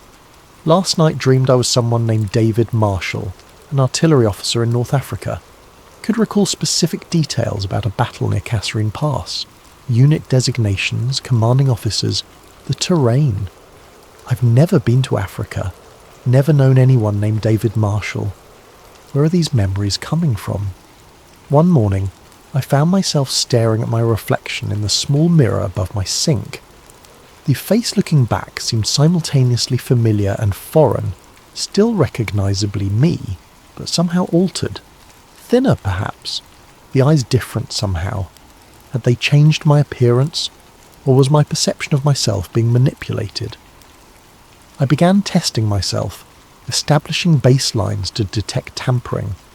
Each morning, I would solve a complex cipher of my own creation. If my cognitive functions were being affected, the time required to solve the puzzle would change. I kept track of my weight, the length of my fingers, tiny scars and marks on my body, anything that could be verified objectively. During my 6th week in Section F, I noticed something peculiar about my work assignments. The German communications I was decoding contained increasingly specific references to American military research, details that seemed impossible for enemy intelligence to have obtained. It was as if I was being fed information through the very codes I was breaking, information that only someone inside Los Alamos would know. When I brought this to Holcomb's attention, his reaction was strangely non-committal. "Interesting theory, Lieutenant. I'll have our intelligence analysts look into it." But his eyes told a different story, watchful, evaluating, as if my observation was itself some kind of test. That same day, I found a note slipped under my door, written in a shaky hand on the corner of a requisition form. "They're watching through the vents. White noise hides conversation. Trust no one who calls you by your middle name. They're part of it." The note was unsigned. I destroyed it immediately, but the warning lingered in my mind. Was someone trying to help me? Or was this another layer of psychological manipulation, designed to heighten my paranoia, to push me towards some breaking point? I began examining my quarters more carefully. In the air vent above my desk, I discovered a small listening device, primitive but functional. Rather than removing it, I left it in place. Better to know where they were monitoring me than to alert them that I'd found their surveillance. To create cover for my investigations, I established a predictable routine, one that would appear normal to anyone watching. During the day, I performed my duties with apparent dedication. In the evenings, I read harmless novels, wrote censored letters home, and retired at precisely 10 p.m. But in the deep hours of the night, I conducted my real work, searching for answers, testing my own mind for tampering, documenting the subtle horrors unfolding around me. It was during one of these night sessions that I discovered the hidden room. I had noticed that certain sections of the facility showed discrepancies in their layout. Corridors that should have extended further, rooms that seemed too small for the space they occupied. Using my security clearance, I examined the architectural plans and confirmed my suspicions. There were spaces unaccounted for in the official blueprints. One such space appeared to lie behind the maintenance closet on sub-level 3. Late one night, when security patrols were at their minimum, I made my way there with a small toolkit I'd assembled over several weeks. The closet itself was unremarkable. Shelves of cleaning supplies, a sink, a mop bucket. But the back wall didn't match the construction of the other walls. It was newer, made of different materials. It took nearly an hour of careful probing before I found the mechanism. A concealed pressure plate behind a ventilation grate. When pressed in the correct sequence, a section of the wall slid silently aside, revealing a narrow corridor beyond. Heart pounding, I slipped through the opening. The corridor led to a small room that could only be the original Sub-Project Echo laboratory. Unlike the sterile modernity of the main facility, this space had a cobbled-together quality, equipment that appeared custom-built rather than military issue. The walls were lined with soundproofing material, and a large one-way mirror suggested an observation room beyond. File cabinets occupied one corner. I quickly rifled through them, finding reports dating back to 1942, earlier than anything mentioned in the documents I'd initially discovered. These weren't just continuations of German research. Sub-Project Echo had American origins. One folder contained photographs of test subjects before and after treatment. The changes were subtle but unmistakable. Something behind the eyes had shifted, a fundamental alteration in the way they engaged with the world. Most disturbing was a section labelled Failed Integrations, detailed reports of subjects whose minds had fractured completely under the experimental protocols. Their fate was noted with clinical detachment. Subject terminated due to irreversible psychological deterioration. On a desk sat a reel-to-reel recorder. A tape was still loaded. Its label marked simply, Greaves Baseline. With trembling fingers, I switched it on. My own voice filled the room. My name is Thomas Andrew Greaves. I was born in Boston on June 12th, 1919. My parents are Richard and Eleanor Greaves. I graduated from Boston Latin School in 1936 and from MIT in 1941 with a degree in mathematics and cryptography. I joined the Army Signal Corps in January 1942 and was recruited for special assignment at Los Alamos in March 1944. The voice continued, recounting details of my life with perfect accuracy. But I had no memory of ever making this recording. I understand that my participation in Sub-Project Echo is classified at the highest level. I consent to cognitive restructuring and memory management procedures for the duration of my assignment. I acknowledge that certain memories may be temporarily suppressed or modified in service of national security. I stopped the tape, my blood running cold. The voice was unmistakably mine, speaking words I'd never spoken, consenting to procedures I had never agreed to. They hadn't just been experimenting on me, they'd fabricated my complicity in my own mental dismantling. Beside the recorder was a leather-bound notebook. Opening it, I found detailed notes on my progress. Subject shows unusual resistance to memory implantation. Recommend increased dosage of compound DLSD-25, combined with deeper hypnotic induction. Neural pathways appear to maintain original memory structures alongside implanted narratives, a phenomenon not observed in previous subjects. Further study required to determine if this represents a failure in the protocol or a potentially valuable mutation in the desired outcome. Subject continues to record experiences despite memory wipes, suggesting subconscious retention of core identity. This resilience could be either problematic or extraordinarily valuable for field operatives requiring autonomous function while under deep cover programming. At the bottom of the page, a single line had been added in different handwriting. Greaves represents our most promising candidate for the Echo Protocol. Proceed to final phase regardless of structural integrity concerns. I had to get out, not just from this hidden laboratory, but from Los Alamos entirely. Whatever they were doing to me, it was nearing some final phase that I suspected would erase Thomas Greaves completely. As I turned to leave, the light suddenly brightened. From a speaker I hadn't noticed, Director Holcomb's voice emerged. "You continue to impress, Lieutenant. Most subjects never find their way to their origin point." The door through which I'd entered sealed shut with a pneumatic hiss. Trapped. "You're not supposed to be here, of course," Holcomb continued, "but your persistent self-awareness, despite our best efforts, suggests you might be exactly what we've been trying to create." I spun around, searching for cameras. For some way Holcomb was observing me. "What have you done to me?" I demanded. "Done to you?"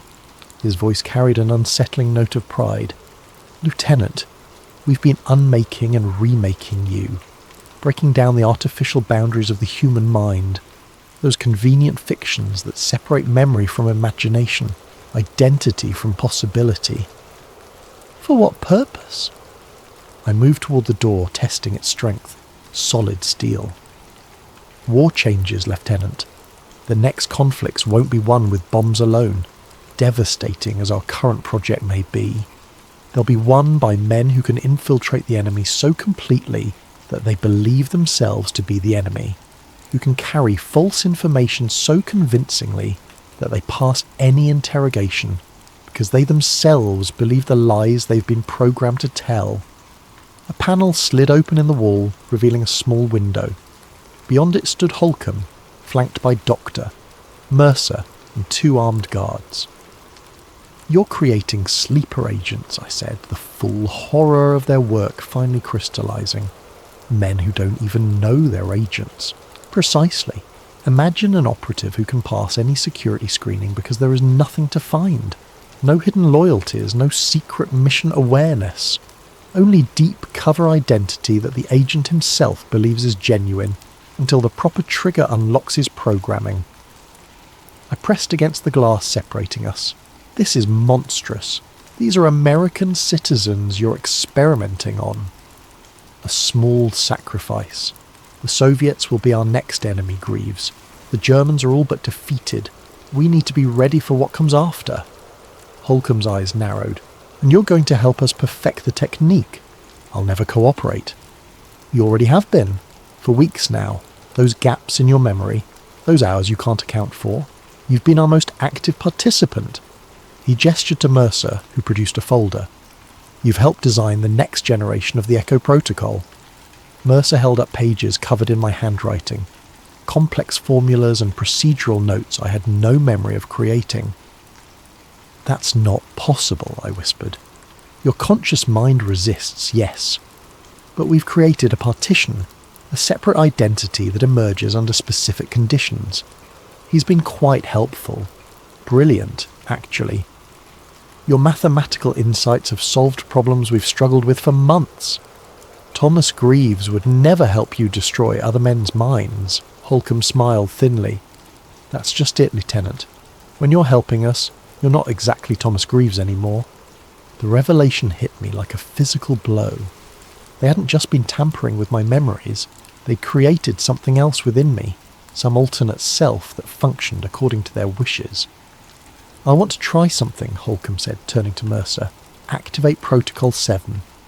Mercer pressed a button on the console before him, and a high-pitched tone filled my chamber. Immediately my vision blurred, and a splitting headache tore through my skull. I fell to my knees, hands clutching my head. When I looked up again, something had changed. My body felt distant, as if I were observing it rather than inhabiting it. When I spoke, the voice that emerged was mine, but the intonation was different. Cognitive restructuring holding at 87%, I heard myself say. Subject identity temporarily suppressed. Excellent, Holcomb nodded. Describe your current assignment. Refinement of memory implantation techniques using modified electroshock therapy combined with chemical primers. The words flowed from my mouth without my volition, as if some other entity were using my vocal cords. Current focus is on creating self-sustaining false memories that resist interrogation and psychological stress tests. And what is your assessment of the original personality's resistance? Stronger than anticipated, but ultimately manageable. Recommend complete suppression rather than continued partitioning. The original cognitive structure serves no further purpose in the operational framework. They were discussing me, the real me, as if I were a faulty component to be discarded, and it was my own voice proposing my annihilation. With tremendous effort, I fought against whatever force had taken control. Stop. This. I managed to grind out, my true self reasserting momentarily. Holcomb frowned. Still unstable, increased the audio frequency. The tone shifted higher, and pain lanced through my head again. This time, when the pain subsided, I found myself unable to speak at all.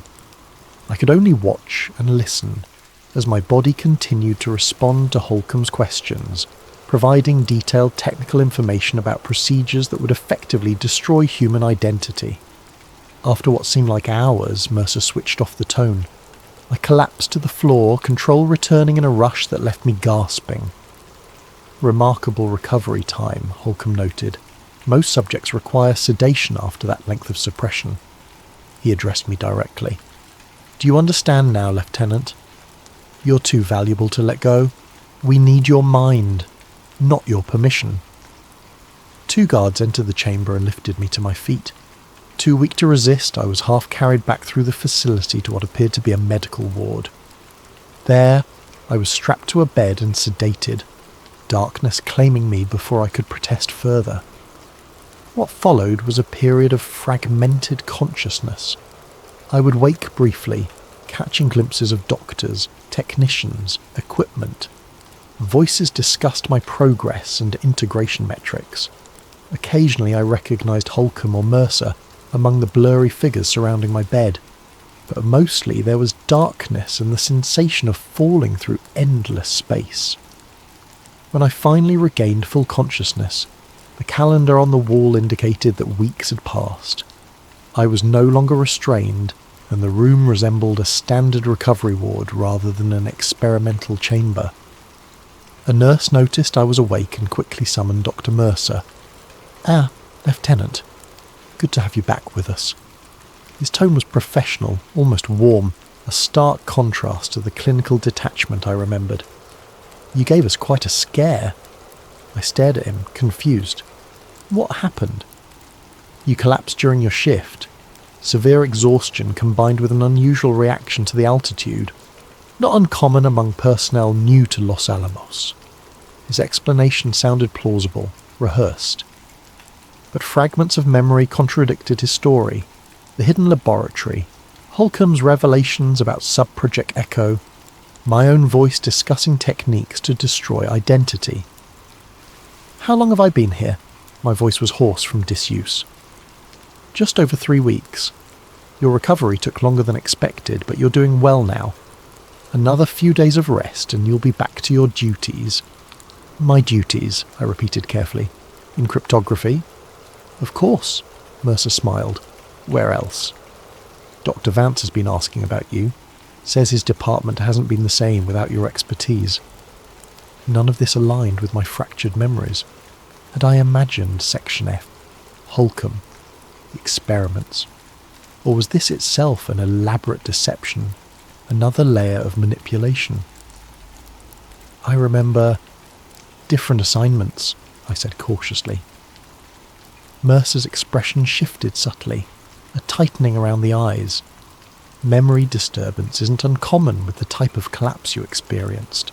Some confusion is to be expected. He made a notation on my chart. "I'll prescribe something to help with that." Over the next few days, I was reintegrated into my original role in cryptography. Dr. Vance welcomed me back as if I'd never left, never been reassigned to Section F. My colleagues treated me normally, though I occasionally caught them watching me when they thought I wasn't looking. Everything appeared to have returned to how it was before I'd discovered the Subproject Echo file. But small details nagged at me. My quarters had been rearranged slightly. Books on different shelves, personal items not quite where I would have placed them. My handwriting had changed in subtle ways, more angular, less flowing. Colleagues referenced conversations I couldn't remember having, decisions I couldn't recall making. Most disturbing was my journal, the one I'd hidden beneath the floorboard. It was still there, but many entries were in handwriting I didn't recognise, documenting experiences I had no memory of. The final entry, dated during my supposed unconsciousness, read simply, "Integration nearly complete. The partition is dissolving. Soon there will be only one version of me. I'm not certain which one will remain. For the next several months, I perform my duties with mechanical precision while trying to reconcile my fragmented reality." On the surface, I was Lieutenant Thomas Greaves, cryptography specialist, a small but vital cog in America's most important military research project. But beneath that facade lurked persistent questions. Who had I been during those missing weeks? What had they made me do? And most troubling, who was I now? The war in Europe ended. Germany surrendered. Celebrations swept through Los Alamos, but they seemed distant to me, as if I were watching them through thick glass. My colleagues spoke excitedly about the project nearing completion, about the weapon that would soon end the war in the Pacific as well. In July 1945, many of the senior scientists departed for a test site in the New Mexico desert.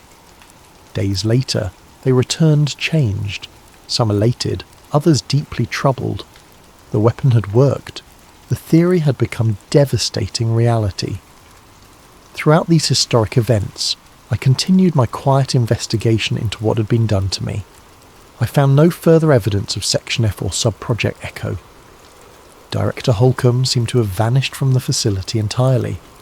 When I carefully inquired about him, I was told no one by that name had ever worked at Los Alamos. Dr. Elbridge remained missing. Official records showed he had requested transfer due to stress, but I knew better. He had been eliminated because he knew too much, and because I had spoken to him. As for Dr. Mercer, he continued to oversee my recovery, prescribing pills that I pretended to take but secretly disposed of. Whatever they contained, I suspected it wasn't meant to help me. The atomic bombs were dropped on Hiroshima and Nagasaki. Japan surrendered. The great secret of Los Alamos was revealed to the world, and the facility began the process of transitioning from wartime emergency to peacetime research. Amid this transition, security loosened. Personnel began to rotate out. New faces appeared. The rigid compartmentalization that had defined the project started to break down. It was during this period of relaxed vigilance that I made my attempt to escape. I had carefully prepared for weeks, memorizing guard rotations, gathering small supplies, creating a false identity using skills I somehow possessed, but couldn't remember acquiring. The irony wasn't lost on me. I was using techniques likely taught to my alter ego against the very people who had created him. My opportunity came during a scheduled power test that would temporarily disable certain security systems. In the brief window of darkness and confusion, I slipped away from the main complex and made my way to the perimeter fence. Using wire cutters I'd stolen from maintenance, I created an opening just large enough to squeeze through. For one exhilarating moment, I thought I had succeeded. The desert night stretched before me, promising freedom, a chance to expose what had been done at Los Alamos beneath the cover of the Manhattan Project. Then floodlights blazed to life, illuminating me in harsh white light. Sirens wailed. Armed guards appeared as if from nowhere, surrounding me with weapons drawn. And standing at their centre, looking not at all surprised, was Director Holcomb. "Did you really think we wouldn't anticipate this, Lieutenant?" he asked, as guards secured my hands behind my back.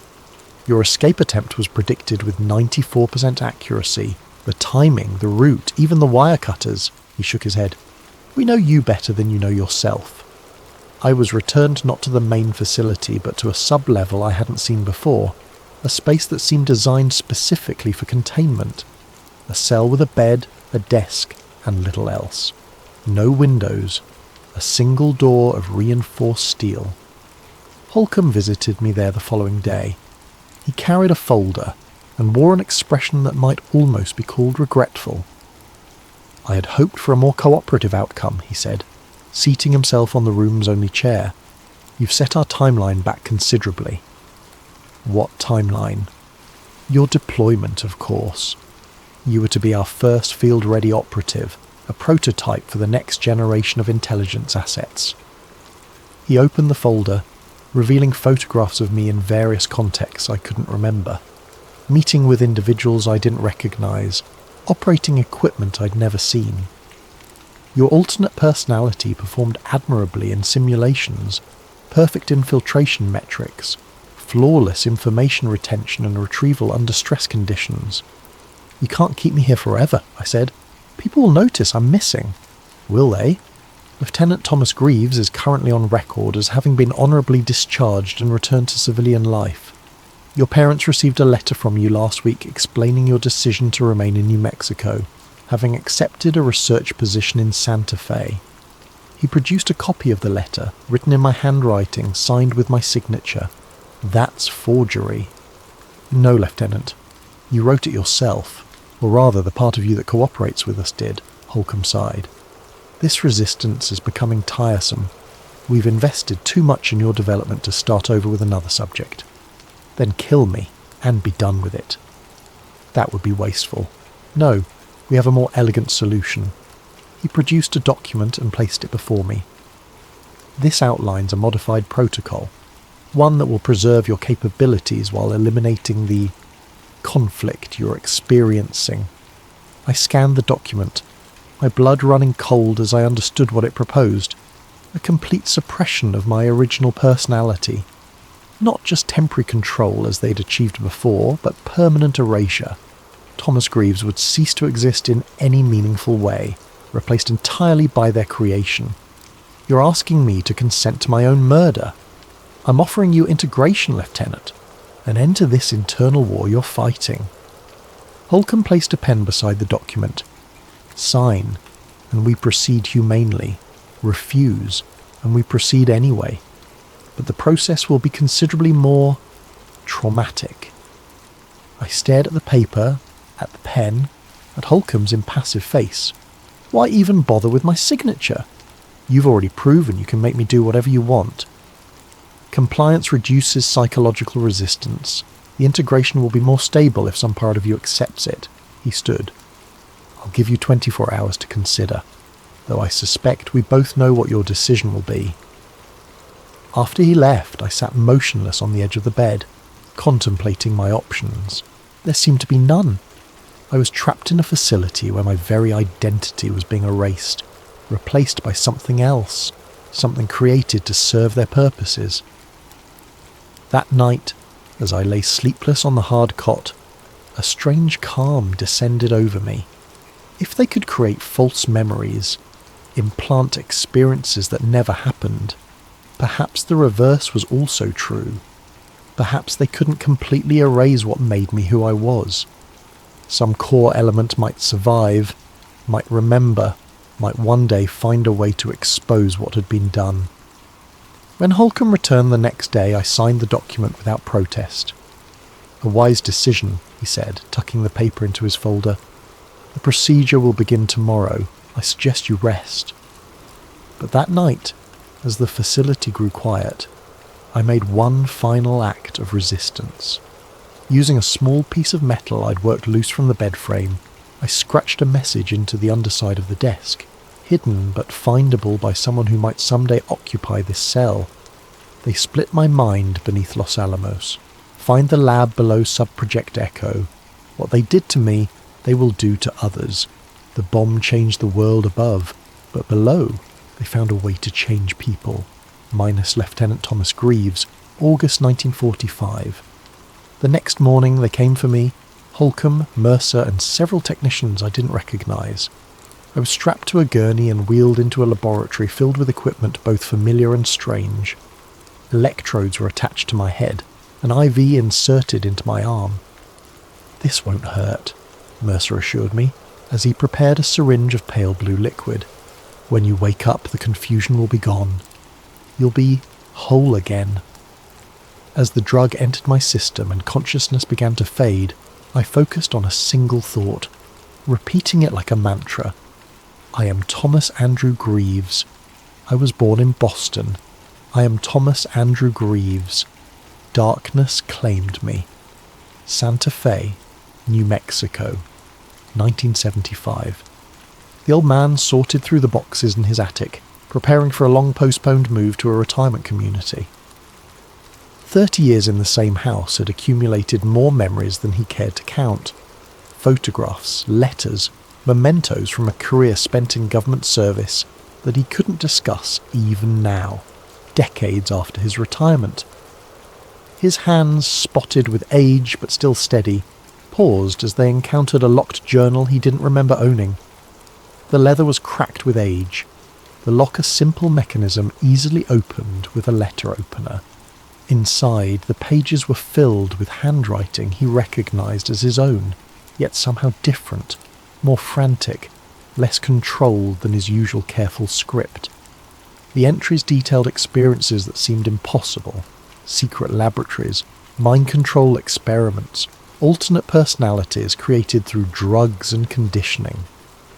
"What nonsense," he murmured, yet something prevented him from closing the journal. The final entry caught his attention. "If you're reading this, and you are me, then they succeeded. They erased Thomas Greaves and replaced him with whatever you've become. But some part of me survived to write these words, to hide this journal where you might find it decades later. Look at your left forearm. There's a scar you can't explain. That's where they inserted the IV during the final procedure. Look at your dreams. Do you dream of other people's lives? Those are fragments of what they put inside you. The bomb changed the world above, but below, they found a way to change people. You were once Lieutenant Thomas Andrew Greaves. Remember." The old man's hand trembled as he touched the small round scar on his left forearm, a mark he'd always attributed to a childhood accident he couldn't quite recall. For a moment, something flickered in his memory. A sterile room, faces behind surgical masks, the sensation of falling through darkness. Then it was gone, replaced by the comfortable certainty of his identity. Thomas Marshall, retired government analyst, widower, father of 2, grandfather of 5. a man with a respectable career and ordinary memories. He closed the journal and placed it back in the box. Clearly some strange fiction he'd written years ago and forgotten, perhaps inspired by those spy novels he used to enjoy. Nothing more. But that night, as he lay in bed staring at the ceiling, a name surfaced from some deep recess of his mind. Sub-Project Echo. The name meant nothing to him, yet it carried a weight, an importance he couldn't identify. Just an old man's imagination, he murmured to the empty room. He drifted off to sleep and dreamed of a young lieutenant discovering a hidden laboratory beneath Los Alamos in 1944. In the dream, the lieutenant scratched a message into the underside of a desk, a warning to those who might come after him. When Thomas Marshall awoke the next morning, he couldn't remember the dream, but he found himself standing at his desk, staring at a phrase he'd apparently written during the night and left beside his bed.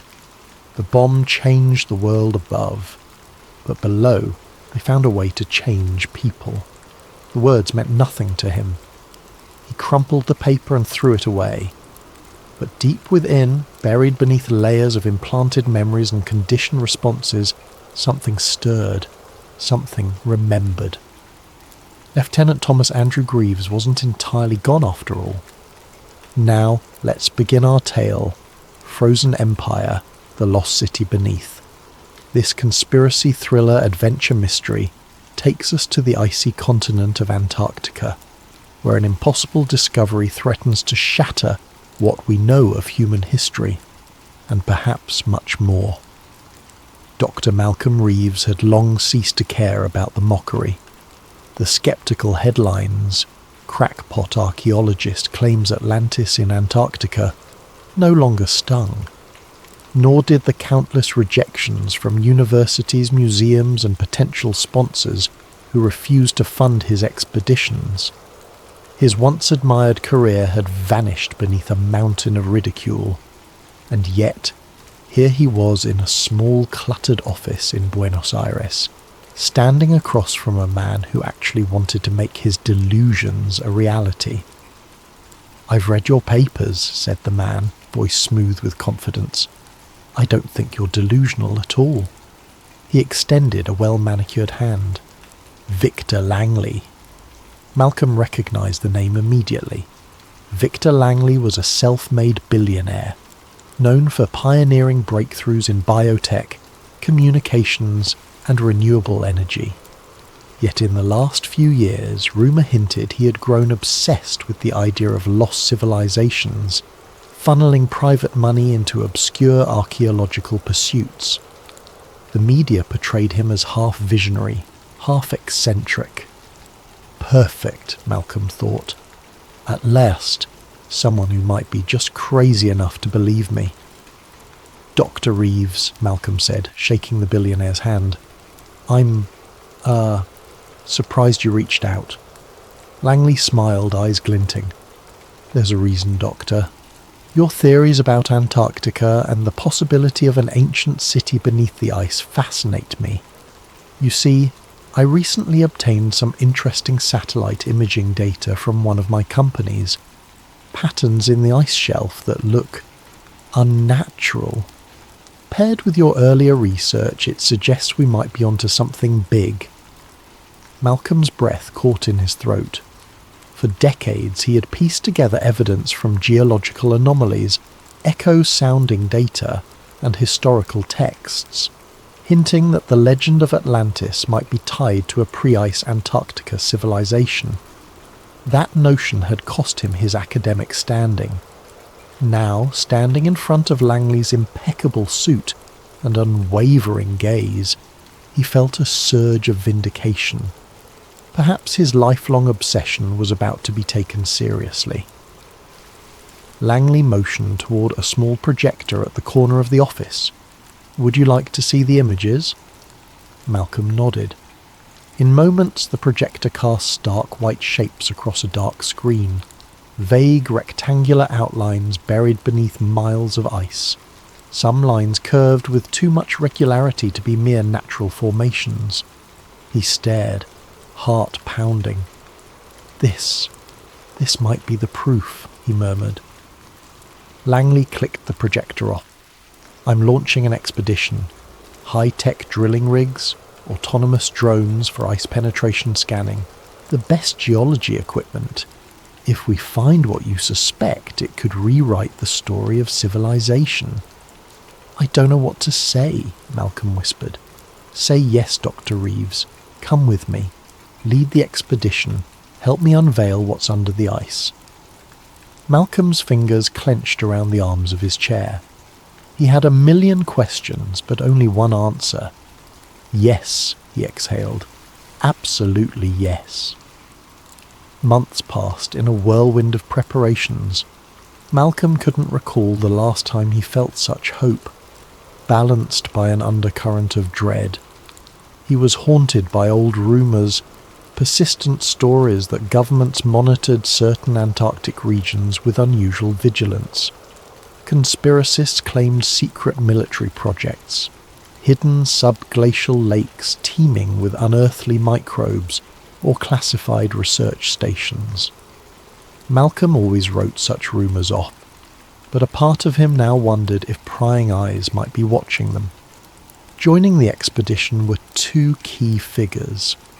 First, Dr. Emily Carter, a renowned geologist with a specialty in extreme polar environments.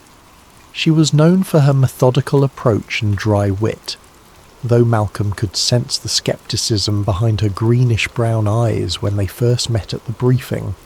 "I'm open-minded," she had said, scanning his notes about possible megalithic structures. "But extraordinary claims require extraordinary evidence," she tapped a foot. "And I've seen no shortage of hoaxes." Malcolm bristled but kept his tone civil. "By the end of this, you might change your mind," she shrugged. "We'll see." The other member was Danny Vega, a documentary filmmaker and self-proclaimed conspiracy buff. His role was to record the expedition from start to finish, capturing the scientific process for a potential film series, though it was obvious he hoped to catch more than just routine drilling footage. He hammered Malcolm with questions while fiddling with his camera rig. "Doc, what if we actually find a lost city? Do you think it'll match Plato's descriptions? Or do you think the ancient alien crowd is right, that it's not human at all?" Danny's words spilled out in a rush, eyes sparkling at the potential for a blockbuster documentary. Malcolm gave a non-committal smile. "One step at a time, Danny." For transport and logistics, Langley spared no expense. They boarded a specialised icebreaker ship bristling with advanced mapping systems. Helicopters, snowcats, and drilling machinery were pre-staged at Union Glacier Camp in Antarctica, courtesy of Langley's vast resources. The entire operation felt more like a military exercise than an archaeological expedition. Dozens of staff, from engineers to security contractors, each sworn to secrecy. As the ship neared the frozen continent, Malcolm couldn't help noticing a US Navy vessel gliding on the horizon. It maintained a steady distance, never venturing too close. "It's just routine patrol," said one of Langley's staff dismissively, but Malcolm felt a quiet tingle of unease. They reached their designated ice shelf, an expanse of white so vast that the horizon blurred into the sky. A sense of awe and foreboding settled over the team. The temperature was merciless, wind ripping across the plains at speeds that could flay exposed skin. But the expedition camp rose swiftly. Heated domes, a mess hall, medical tents, secure labs, and the core drilling site. Flags bearing Langley's corporate logo flapped in the Antarctic gale. The first few days were spent calibrating the equipment. Emily led a crew drilling ice cores and setting up sensors. She reported anomalies in the sub-ice radar readings, patterns that could imply something more solid than typical Antarctic bedrock. Meanwhile, Danny documented everything, from close-ups of the drilling rig to wide shots of the endless snowfields.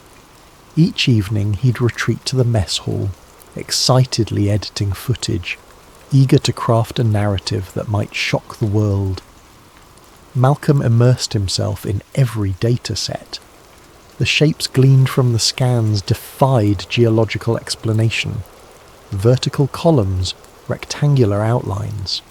He pored over them like sacred texts.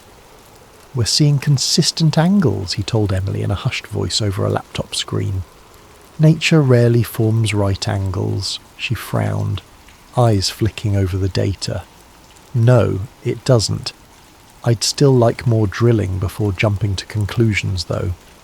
A faint smile tugged Malcolm's lips. "You're the scientist.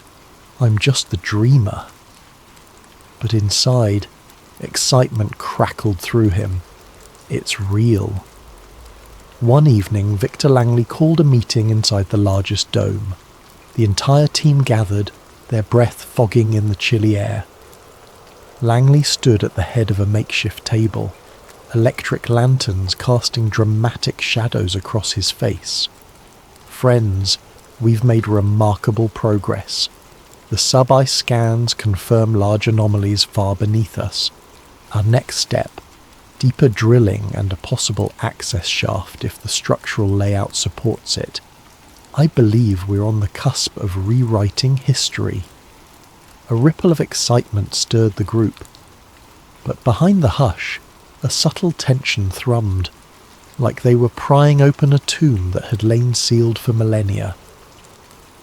Emily exchanged a glance with Danny. Malcolm noticed the flicker of worry in her eyes. He understood.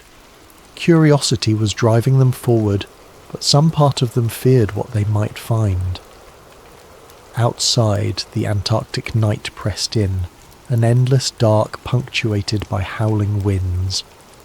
Far in the distance, silhouettes of unfamiliar aircraft occasionally cut across the horizon, skimming low. Danny filmed a couple, but they vanished before he could identify them. The team joked it was just the Antarctic Tourist Patrol. Malcolm, however, couldn't shake a creeping paranoia. He recalled old rumours of a shadow organisation, an international coalition that intervened whenever certain secrets risked exposure, whether advanced ancient ruins, exotic technologies, or anything that threatened to disrupt modern power structures. Of course, that was typical conspiracy talk, often dismissed as nonsense. But in the silent, frozen wastes with unknown watchers possibly lurking, the lines between paranoia and reality blurred. Malcolm closed his eyes that night in his heated bunk, adrenaline coursing through him. Tomorrow they'd drill deeper.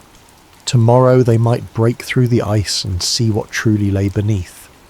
His heart hammered. Atlantis, or something else. Yet in that final moment before sleep he felt a twist of dread. Some discoveries once uncovered might not be allowed to reach the light of day. They began drilling in earnest at dawn. The cold was punishing, temperatures that could freeze exposed flesh in minutes, yet the mechanical drones and specially built rigs functioned flawlessly under Langley's heavy investment. Teams worked in shifts, capturing ice cores that gave them a layered record of Antarctica's ancient climate. But the real excitement came when the deeper sensors pinged new readings, pockets or caverns, just beneath the bedrock. It was as if the land wasn't solid at all, but riddled with hollow spaces. Emily Carter stood near the main drill site, meticulously studying the sensor data fed to her tablet. She brushed a stray lock of hair from beneath her thermal cap. "We've hit an air pocket at about 400 feet below the surface. The bedrock is oddly fractured. It's not a normal geological formation." Malcolm's breath misted in the bitter air. "Which means it's either some kind of cave system or something artificial." Emily gave a cautious shrug. "Let's keep the speculation in check until we have physical evidence." Danny Vega hovered nearby, camera rolling. "Hey, speculation is the fun part," he teased, capturing Emily's disapproving expression. Far more unusual than the geology, however, were the abrupt malfunctions that began plaguing their camp. Communications with the outside world, which had been consistent, now flickered erratically. High-frequency radio signals were drowned in static. Satellite feeds blinked out. One by one, the expedition's drones that soared overhead for mapping runs crashed without explanation. Their flight controllers simply cut off. Langley's top engineer, a wiry man named Park, fumed as each drone was retrieved, battered and useless. "This is sabotage," he muttered to Malcolm. "Has to be. We tested these systems thoroughly." Malcolm glanced at the horizon, recalling the silhouettes of strange aircraft they'd seen nights before. "It might be external interference," he offered carefully. "Electromagnetic pulses from a research station, or even from something under the ice." He paused, swallowing. "Or from someone who doesn't want us here." Park didn't reply, but the tension in his jaw spoke volumes. That afternoon, a hush fell across the camp as the main drill rig broke through into open space. The rig operator shouted, voice crackling over the intercom, "We've breached a void beneath the ice, confirming a subterranean cavity." Cheers erupted among the crew. Malcolm's heart soared. For decades he'd been mocked for daring to believe in an advanced civilization under the ice, but now raw data was proving there was something beneath them. "Prep the cameras and harness gear," Langley barked, striding across the ice with resolute steps. "We'll send a reconnaissance drone down the borehole to see what we're dealing with." Inside the control dome, they huddled around monitors. The newly deployed reconnaissance drone, a small sphere-like machine equipped with lights and a camera, descended through the shaft the rig had created. The screen showed ice walls for several seconds, then a sudden drop into an open chamber. The drone's floodlights flickered, revealing what looked like carefully hewn stone. Perfectly cut edges, bizarre inscription carved into surfaces, clearly artificial and clearly ancient. Gasps rippled through the group. Emily's jaw dropped. That's impossible. No known civilization was advanced enough to carve something like that here. Malcolm let out a ragged breath. "We need to explore it in person. This might be the greatest find of our age." Victor Langley's expression was unreadable, an odd mixture of triumph and something else. Hunger, perhaps. "We descend tomorrow," he declared. "Get the gear ready." They wasted no time. By early morning, a specialized elevator cage was rigged inside the borehole, allowing a small team to safely lower themselves into the depths. Malcolm insisted on being part of the first group, along with Emily, Danny, and 2 additional support staff. Carter, an athletic young mountaineer, and Dr. Vega, whom Danny jokingly called my older cousin, though they weren't relate. Lanterns clipped to their harnesses provided meagre pools of light, revealing ancient stone beneath layers of ice. The deeper they went, the more the world above seemed to vanish. Only the scraping of the elevator cables and their own anxious breathing reminded them they weren't entombed. Finally, the elevator cage lurched to a stop. They stepped out onto a rough stone floor. It was colder than the surface, if that was even possible, and eerily still. Emily clicked on a high-powered flashlight, sweeping it across walls carved with strange symbols. Some looked geometric, while others depicted tall figures standing beside smaller humans, almost as if they were guiding or ruling them. "Look at this," Malcolm whispered, stepping carefully toward a slab of what appeared to be smooth black rock set into the wall. The surface shone in the flashlight beam, faintly reflective, inscribed with lines that reminded him of cuneiform but with an otherworldly flair. Danny filmed everything in stunned silence. "Are we "This is Earth," he muttered under his breath. Emily knelt down, brushing at a half-buried tile beneath her feet. "This craftsmanship, it's not just advanced for the Ice Age, it's advanced for any age. The level of precision is unreal." Malcolm's mind raced. Could these be remnants of a civilization that thrived before the world's known history? A city that sank not into the Atlantic but under shifting ice sheets over tens of thousands of years? The notion buckled his knees. "I knew we'd find something," he said, voice trembling. "But this, it surpasses all my dreams." They explored deeper into the corridors.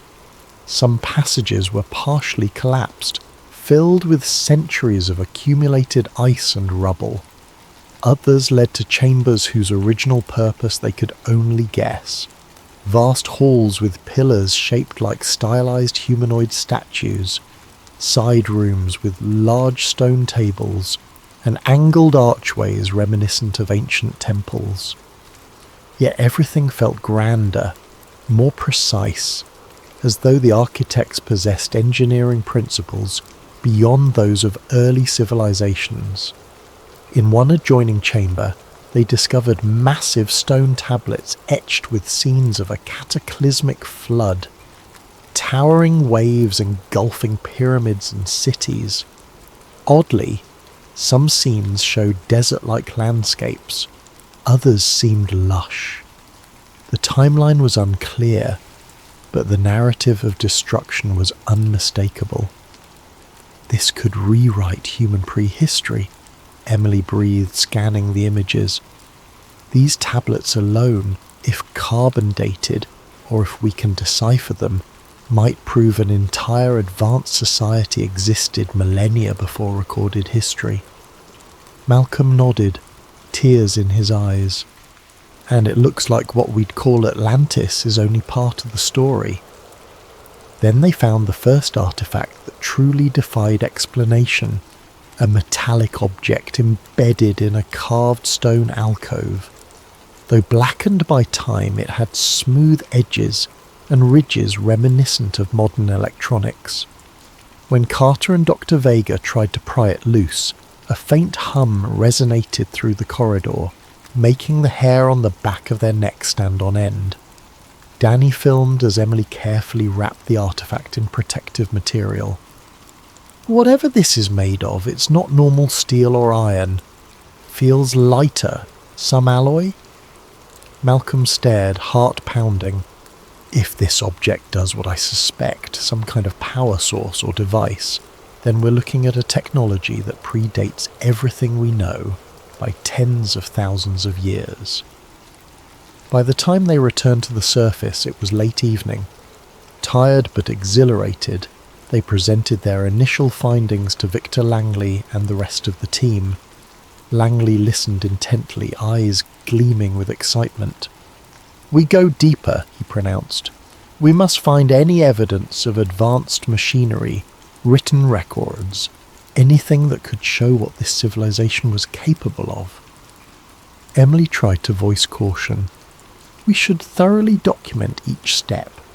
The entire environment down there is fragile. We could easily destroy valuable information if we push too fast." Langley gave a tight smile. "Duly noted, to Carter. However, time is of the essence, especially given our sudden drone malfunctions and communication losses." "What about the possibility that someone else is interfering?" Malcolm asked carefully. "We've seen unmarked planes overhead.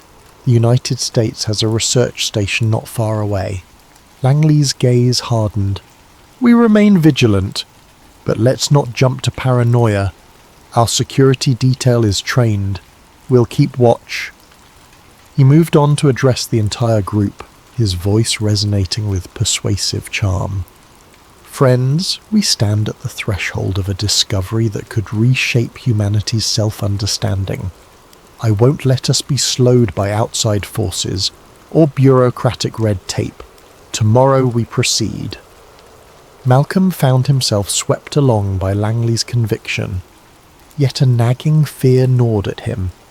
Ancient legends often warned of forbidden knowledge, of curses that befell those who pried too far into hidden realms. Rationally, he dismissed such superstition, but after the day's revelations, rationality felt fragile. That night, as the team tried to rest, the wind outside howled louder than ever. Tent walls shook, gusts of ice-laden air piercing every gap. In a separate corner of the camp, a small group of armed security personnel huddled around a radar station. Unbeknownst to the scientists, the screen picked up new signals. Multiple aircraft inbound, travelling low and without transponder IDs. The guards exchanged tense glances. The polar darkness cloaked more than just the ancient city, and come morning the expedition would find that not all watchers were content to let them unearth secrets that might upend the world's power structures. Morning broke with an unsettling quiet. The usual Antarctic wind had died to a ghostly whisper. In the thin light, the sprawling camp seemed more vulnerable, a cluster of human constructs dwarfed by endless ice. Malcolm Reeves felt a deep pressure in his chest, a mix of excitement and dread. They were on the verge of something monumental, yet the sense of being monitored loomed larger than ever. Victor Langley, seemingly unfazed, gathered the principal team in the command dome for the day's briefing. Energy ran high. They would enlarge the entrance tunnel, send additional crew into the ruins, and start collecting more evidence. The camera feeds from below, combined with the samples taken on day one, were shocking enough. Yet Langley craved more. Proof of advanced technology that could revolutionize modern science. Or, in his quietly admitted hope to Malcolm, something that might place me on the pinnacle of human discovery. Still, as the briefing concluded, one of the security leads, a broad-shouldered man named Ortega, stepped forward, brow furrowed. "Sir, we've detected unidentified aircraft on radar since last night. Low-flying, no transponder. They haven't engaged us, but they circle periodically." Langley's jaw tightened. "Could be foreign research teams, or the US base. We stay alert. If they land without clearance on our site, we treat it as trespassing." Emily Carter interjected, "Shouldn't we at least send a radio message or clarify who they are?" Langley shook his head firmly. "Can't risk alerting them to what we've found. Let's keep our communications minimal." Malcolm watched Emily's face. He saw the doubt flicker there, this desire to do real science overshadowed by Langley's controlling secrecy. A tension was brewing that might erupt if they weren't careful. Within hours, the crew had widened the borehole shaft enough to lower more substantial equipment. The second descent team included Reeves, Dr. Carter, and 3 other specialists. Danny Vega and a smaller camera crew would follow after, as the space was still tight. Langley chose to remain topside initially, overseeing the operation from the control dome. "I want an unfiltered feed of whatever you see down there," he told Malcolm. "Keep me updated in real time." Strapped with harnesses and wearing thick thermal suits, the group descended. Emily's eyes gleamed with cautious wonder. Malcolm felt an almost childlike giddiness. Could they truly be walking among structures older than any known civilization? Each second felt surreal. The elevator reached the ancient corridor once more, but this time they had brought stronger lighting rigs. Illumination spilled across the carved walls, revealing intricate patterns that had been hidden in shadows before. The lines told stories, towering waves, cities of spired architecture, humanoid forms in conflict with bizarre serpent-like creatures. Interspersed were mysterious symbols reminiscent of an unknown script. "It's some form of proto-writing," said a linguist named Hayden, who had joined the second descent. He carefully traced one symbol with a gloved finger. "But I can't even guess at its meaning. We'll need high-resolution images."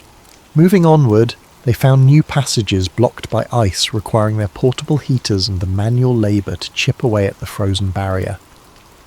After an hour of painstaking work, the team broke through into what looked like a vast underground atrium. Pillars soared overhead, each carved with abstract shapes reminiscent of an advanced aesthetic. The ceiling was so high it disappeared into darkness, even with the floodlights. At the atrium's centre stood something that made Emily's breath catch. An enormous stone statue, at least 20 feet tall, depicting a humanoid figure with elongated limbs, swirling robes, and an ornate headpiece. It was flanked by two smaller statues, each one equally alien in style. "That's definitely not typical Atlantean lore," Malcolm murmured in awe. "If it's representing an actual race, they were different from us. Either that or it's highly stylized." Hayden swallowed. "We might be dealing with an entirely unknown culture that predates all recorded civilizations. It's bigger than the pyramids, bigger than anything." As they crept closer, their footsteps echoed eerily in the chamber. The statue's eyes seemed to follow them, carved from some reflective gemstone that caught the beam of flashlights and refracted it like small suns. Malcolm suppressed a shiver, recalling half-remembered myths of watchers or guardians in fabled lost cities. "Just stone," he told himself, but a chill prickled his spine. At the statue's base they found a large circular platform made of a metallic alloy. Although discoloured with age, it resonated with a faint hum when struck. Emily knelt down with a portable sensor. "It's giving off a low-level electromagnetic field. This shouldn't be possible for inert metal, unless there's a power source somewhere." Malcolm's heart hammered. A lost city with a functioning power source after millennia? The notion defied all logic, yet here they were. He felt a swirl of excitement and dread, fearful of what else might be hidden beyond their understanding. Meanwhile, topside, Danny Vega was busy filming as the second descent commenced. He captured the elevator cable's lowering gear, the tense faces of the expedition members left behind. A hush of anticipation coated the camp. In the distance, the wind picked up, scattering ice crystals that gleamed like diamonds under the dull Antarctic sun. Then everything changed. A watchtower guard spotted movement on the horizon. Several vehicles, heavily tracked, heading straight for them. Helicopters rumbled overhead. Zrenia, black silhouettes slicing through the pale sky. The guard shouted into his walkie-talkie, "Inbound approach, military vehicles, unknown affiliation."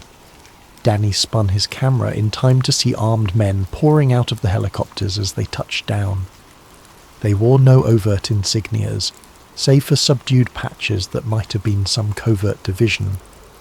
Leading them was a tall, stern-faced figure with close-cropped hair and a fixed glare. Agent Elias Grant. Victor Langley burst from the command dome, hands raised. "This is private property. We have all necessary permits for scientific research." Grant cut him off with a curt gesture, flanked by a line of armed soldiers. "By order of the United States Special Division, this area is under federal quarantine. Cease operations immediately." Langley's eyes blazed with anger. "Special Division? I've never heard of..." Grant's expression remained rigid. "I don't care what you've heard. We have authority here. You and your people will stand down or face detainment." Around them, the camp erupted in confusion. Langley's security detail moved to intervene, but quickly found themselves outmatched. The newcomers carried advanced weaponry and had arrived in overwhelming force. Danny ducked behind a supply crate, filming the entire confrontation. His heart pounded. This is what we were afraid of. They want to shut us down. Langley attempted to stand his ground. I invested millions in this legitimate expedition. We've discovered historical relics that belong to no single nation. He tried to speak in a calm but firm tone. If you're claiming jurisdiction, you must have a reason. Let's see your legal documents. Agent Grant gave a thin smile. This is not a debate. Gather your team. Stop the drilling. We'll discuss the details in private. He snapped his fingers, and soldiers advanced, pointing rifles at the drilling machinery, the data stations, everything. A soldier smashed the camera on a tripod with the butt of his rifle. Rage twisted Langley's features, but before he could retort, Grant continued, "We have no interest in harming you, but I strongly recommend you comply if you value your safety." Below the ice, Malcolm and the second group remained oblivious to the chaos above. They pressed deeper into the grand atrium, marvelling at each new discovery. Emily's voice carried over the comlink to the surface, describing the environment, but only static crackled back. She frowned. "We've lost contact. Could be the interference again." Malcolm nodded. "We'll head back up soon to relay everything in person." He turned to examine a corridor branching off from the atrium. Even from several feet away, he sensed a faint vibration underfoot, like a hidden heartbeat. Could it be subterranean geothermal activity? Or was it something else powering the metallic platforms? Suddenly, the overhead lights flickered. One by one, the portable floodlights they'd set up began to fail, plunging the chamber into a gloom lit only by their headlamps. Hayden cursed under his breath, tapping at a device clipped to his belt. EM readings just spiked again. Something's interfering with our power sources. A low rumble shuddered through the ground, causing ancient dust to drift from the ceiling. Emily shot Malcolm a concerned look. "We should go. This place might be unstable." Before they could leave, a small portion of the floor near the statue's base cracked. The centre of the metallic platform sank half an inch, as if triggered by an unseen mechanism. A swirl of air rose from the gap, carrying an earthy, acrid odour. The rumble intensified, reverberating through the corridor. Malcolm's eyes widened. We must have triggered a trap, or some kind of defence system. Emily grabbed his arm. "Let's move." Their radios crackled with a sudden burst of static. Then Agent Elias Grant's cold voice filtered through. "Dr. Reeves, Dr. Carter, this is the United States Special Division. You will return to the surface immediately." Malcolm froze, exchanging alarmed glances with Emily. "Special Division? That's not our people. Who?" Grant's tone brooked no argument. "We have secured your camp. Cease all activity and ascend now, or we will forcibly remove you. A retrieval team is en route." Malcolm's stomach sank. The discovery they dreamed of was about to be snatched away by a faceless authority. Emily's brow furrowed with desperation. "We can't just abandon this place. The world needs to know." But the corridor shook again. Chunks of ice fell.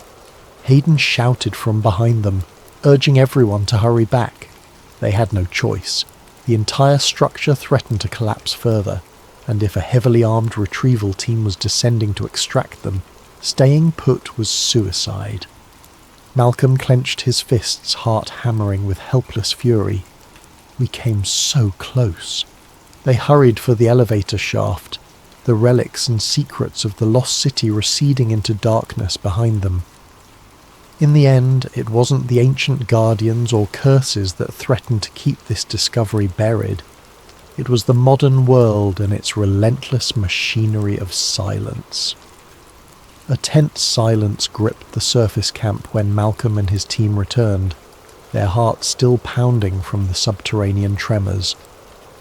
Armed soldiers in black tactical gear patrolled every inch of the area, confiscating equipment, smashing drones, and escorting expedition personnel into containment zones. The air crackled with hostility. Victor Langley rushed forward, face contorted with anger. "Malcolm, are you all right?" He gestured at Agent Grant, who stood at a short distance, issuing orders to subordinates. "This man is shutting us down, says it's a matter of national security." Malcolm's gut twisted. "We found extraordinary evidence down there, Victor. We can't let them just—" Grant strode over, cutting him off. "You will speak only when spoken to, Doctor. Reeves. This entire operation is suspended. The artifacts and data belong to the US government. Effective immediately." Emily, stepping forward, tried to keep her tone measured. "You have no right. This is an international territory. Antarctica is governed by international treaty." Grant's cold gaze swept over her. "Your treaty doesn't apply to technologies or phenomena that threaten global stability. This is classified beyond your pay grade, Doctor." Carter trembling with fury, Langley barked, "I'm an American citizen, a private contractor with full permits." Grant's lips curled into a thin smile. "Your permits are void." He turned to one of his men. "Secure Mr. Langley in the command dome. Our superiors will want to debrief him." Two soldiers seized Langley's arms. He tried to resist, but a swift strike to his gut doubled him over. "You can't do this," he gasped. "I'll sue." Grant dismissed him with a wave. "Take him away. The rest of you, drop your gear. Move to the containment tents. Now." The group looked at each other, uncertain. Fear coiled in Malcolm's belly. He could see the lethal glint in the soldiers' eyes. They weren't bluffing. One by one, the expedition members complied, relinquishing cameras, laptops, protective cases holding artifacts. Danny Vega, carefully cradling his camera, tried to slip away unnoticed, but a soldier yanked it from his grip and smashed the lens underfoot. "No!" Danny howled, lurching forward. Another soldier cracked him across the jaw with a rifle butt, sending him sprawling. A hush fell as the entire expedition watched, horrified, while the armed men dragged Danny off, blood trailing from his split lip. Malcolm stepped in front of Emily as if to shield her. "Please don't harm them. We'll cooperate," he said, voice wavering with controlled panic. Grant nodded curtly, then gestured. "You, Doctor. Reeves, come with me. The rest go to Tent B." Before Malcolm could protest, rough hands clamped onto his arms, forcing him to follow Grant toward a separate, smaller dome. With a last desperate glance, he watched Emily and the others being herded away, their faces etched in fear. Inside the small dome, a single metal table and 2 chairs awaited, reminiscent of an interrogation room. The air was thick with tension. Grant motioned for Malcolm to sit, then took a seat opposite him. A solitary lamp cast sharp shadows across the agent's angular features. "You've made a significant discovery," Grant began, flipping through a dossier stuffed with the expedition's notes. "Multiple subterranean chambers, advanced artifacts, possibly non-human remains. Is that correct?" Malcolm swallowed. "Yes, but who are you people really? You can't just—" Grant slammed a hand on the table, making Malcolm flinch. "We ask the questions, Doctor. Reeves. Our division has known about certain anomalies in Antarctica for decades. We've allowed limited scientific presence to monitor them, but your expedition pushed too far, threatened to reveal data that would cause complications for global security." Malcolm's frustration boiled over. "That's insane. This discovery belongs to humanity. You can't hide it." Grant gave a tight-lipped smile.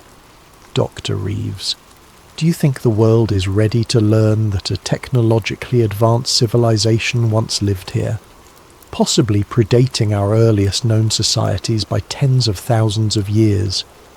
The religious upheaval, the rewriting of textbooks, the potential for panic.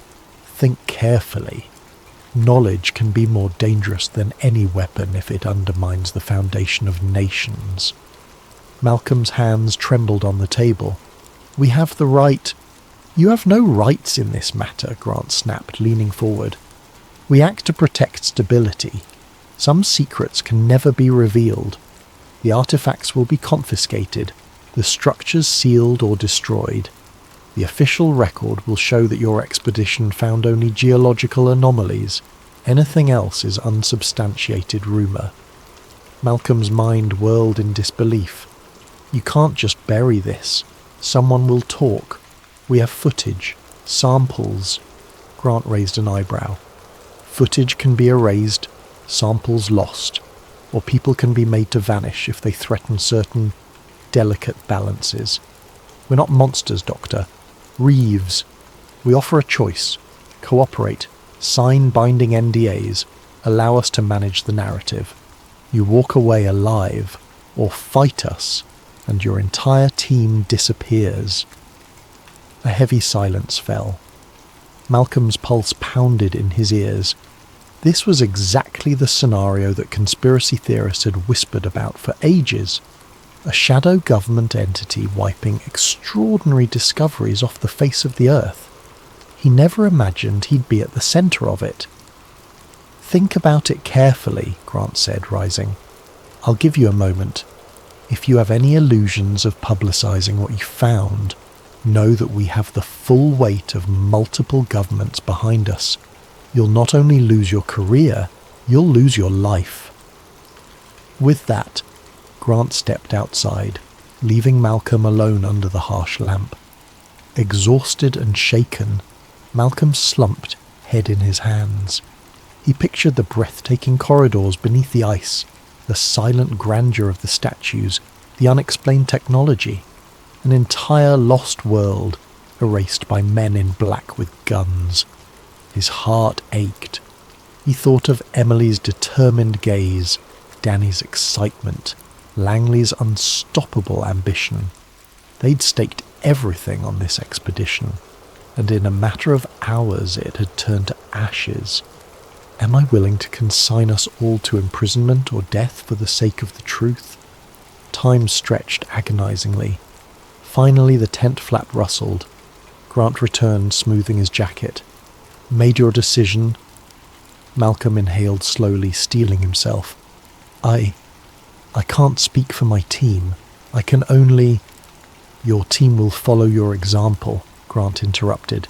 "They respect you." Malcolm's voice shook. "And if I sign your damned forms, you'll let us live? Let them go free?" A flicker of triumph shone in Grant's eyes. "Yes. Under the condition you never speak about the ruins or the artifacts, we'll secure the site. This conversation, your entire expedition, will be classified. Officially, you discovered nothing." The words stung, but the thought of Emily and Danny being harmed was worse. Malcolm clenched his fists. "Let me see them. Let me confirm they're safe." Grant motioned to a guard. "Take Dr. Reeves to Tent B." Then, to Malcolm, he added quietly, "You'll find them unharmed, provided they remain cooperative." They led Malcolm through the camp.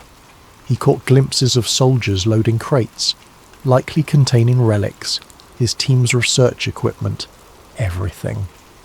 A cargo helicopter loomed overhead, rotors thundering. This was a full-scale erasure. He spotted charred remains of documents in a burn pit. The entire record of their discovery was being systematically destroyed. In Tent B he found Emily, Danny, with a bandage on his swollen lip, and the others huddled on cots. Relief flooded their faces at the sight of him. Emily rushed forward, gripping his arms. "Are you okay? What's happening?" Malcolm forced a thin smile. They want us to sign NDAs, surrender the evidence, then they'll let us go. They confiscated my footage, Danny muttered, eyes blazing. Destroyed my backups, but I hid one micro SD card, he added in a lower tone, glancing around nervously. If I can get it out of here... Don't, Malcolm whispered urgently. It's too dangerous. They're searching everything. If they find contraband, we could all vanish.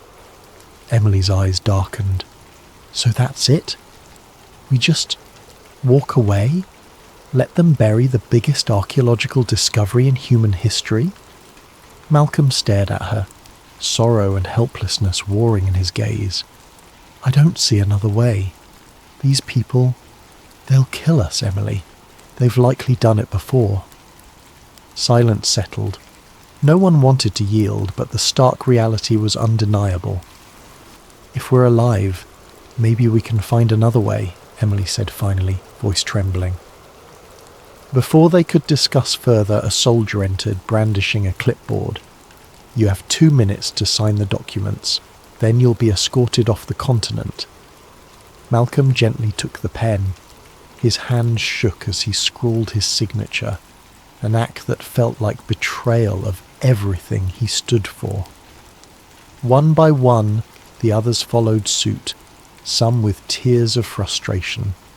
In that moment, the dream they had all shared was extinguished under the iron boot of secrecy. Outside, the howling wind picked up, throwing a swirl of snow across the camp. Black helicopters awaited, engines droning. Soldiers hustled the scientists aboard, offering no chance for parting glances. Danny's camera, once his prized tool, lay crushed in the frozen mud. Emily, hugging her arms, cast a final haunted look at the white horizon. Malcolm forced himself not to cry. High above, Agent Elias Grant watched impassively as the helicopters lifted off, carrying the expedition members away like prisoners. His mission wasn't over yet. He turned, barking orders to demolish the main borehole entrance. The entire site needed to be sanitized. The lost city below would remain a myth, its secret sealed once more beneath the ice. Grant knew that some truths had to stay hidden, and if that meant burying entire civilizations and the dreamers who dared to uncover them, so be it. 3 days later, the battered remains of the expedition team arrived at a remote US outpost in southern Chile.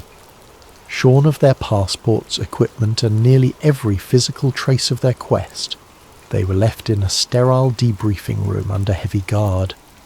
Finally, in a bizarrely anticlimactic gesture, men in suits returned to distribute newly printed passports, each marked with an exit stamp. Their official travel route had been fabricated.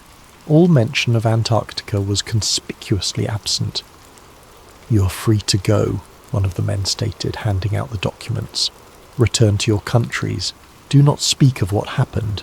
You have been warned." The group exchanged hollow glances. They were free in name only. Each carried a silent weight, knowing the truth about something that the powers that be had decided must remain buried. Malcolm Reeves rode a shuttle bus to Santiago, flanked by Emily and Danny. All three stared at the passing landscape with vacant expressions. It seemed impossible that just a week ago they'd been standing on the brink of the greatest discovery in history. Now it felt like a dream, one they were forbidden to share. Eventually Danny broke the silence. "I'm sorry. About the camera. The footage, he rubbed the bruise on his jaw. They took everything." Malcolm swallowed, forcing a weak smile. "You did your best. They had an entire operation to silence us." Emily gazed out the window, her voice distant. "What if we talk to the press anyway, anonymously? Leak our story online?" Malcolm sighed. "With no evidence, we'll just sound like lunatics, and they'll come after us if we try. You know that."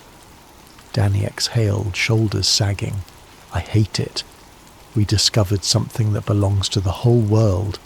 Now it's locked away." Silence returned, each of them lost in the swirl of regret. The bus rattled on, delivering them to a world that would never know the truth, at least not from them. Days turned into weeks. The expedition teams scattered, each coping in their own way. Some tried to slip back into academic or corporate jobs, haunted by nightmares of the lost city they had glimpsed. Others broke down emotionally, battered by guilt and fear. A few vanished outright, rumoured to have changed their identities to evade potential watchers. Dr. Emily Carter took a leave of absence from her research institution.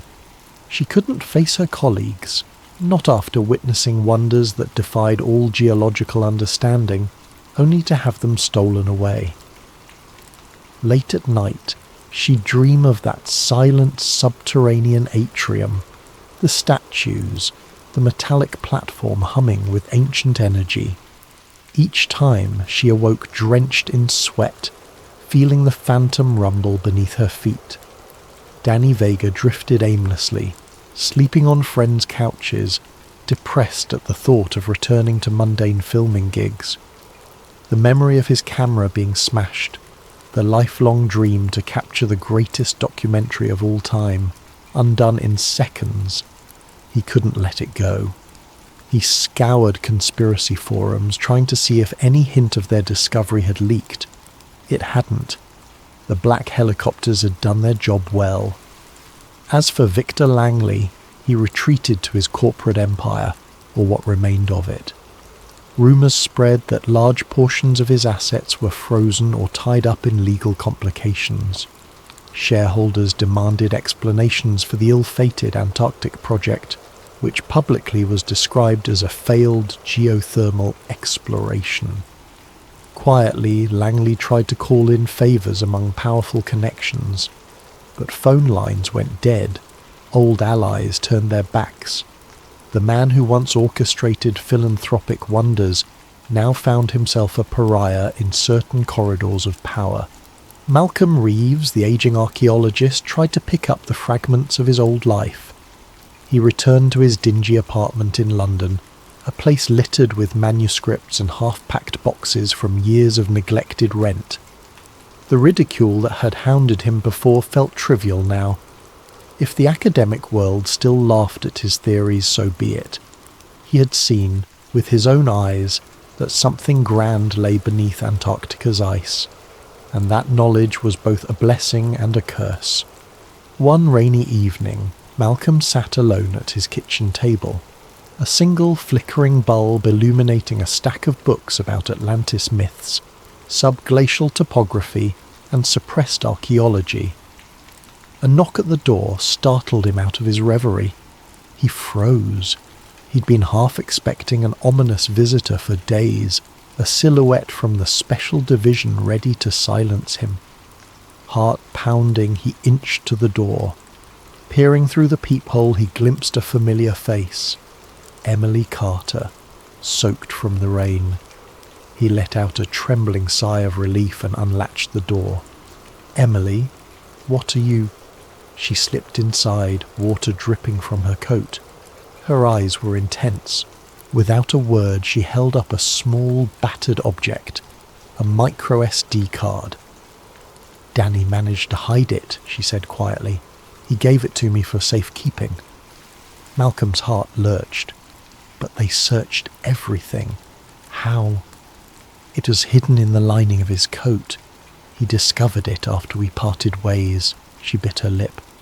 It doesn't have all the footage, but maybe it's enough to prove we're not insane.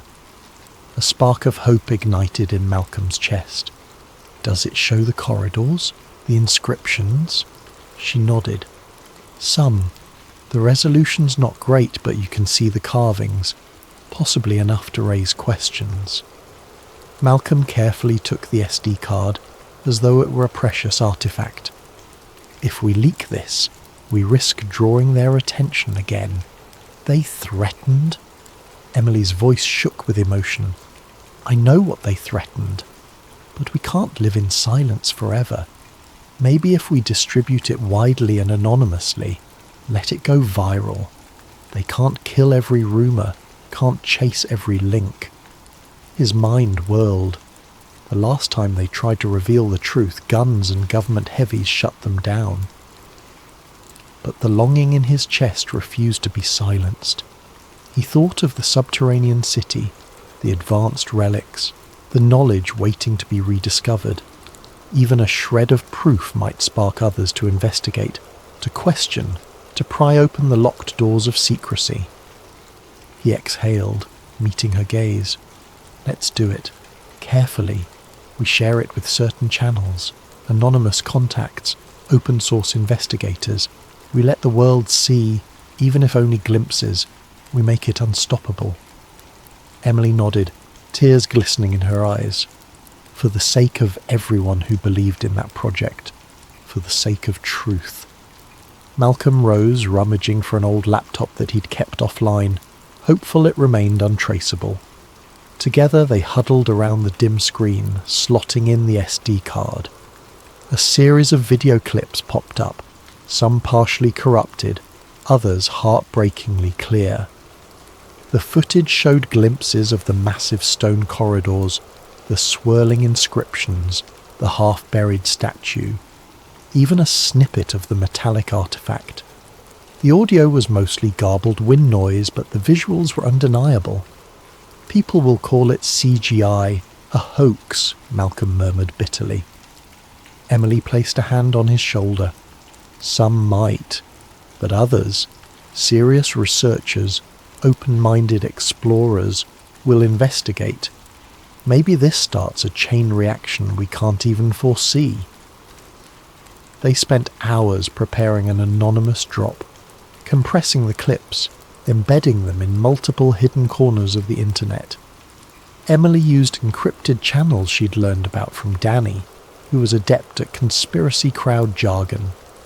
They wrote a short statement. Footage from a suppressed Antarctic expedition. Ancient ruins discovered. Forcibly covered up. Spread this. Don't let it vanish. Their hearts thumped with each keystroke, adrenaline surging in their veins. A single question gnawed at them. Were they damning themselves by doing this? Possibly. But in that moment, conviction outweighed fear.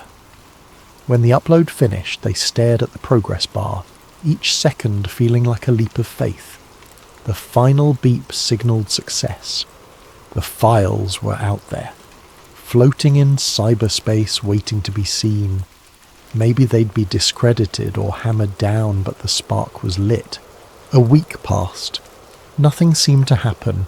No immediate sign that their leak had caused waves.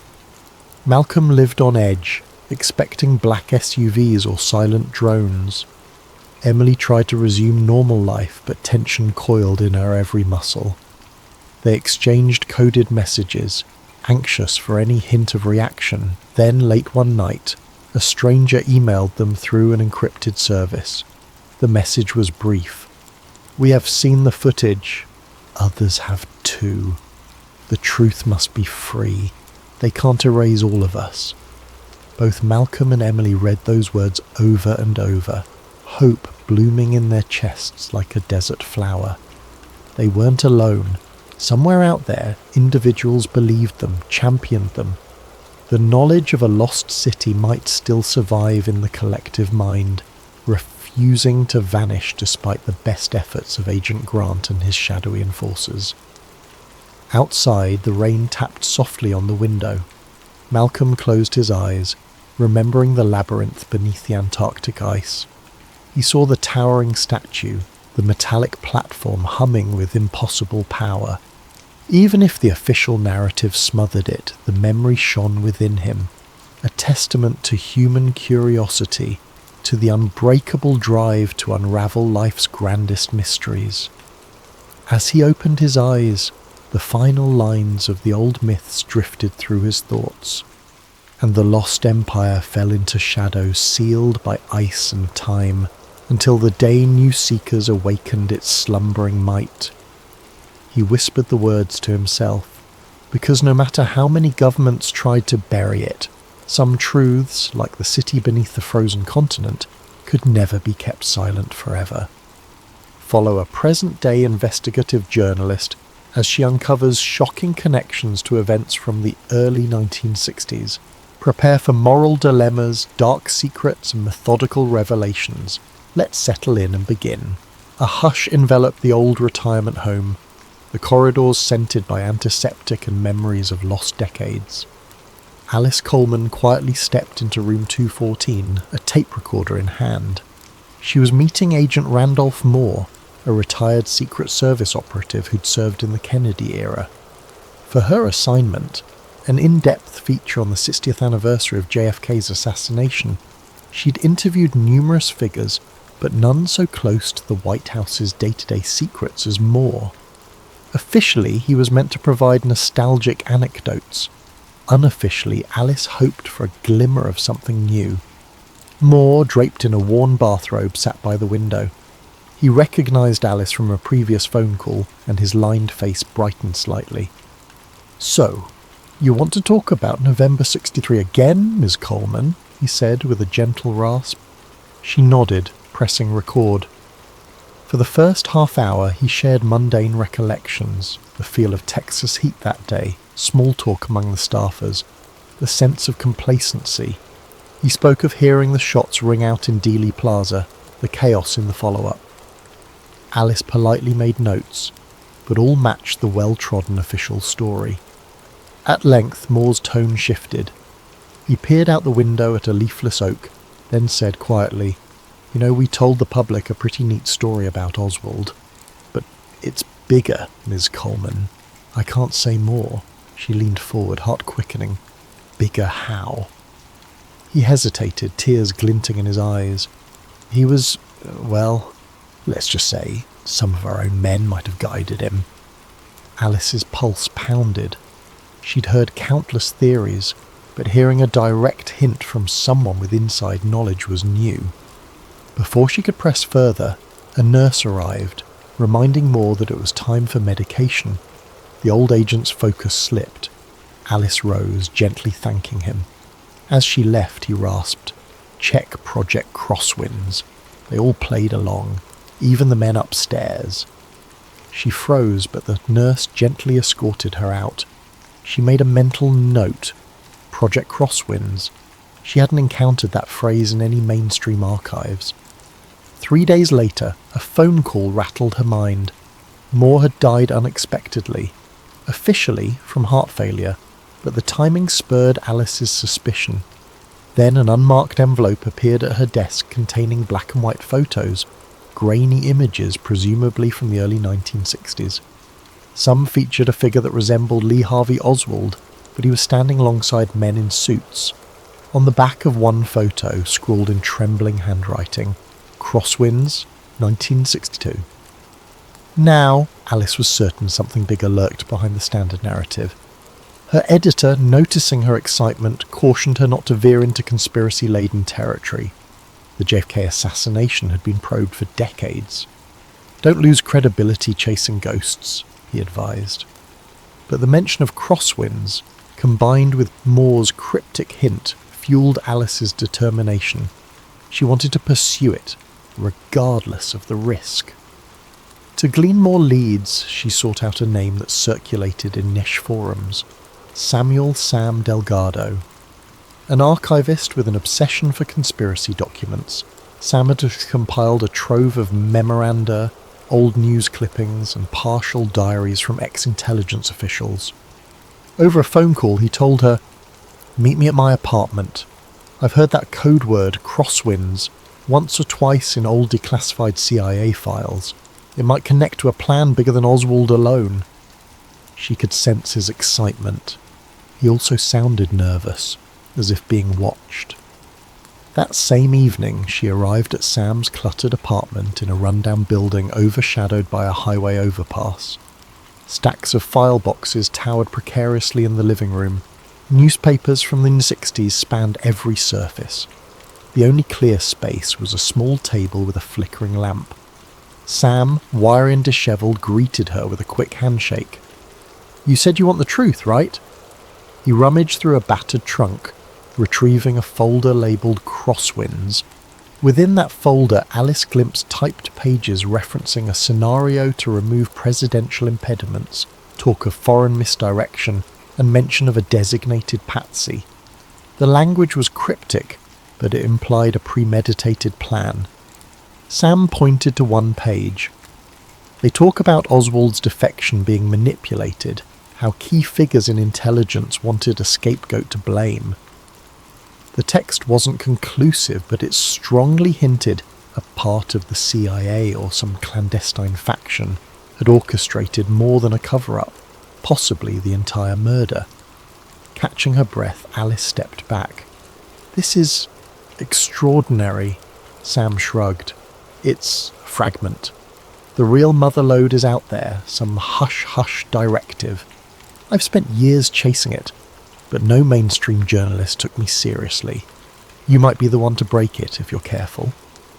He then produced a torn letter allegedly from a CIA official to an army general discussing Dallas' final approach, and all compartments remained sealed. The date was early November. Just then, the apartment's overhead light flickered. Sam paused. "That happens when the building's wiring acts up, but I also suspect we're being watched.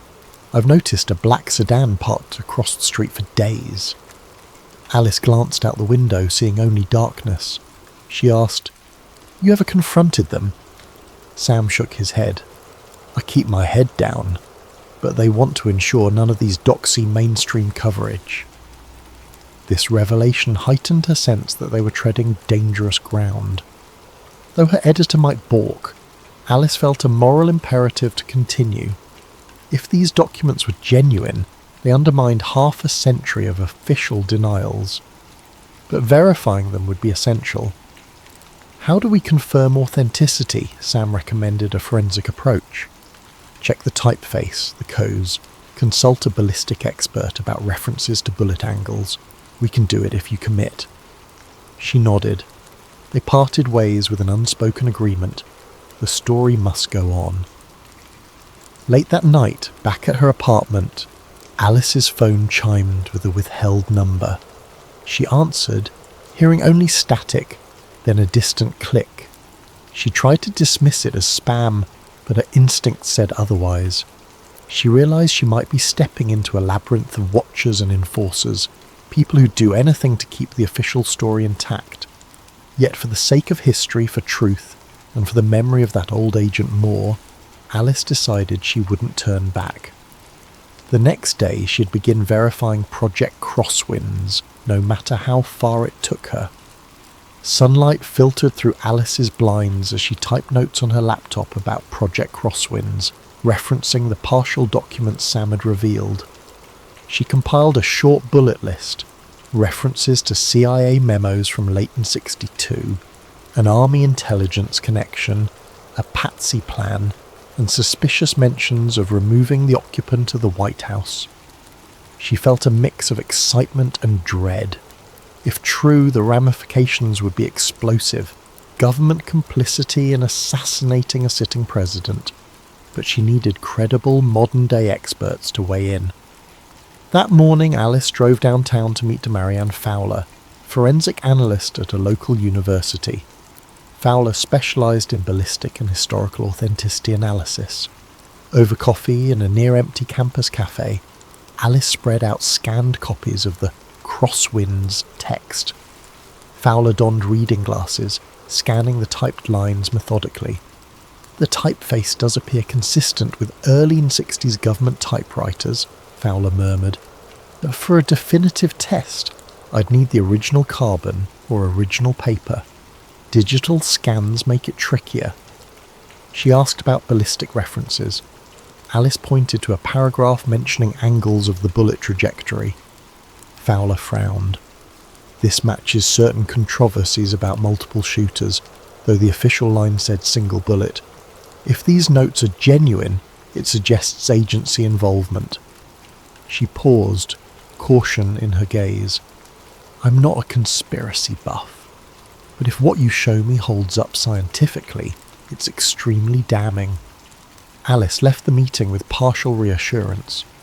Fowler remained sceptical but intrigued, willing to do further checks if they somehow got original documents. Meanwhile, Sam Delgado texted her a new lead. An ex-CIA logistics officer was rumoured to live in rural Louisiana. He might confirm crosswinds, Sam wrote, though he was notoriously reclusive. By midweek, Alice and Sam decided to travel to New Orleans. The city had a swirl of old rumours tying Oswald to local associates or intelligence cutouts. Perhaps they'd find more references. They hopped a flight, quietly checked into a budget motel on the outskirts. Sam insisted on caution, eyeing every parked car suspiciously. "We're definitely on radars now," he muttered. "They won't let Project Crosswinds come out uncontested." In a musty library corner rummaging through local archives, they encountered fleeting mentions of a Major Garrity, an intelligence operative rumoured to have recruited assets in the early 1960s. This name matched some of the faint scrawls in Sam's docs. T. Garrity. Sam gasped softly. Thomas Garrity, CIA paramilitary officer, known for covert ops in Cuba. If Garrity was part of Crosswinds, he might still be around or might have gone underground. One evening, Sam arranged a secret meeting with an elderly man nicknamed Pappy, rumoured to have been a driver for a mob-linked politician in 1963. They met in a dimly lit bar near the French Quarter. Pappy arrived wearing worn slacks, a cane in hand. Over a slow conversation, he mentioned how men in suits visited certain local crime figures, apparently forging an alliance of convenience to remove Kennedy. He recalled overhearing lines about ensuring the blame falls squarely on that Marine. The name Oswald came up in hushed tones. Pappy's account was scattered, but it matched the gist of Project Crosswinds. He said, "Some folks said the plan was bigger than the Mafia, like high-level spooks steering the Mafia as pawns." When Alice pressed for details, Pappy's voice wavered. "I only know they called it a necessary measure. I didn't want to know more."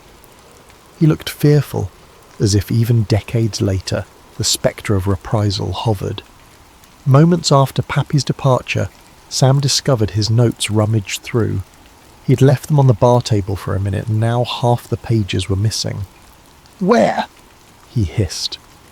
A quiet panic enveloped them. They scoured the bar. The bartender shrugged ignorance. Possibly they'd been pickpocketed. Possibly an agent of Garrity's was lurking, snatching evidence. Sam cursed under his breath, eyes darting about for watchers. Alice realised they must be extremely careful. So far, none of this had gone public, and forces were determined to keep it that way. Returning to the motel, they found the door slightly ajar, the lock jimmied. Inside, the lights were on, the place ransacked. Sam's laptop was gone. The safe with some original documents was forced open. A single note scrawled on the bed. "Stop now." Fear hammered in Alice's chest. This was no random burglary. Sam sank onto a chair, shoulders trembling. "They're serious," he whispered. "If we push further, we might end up like that old Agent Moore." But for Alice, something fundamental shifted. She saw how far these conspirators would go. Retreating now meant letting them bury the truth for good. She phoned Manny, her colleague, summarising the break-in. Manny insisted, "You gotta get out of there, or go public now." She hesitated. The documents were partially stolen, the story was half-formed. She responded, "I need better proof. Then we go public. I can't run off a spree." Manny reluctantly accepted, promising to keep a lookout for suspicious activity back at their city. In the following days, as they tried to salvage leads, they spotted a man trailing them, a tall, stoic figure with a military bearing. On a hunch, Sam recognised him from a decades-old photograph. Thomas Garrity.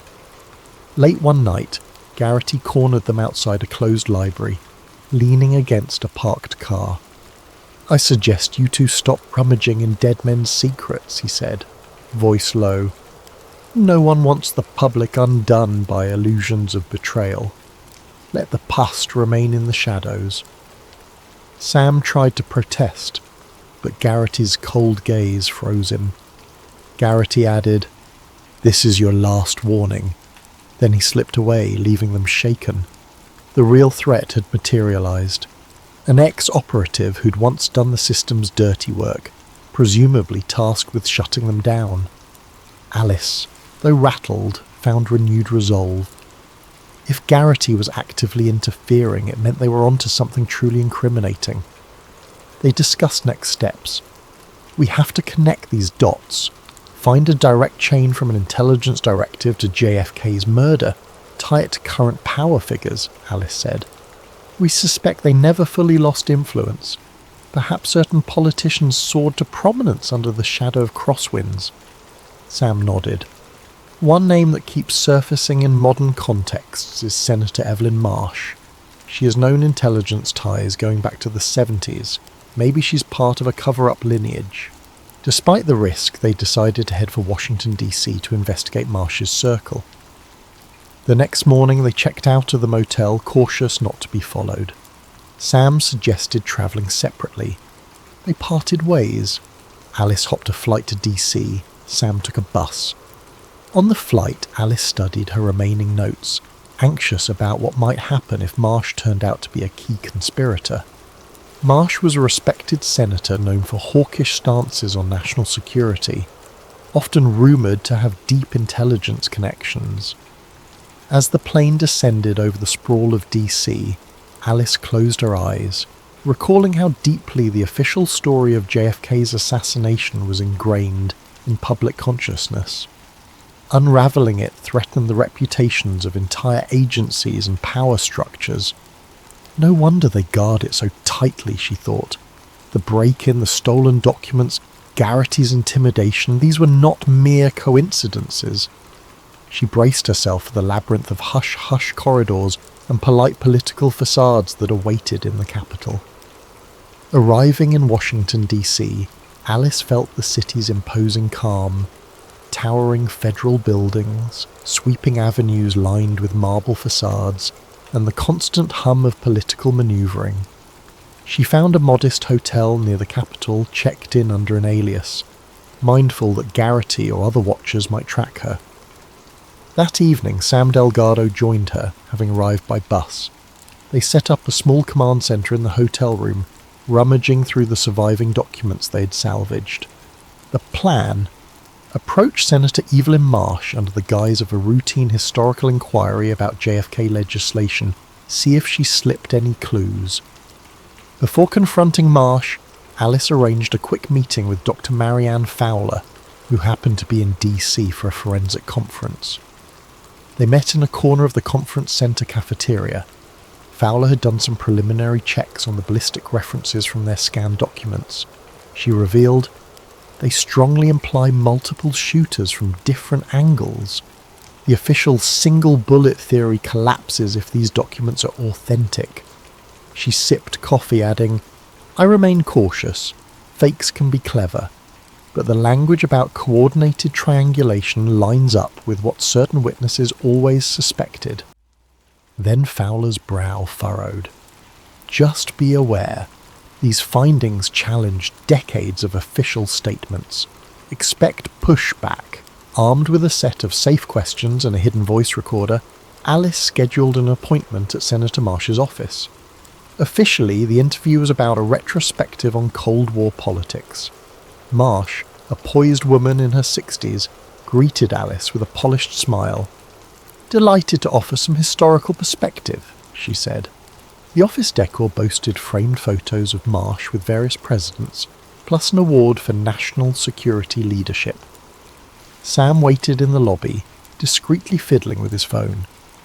Initially, Marsh recited well-rehearsed lines about the era's complexities, praising the intelligence community's efforts to defend freedom. Then Alice gently pivoted to JFK, referencing fresh archival rumours about an inside plot. Marsh's expression tightened slightly. "Those allegations are baseless conspiracy talk. The Warren Commission was thorough," she insisted. Still, her voice carried a subtle tension. Alice pressed further. "What do you know of Project Crosswinds? A newly uncovered directive from the early 60s suggests infiltration by certain intelligence factions. Marsh's jaw clenched. She paused, carefully responding, "I'm not familiar with any such project. Possibly an unofficial rumour. Let's maintain focus on known historical facts." But her eyes betrayed alarm. Sensing the shift, Alice probed. "We suspect the existence of modern guardians of that secret. Would you disavow them?" Marsh stood abruptly. "This interview is over. I won't indulge discredited theories." She escorted Alice to the door, the staff politely but firmly ushering her out. The final glance Marsh gave was a silent warning. Outside, Sam approached, hushed. "That was short. Guess we rattled her." Indeed, Marsh's abrupt cut-off signalled their suspicion was correct. She either knew or was part of something. That night, returning to the hotel, they discovered a typed note slipped under the door. "Marsh is untouchable. Back off." The note had no signature. Sam's paranoia soared. "They have eyes in her office too." Alice found it more impetus to push forward. Over the next few days, they combed through public records of Marsh's early career. They found glimmers of involvement with intelligence committees, hush-hush oversight in the 70s, when certain family jewels documents about CIA misdeeds surfaced. Marsh apparently aided in sanitizing the final report. The puzzle: Marsh had a stake in bearing revelations about the JFK plot to protect not just the intelligence agencies but her own ascendancy, built on that hush. One evening, Sam returned with a lead. An old colleague of Marsh's staff, now retired, might talk under anonymity. They arranged to meet in a quiet suburban diner. The staffer, trembling with nerves, insisted on no recording. He whispered, "Marsh was groomed by a network that thrived after the assassination. She knows how it was orchestrated from within the agency and certain generals who despise Kennedy's approach to foreign policy. They called it crosswinds. I overheard references once. She ensures it remains hidden. If it surfaces, everything unravels. The trust in national institutions, her legacy, everything." He refused more detail, left quickly, glancing over his shoulder in fear. That confirmed Marsh's direct link to the conspiracy's legacy. Alice concluded they needed a single, undeniable piece of evidence tying Marsh and the old guard to the orchestrators in 1963. Something that modern media couldn't dismiss as speculation. Sam recalled hearing rumours of an old CIA safe house in Northern Virginia containing archived materials. It might hold original memos or logs. Such a bold lead was risky, but if Garrity or others hadn't destroyed them yet, it might be their best shot. "We have to look," said Alice, "even if it's a needle in a haystack." As if on cue, Garrity cornered Sam in a convenience store parking lot that afternoon. While Alice waited in the car, she glimpsed them talking tensely. Garrity's stance was threatening, though not openly violent. Sam returned to the car, shaken. "He said we won't find anything. The safe house is empty, cleaned out years ago. Don't be foolish." Then he said next time, "They won't just warn us."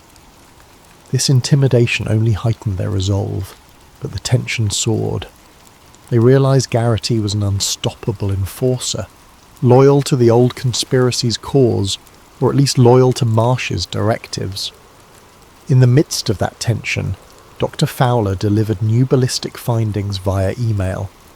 She had discovered anomalies in official ballistic logs from 1963, timing mismatches that pointed to multiple shots from different angles. If your documents referencing those angles are correct, it means the official single-shooter line was impossible. The bullet trajectories dispute it. She concluded, "I now strongly suspect the existence of a covert group directing the outcome. I stand ready to confirm in a published piece if you gather enough additional proof." This was a big step for Fowler, who had been initially reluctant to challenge official narratives. Encouraged, Alice saw a path to building a robust case. Now, they faced a fateful choice: gather the rumoured safe house records, if they even existed, and risk direct confrontation with Garrity and Marsh, or go public with partial evidence, risk being labelled conspiracy nuts, and maybe see that a Fowler's ballistic analysis overshadowed? Considering the high stakes, they decided to press forward. "We can't let them bury it again," Sam said. "We find that safe house or any surviving records. If it's empty, fine, we tried. If it's not, we might blow this wide open." Though fear gnawed at them, the moral weight of revealing how the democracy's highest office might have been toppled by internal conspirators overrode their caution. They planned a stealth approach. Sam had gleaned the approximate location from obscure footnotes. They'd drive out at night, carefully avoiding watchers. The next day, they'd attempt a clandestine search. The risk was enormous, but with Garrity and Marsh looming, the window of opportunity was closing.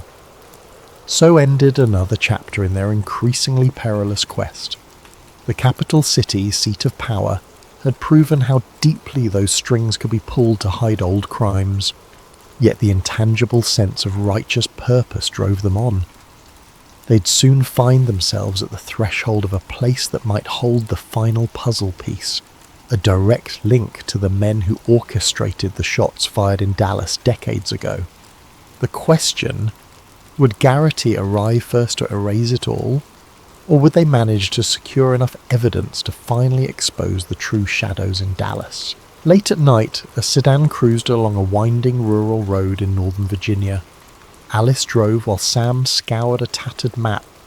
According to rumour, an abandoned CIA safe house sat near a wooded property line. The sky was moonless, thick with hush. They parked out of sight, proceeding on foot.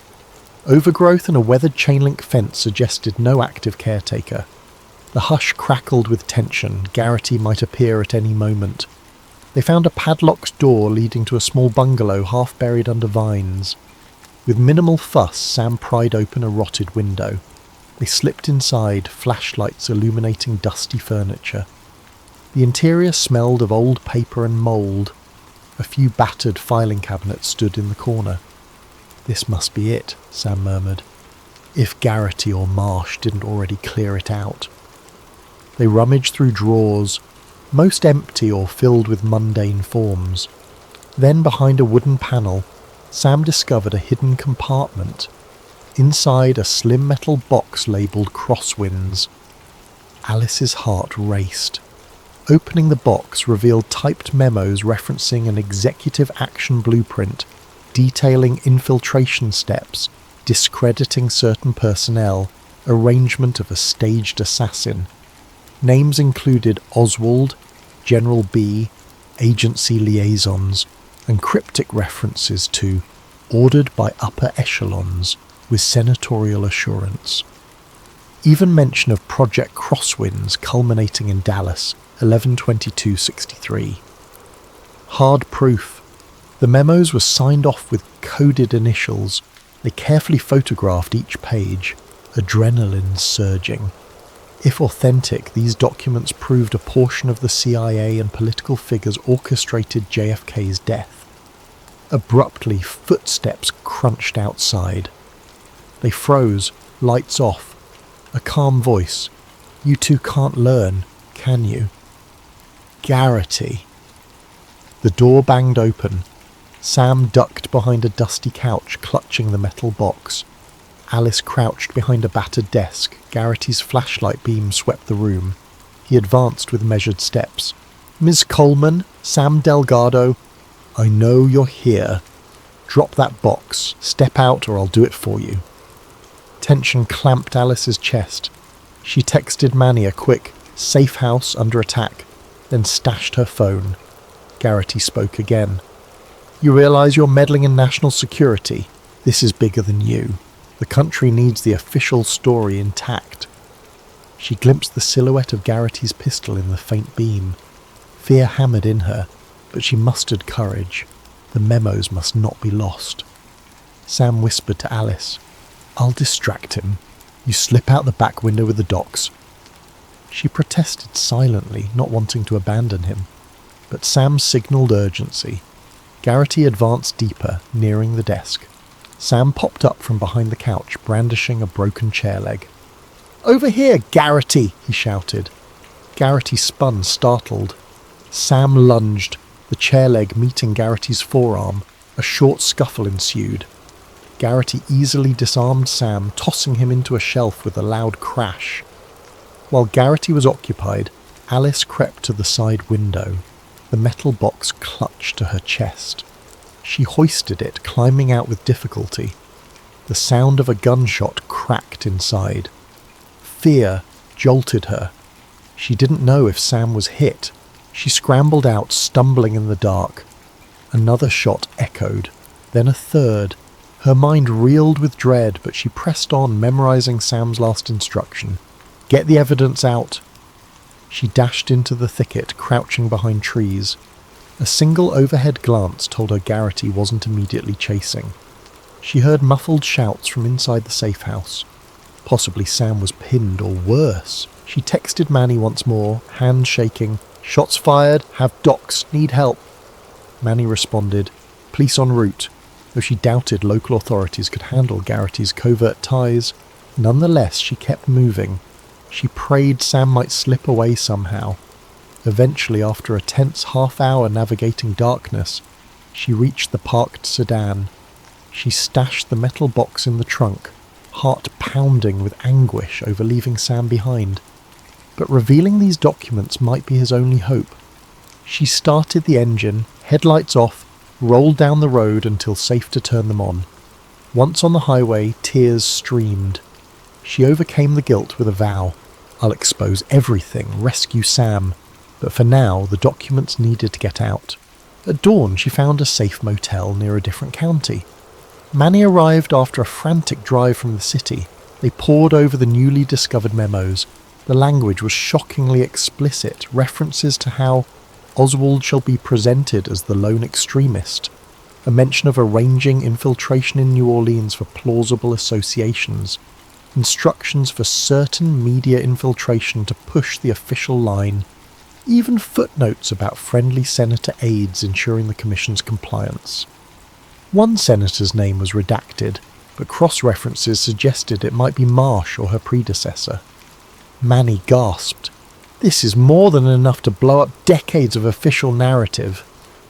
They faced a choice: publish immediately, or confirm authenticity with Dr. Fowler. They decided on a middle path: scan them, secure backups, then meet Fowler for final verification. Manny would also tip a few trusted media contacts to prepare for a major scoop. Meanwhile, they'd try to contact Sam or confirm his fate. Several calls and texts to Sam's phone went unanswered.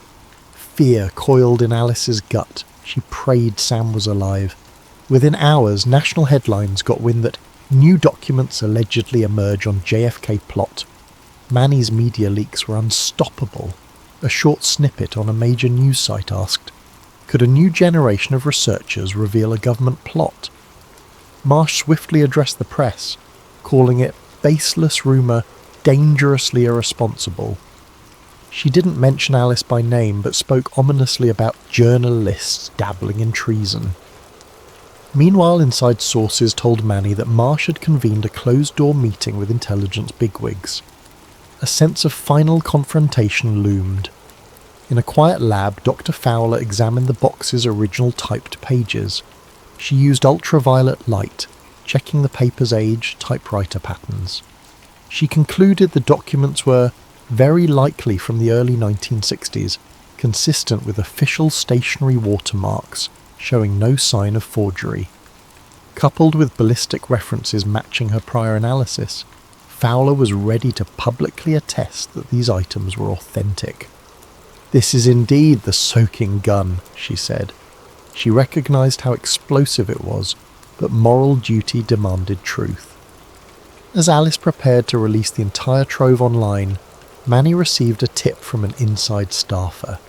Senator Marsh had demanded the FBI investigate the theft of classified documents.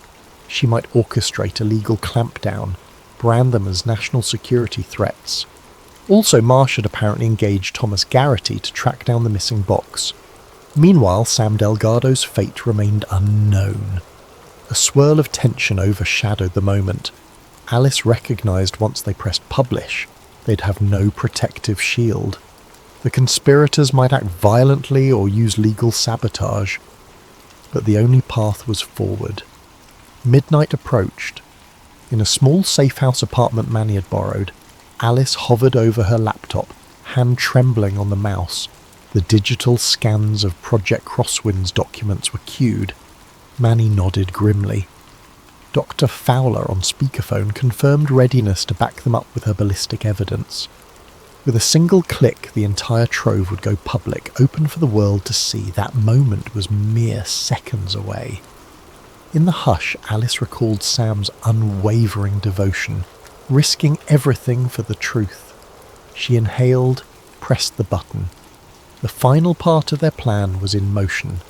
They braced for a collision with Senator Marsh and Garrity, the culminating struggle to shatter a half-century of national deception. Within minutes of Alice uploading the Project Crosswind's documents, a ripple coursed through social media. Bloggers, conspiracy forums, and eventually mainstream news sites began echoing the key revelations. A CIA-led directive aided by certain army generals, culminating in the Dallas assassination. The material included typed memos, references to Oswald's role as a scapegoat, potential collusion with mafia elements, and even cover-up involvement by powerful politicians. Shockwaves spread, overshadowing the usual nightly headlines. Even so, some demanded more proof. As dawn broke, the mainstream press hammered the story with headlines. Leaked memos suggest government plot in JFK killing. Authenticity under review. Senator Marsh fired back, issuing a statement. These so-called documents are unverified, illegally obtained. We must not let fringe conspiracy distract from real national interests. Yet behind the scenes, Marsh scrambled, summoning her legal teams, pressuring allies in intelligence to discredit Alice. A storm of official denials took shape, but Dr. Fowler stepped forth with her forensic analysis. She appeared in a short segment on a major network, carefully explaining the physical authenticity of the pages. She highlighted how the ballistic references resolved the old magic bullet controversies. Viewers watched, stunned. Marsh's attempts to brand the evidence as forgeries lost momentum. Public curiosity soared. In the swirl, Alice arranged a covert meeting with Senator Marsh, offering an off-the-record chance to respond. Marsh surprisingly agreed, perhaps hoping to spin the narrative. They chose a neutral space, an empty event hall after hours. Manny set up a camera feed, ready to stream if needed. Marsh arrived, flanked by a stern-faced aide. She wore her polished smile. "Ms. Coleman, you're courting national sabotage. This entire fiasco jeopardizes trust in our institutions," Marsh began calmly. Alice retorted, "Senator, these documents show that powerful figures orchestrated JFK's murder. The public deserves to know. Did you or your predecessors share complicity?" Marsh's polite mask cracked. "I was not around in '63, but yes, I represent a lineage that believed in safeguarding national security by any means. Some secrets must remain buried to keep America strong. The chaos you're unleashing helps no one." Manny, hidden, recorded every word. Marsh realized too late this conversation was on the record. She grew furious, hissing, "You vile opportunist." Suddenly, Thomas Garrity burst in from a side door, pistol in hand. Manny froze behind the camera. Marsh whipped around. "Garrity, why are you all here?" He glowered. "I am cleaning up your loose ends, Senator." Marsh's eyes flashed anger. "We do not kill them in a public broadcast, you fool! Stand down!" Garrity spat. "You lost control. This entire scandal threatens us all." In a standoff, Garrity advanced, aiming at Alice. She tensed, heart pounding. Chaos erupted. Manny tried to tackle Garrity. A shot rang out, grazing Manny's shoulder. He collapsed with a cry. Marsh shouted in panic, "Stop, Garrity! We can salvage this!" Garrity ignored her, turning the weapon at Alice. She ducked behind a chair, trembling. Sensing it was do or die, Manny, despite the pain, wrenched himself up, lunged at Garrity again. Another shot fired wide, lodging in a table. Marsh stumbled back, her perfect composure shattered. She shrieked, "You're destroying everything!" Garrity roared back, "We do what must be done!" The scene was chaotic, but Manny managed to knock Garrity's arm enough to send the pistol skittering.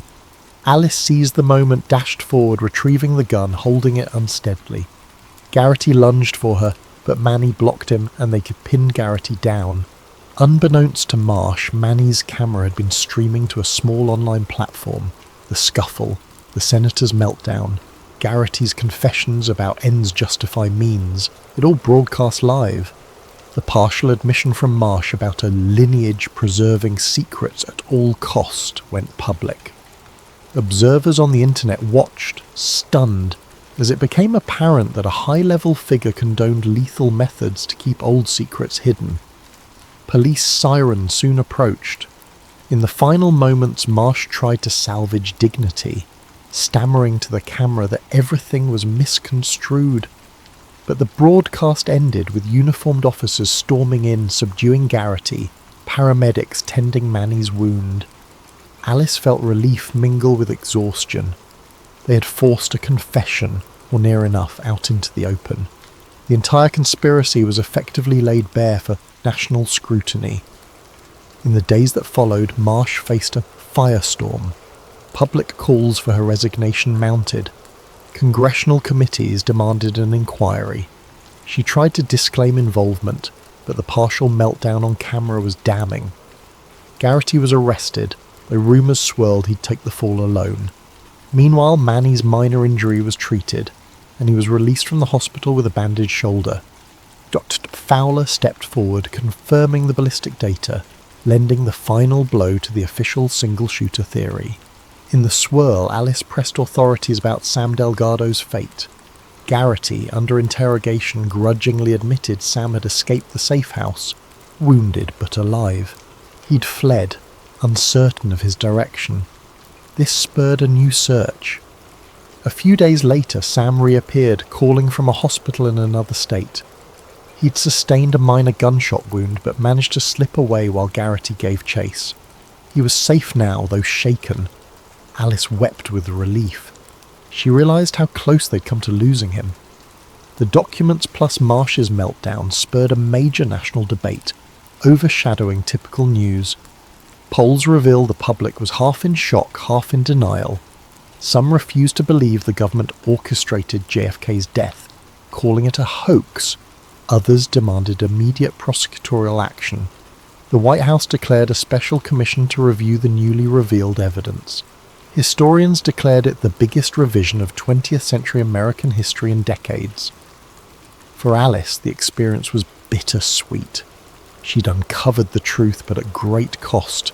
Sam's injuries, Manny's brush with death, her own near-lost faith in the system. She felt no triumph, only relief that the old Agent Moore's final cryptic warnings had led her here. She remembered how the story started with a simple anniversary piece. Now it ended with a national reckoning. She often revisited the memory of Agent Moore's frail voice. He was just a patsy. Indeed, the entire truth was darker than she imagined. Months later, Alice visited Dealey Plaza in Dallas. The sun shone on the famous old book depository, the vantage point that for decades was claimed to be the lone shooter's nest. But she now knew multiple vantage points were used. She stood quietly, reflecting on how easily official narratives can shape history for generations. Sam, mostly recovered, accompanied her. They laid flowers as a token for the memory of that day in 1963, for the watchers, the scapegoat, the complicity. "We did what we could," Sam said softly. Alice nodded. Back home, Manny's article series titled Shadows in Dallas, The Crosswinds Documents, soared in readership. Fowler's forensic testimony became standard reference for new documentaries. Garrity's trial ended with him scapegoated by the government apparatus. ironically reminiscent of Oswald's fate. Senator Marsh resigned under scandal, facing ongoing investigations that might or might not lead to convictions. Yet even with so much revealed, some corners of the public remained unconvinced. "It's too big," they said, or "we can't rewrite history now." But the seeds of truth, once planted, took root. Thus the final lines of the JFK conspiracy story were no simple conclusion. The revelation sparked endless ramifications, rewriting textbooks, fueling more controversies, forging a new acceptance that sometimes the greatest secrets can endure for decades, until a few persistent souls bring them to light. Alice Coleman, once a modest journalist assigned to an anniversary piece, had shattered a portion of national myth. The cost weighed on her heart, but the voice of her conscience said it was worth it. So concluded the saga of Shadows in Dallas, a conspiracy undone by unwavering determination, proving that in the end, even the darkest secrets can be forced to face the sunlight. Hello everyone, and welcome to tonight's story. Before we dive in, please drop a comment below telling us where you're tuning in from in the world and what time it is right now for you. And if you haven't already, don't forget to subscribe to Sleep Theories for more intriguing stories that make you wonder about the hidden corners of our reality. Now, let's begin. Raina Bennett had been working as Deputy City Archivist of Millbridge for only 6 months when she made the discovery that would change her life, and possibly the way an entire city understood history. Millbridge wasn't a large metropolis, but it wasn't a rural backwater either. It existed in that liminal space where the hustle of daily life met a tight-knit sense of community. The city archives, housed in a squat, blocky building on Belmont Avenue, were seldom visited by anyone other than genealogists researching their family trees or local journalists digging for old planning permits. Raina found the job easy enough. She spent her days processing requests for historical documents, sifting through old maps and city council meeting transcripts. Occasionally, she uncovered something unusual, an old love letter slipped between official papers, a black and white photograph nobody recognised. Most of the time, these oddities were interesting only for a moment before losing their novelty. But on this particular afternoon, as she was reorganising a set of mislabelled boxes in the far corner of the archival storage room, she discovered a sealed cardboard box with no official city label. Its only identifying mark was a handwritten scrawl in black marker, Renewal 2008. Curious, she opened it carefully. Inside, she found a set of tapes, actual videotapes, labelled with cryptic codes, OBJ-X, TT Preel, and OPCVR. There were about 7 in total, some in battered plastic sleeves. All had a city seal that looked legitimate, but none bore any standard reference number. Puzzled, Raina dusted them off and placed them gingerly on her sorting cart.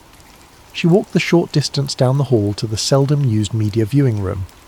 This small windowless chamber contained a dusty old VHS player and a handful of monitors. Almost nobody used the old equipment anymore, but the city archivist kept them around for just such an occasion. Raina shut the door behind her, took a seat, and inserted the first tape labelled TT-Preel into the machine. At first, the footage was grainy. An off-centre camera angle revealed a table in a stark fluorescent-lit room. She saw a man, seemingly middle-aged, wearing a dark suit. Another figure, off-screen but possibly behind the camera, cleared their throat. A voice said, "This is an official record for the eyes of top-tier clearance only." After a few more seconds of distortion, the man in the suit leaned forward and began to speak. The events of September 11th, 2001 must remain consistent with the narrative approved by the Commission. The public is not prepared for the alternatives that might arise should these details become scrutinised. Our team has successfully... The tape froze in a burst of static. Raina's heart pounded. She carefully ejected the cassette and inserted the next one labelled Object X. This time, the footage showed documents scattered across a table. Technical diagrams flashed on screen, some referencing the structural components of the Twin Towers in New York, with notations hinting at internal shaping charges. The plans bore official-looking stamps and engineering seals, but it was impossible to read them clearly. Words like demolition, support columns, and materials analysis were repeated. Raina had read internet theories about 9/11 conspiracies, controlled demolition, holograms in the sky, missiles disguised as planes, but she'd always assumed these were fringe ideas. Nonsense. Yet here, in front of her, was something that looked alarmingly official. Her mind spun. These tapes appeared to suggest a cover-up linking local city officials to an alternative explanation of the 9/11 attacks, one that aligned more with conspiracy theories than with the official story. The next tape was labelled OPCVR, short for Operation Cover, she wondered, but the tape was jammed, refusing to play. Overwhelmed, Raina realised she needed to step back. The very idea that these tapes existed in her small city's archives was surreal. Why would a town like Millbridge have records that even hinted at a cover-up of the most scrutinised and monumental event of the early 21st century?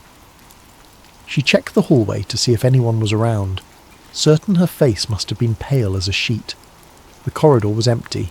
Everyone else was likely getting ready for the weekend, finishing up their Friday tasks. She decided to lock these tapes in her personal storage cabinet and investigate further on her own time. As the evening sky darkened, she signed out of work, her thoughts racing. Raina didn't know if what she'd seen was real, staged for some reason, or part of some elaborate hoax. But she suspected the tapes might be connected to city officials, past or present, who had ties to certain nationwide agencies. Maybe an old mayor or city council member had once worked in intelligence, or had been close to someone who did, but even that seemed far-fetched. Walking to her car, Raina felt a creeping sense of paranoia. She glanced over her shoulder more than once, half expecting to see someone watching her. The night air was crisp, the street lamps humming. She tried to tell herself that these tapes were either mislabelled or part of some half-baked local documentary project, but the knot in her stomach refused to loosen. She spent a sleepless night, replaying those images in her head. After a few hours of tossing and turning, she decided she had to keep digging. A single night's rest wouldn't change what she'd found. Something monumental lay hidden in those tapes, something that might well rewrite the official narrative about a pivotal moment in American history, or at least tie this small city to a clandestine effort to keep the truth hidden.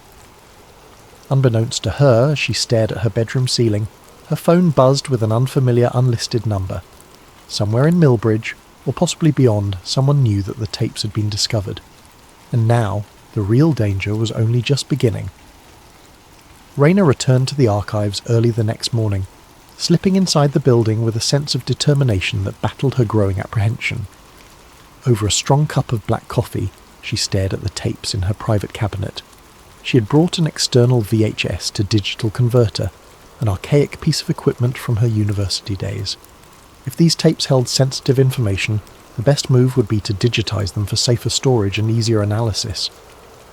Before she could begin, her boss, Dr. Harold Gwenther, poked his head through the door. "Morning, Raina. You're in early." She forced a casual smile. "Yeah, wanted to get a head start on the backlog." She watched his eyes flick to the cabinet, then back to her face. He looked puzzled for a moment, but said nothing. "I'm impressed," he replied. "Maybe all of us should take a page from your book." With a nod, he left. Once Dr. Gwenther was gone, Raina locked the door and popped in the jammed tape labelled OPCVR. With some coaxing, the machine whirred, and a garbled image flickered on screen. She knew from experience that these old tapes could degrade over time, especially if stored improperly. But after a moment, the visual stabilised. A female voice, crisp and authoritative, began to speak over a slideshow of heavily redacted documents. Operation Cover was initiated to ensure all engineering assessments align with official findings regarding the collapse of the World Trade Center towers. The ongoing narrative, as presented by the 9/11 Commission, must remain unchallenged by outside experts. Raina pressed pause, her heart hammering. Operation Cover? So this was more than just a glitch in the official story. This was a deliberate effort to manipulate or suppress alternative explanations. The voice continued, "Any references to missile or holographic technology used to create illusions of aircraft or to control demolition must be swiftly discredited. Our cooperation with local officials in strategic locations ensures that any accidental revelations or documentation are intercepted." A jolt of realization coursed through her. Millbridge, being near a major defense contractor's satellite office, could be one of these strategic locations. In the tape, a bullet point list flashed on screen, each line too brief to read in full. But Raina caught glimpses. Engineering profession stance, official line only, 9/11 Commission, partial truths, controlled demolitions, tested scenario. Her mind reeled. If even a fraction of this was genuine, it meant the city archives were storing top-secret materials that contradicted the entire official stance on 9/11. She didn't consider herself a conspiratorial person. She believed facts and evidence. Yet here was evidence, albeit cryptic and unsettling, that conspiracies might not only be rumours of the internet fringe. As the tape sputtered to an end, the last frames showed a black screen with white text. File in compliance with NDA 713, sealed for 25 years from date. Violations punishable by federal law. Raina took a shaky breath and ejected the tape. She realised she was probably already deep in violation territory. Still, questions buzzed in her brain. Why was Millbridge specifically chosen as a repository for these materials? And who else knew about them? She rummaged through the remainder of the tapes, making digital backups as fast as she could. Each one told a slightly different piece of the story. Government officials conferring with local authorities to bury contradictory engineering findings, individuals with thick black bars over their eyes speaking about new technology demonstrations, a hush-hush set of experiments involving holographic projections that could replicate passenger aircraft on radar and in the sky. Between each tape, Raina paused to reflect. Were these real government projects, or a hoax staged by a group of elaborate pranksters? The serious tone and the specificity of the details made it hard to dismiss. She decided the next step was to cross-reference names mentioned on the tapes with official city records. In the quiet hush of the archive's back rooms, she typed furiously on an ancient computer. She looked up references to individuals named or partially named in the tapes. One name, Mayor R. Grimes, popped up repeatedly. She discovered that Robert Grimes had served as mayor of Millbridge from 2000 to 2004. Not exactly a seasoned politician, he'd been a local businessman who unexpectedly won the election. The second name was C. Donovan, presumably Colton Donovan, the head of the City Council's Finance Committee during the same period. Minutes later, Raina located a digital record, an emergency council meeting from December 2001. The summary was minimal, stating only that the meeting was called to discuss potential collaborative efforts with federal agencies on domestic security measures. It was unusual. Millbridge wasn't exactly a hotbed for federal collaboration, at least not that she knew of. While printing out the record, she heard footsteps approaching. She quickly shoved the tapes into a drawer. The door opened, revealing her co-worker, Nadine. "Hey Raina, sorry to bug you. Dr. Gwenther said we might have a new set of microfilms to process." Raina swallowed hard, fighting to regain composure. "Oh, right, I'll get those for you." With a smile, Nadine disappeared, leaving Raina to collect herself. She carefully concealed her growing trove of evidence, locking the tapes in a secure container. She knew she couldn't keep them in the city archives indefinitely. Someone might come looking for them. But for now, it was safer for them to be locked away, at least until she could devise her next move. That evening, as she walked through the near-empty parking lot, Raina noticed a black SUV parked at the far corner. She paused. Perhaps it was just a visitor. Yet she couldn't ignore the prickle of unease that crept up her spine. She got into her car, started the engine, and drove off. The SUV didn't follow, but the feeling of being watched was undeniable. In her small apartment, she locked the door and drew the curtains, every noise in the hallway setting her on edge. The partial truth spinning in her head stoked more questions. If the Twin Towers were truly felled by controlled demolition, as some fringe theorists claimed, why store evidence in a place like Millbridge? Who orchestrated the distribution of these tapes? And what about the missile or hologram technology references? Still awake at midnight, Raina decided to search deeper online. She found forums, half-abandoned corners of the internet dedicated to 9/11 conspiracies. She saw the same theories repeated. The buildings collapsed too neatly, official investigations were incomplete, eyewitnesses saw flashes. She had always dismissed these claims as far-fetched, but seeing them now, coupled with the tapes, made her chest tighten. The reoccurring suspicion was that 9/11 involved illusions, perhaps a mixture of real planes and advanced technology to ensure total devastation. Clicking through old newspaper clippings, she discovered a small note. September 15th, 2001.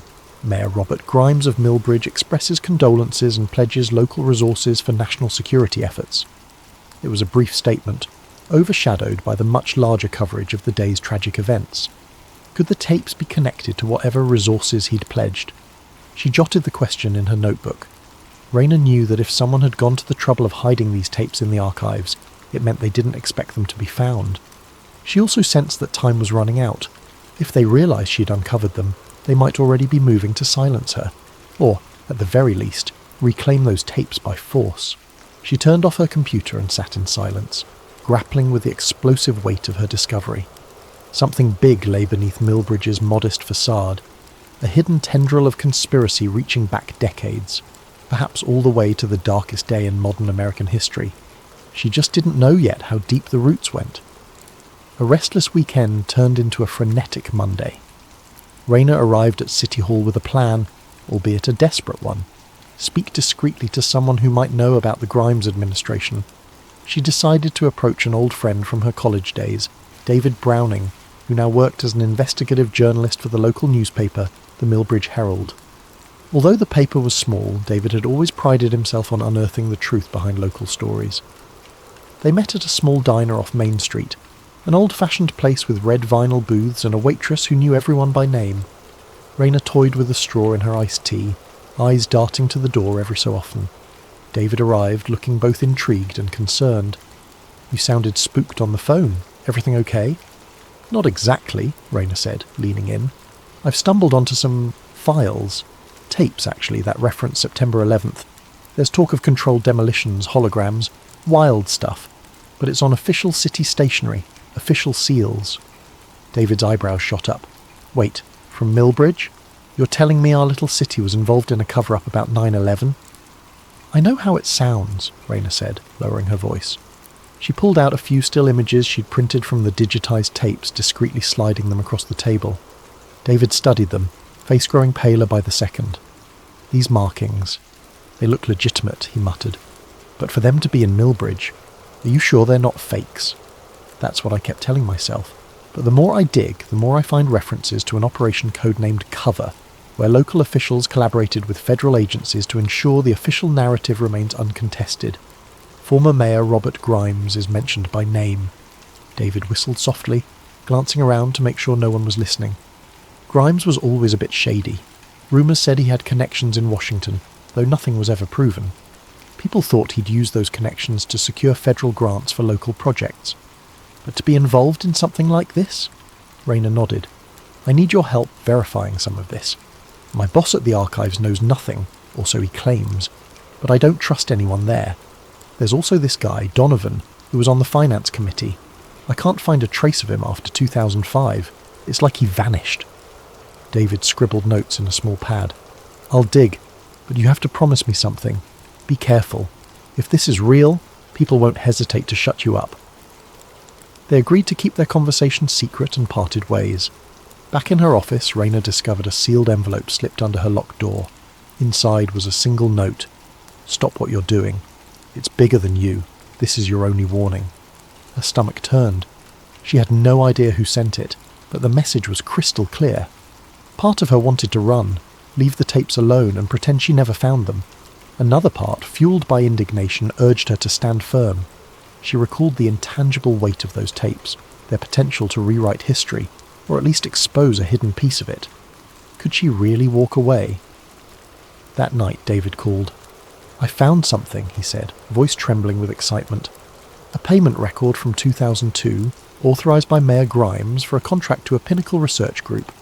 The weird part is that this group specialised in advanced imaging technology. It doesn't make sense for a small city to hire them. There's no public record of any imaging project here." Advanced imaging technology. The word hologram from those tapes echoed in Raina's mind. So the city might have funded part of a hush-hush technology test? "It's possible," David responded. "But there's more. Grimes personally accompanied federal agents to some demonstration, according to an old newspaper mention, though the article is vague on what it was about. I'm still digging, but it aligns with the theory that they were showing off or testing some high-level technology." Raina thanked him, her pulse racing. She spent the next hour pacing her apartment, phone in hand, before deciding she needed fresh air. The moment she stepped outside, she noticed that same black SUV creeping along the curb. Its tinted windows were rolled up, the license plate partially obscured by dirt. When she made eye contact, it sped away. The next morning she arrived at the archives to find Dr. Gwenther waiting by her office. "Ms. Bennett, I need to speak with you," he said. His usually affable demeanour was replaced by something cold and formal.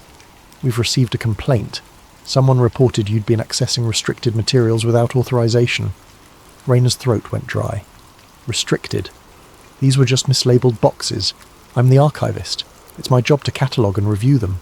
He sighed.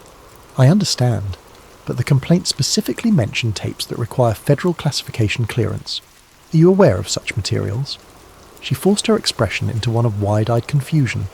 "I've never heard of that. Are you sure it's not a mix-up? The box I found was unlabelled or mislabelled." Dr. Gwenther looked uncertain, but there was caution in his eyes. "Let's proceed carefully. I've been told we have to surrender any suspicious or unidentified items to an external review team by the end of the week." An external review team. That would mean the tapes would be whisked away to some black hole, never to be seen again. For a moment, Rayna considered revealing everything to Gwenther, but the note's warning played back in her mind. She decided to pretend ignorance. "Of course, I'll gather everything I found," she said. "If I come across anything questionable, I'll let you know." She spent the rest of the day discreetly transferring the digitized files onto multiple flash drives. If the original tapes disappeared, she wanted backups. By early evening, her nerves were frayed. She checked her phone to see a text from David. "Need to see you. Big update."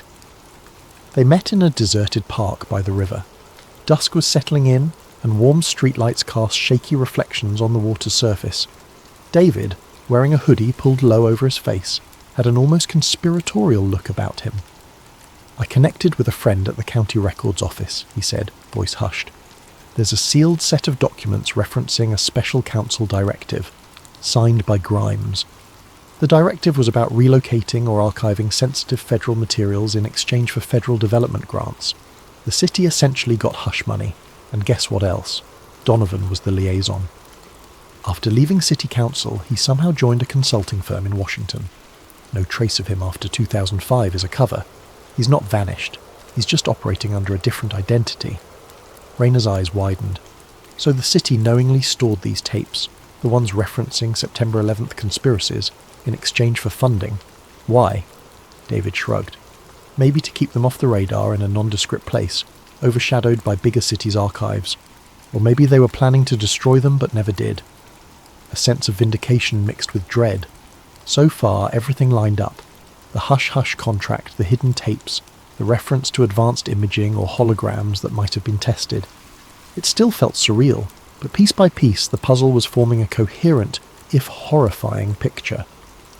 "You have to go public," David urged. "This is bigger than Millbridge, but we need more than tapes. We need someone who was part of the operation, an eyewitness, a whistleblower, or else it's just speculation." Rayna knew he was right, but who could she approach? The only living link seemed to be Grimes and Donovan. She had no idea where to find either. "I'll try to find contact info for Grimes," she said. "If I get him to talk." "Then we both better watch our backs," David finished grimly. They parted ways, each consumed by the weight of what they now carried. Rayna returned to her car, once again noticing the black SUV parked nearby. This time its headlights flared to life as she approached. Terrified, she hurried into the driver's seat and sped away, the SUV following at a distance for several blocks. Eventually it turned off onto a side street, leaving her shaken but unharmed. In the quiet of her living room, Rayna laid out every clue.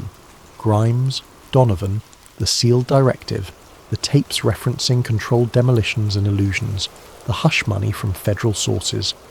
Something dark was brewing, a conspiracy that had lain dormant for years, never meant to be exposed. In that moment, she understood the gravity of her choices.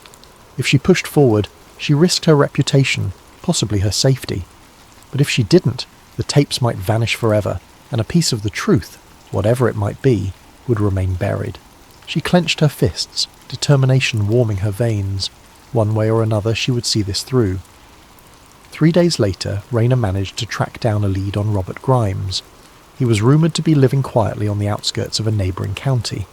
Under the pretense of researching an article for the Millbridge Herald, she convinced him to give her a brief interview. She didn't mention the tapes, not yet. On a grey Saturday afternoon, she drove out to meet him. His home was a modest ranch-style house surrounded by a chain-link fence. No glimmer of the ambitious mayor remained in the chipped paint or overgrown lawn. Rayner knocked on the door, half expecting no answer. But a moment later the door cracked open to reveal an older man with stooped shoulders and weary eyes. "You must be from the newspaper," he said. "Come in." The interior was dim, smelling faintly of old coffee and dusty carpets. She followed him into a small living room, where he motioned for her to sit on a worn sofa. "Mr. Grimes, thank you for agreeing to speak with me," she began. "I'm working on a piece about notable past mayors of Millbridge and their contributions, especially around the early 2000s. He coughed, a raspy sound. "Contributions. That's a charitable word.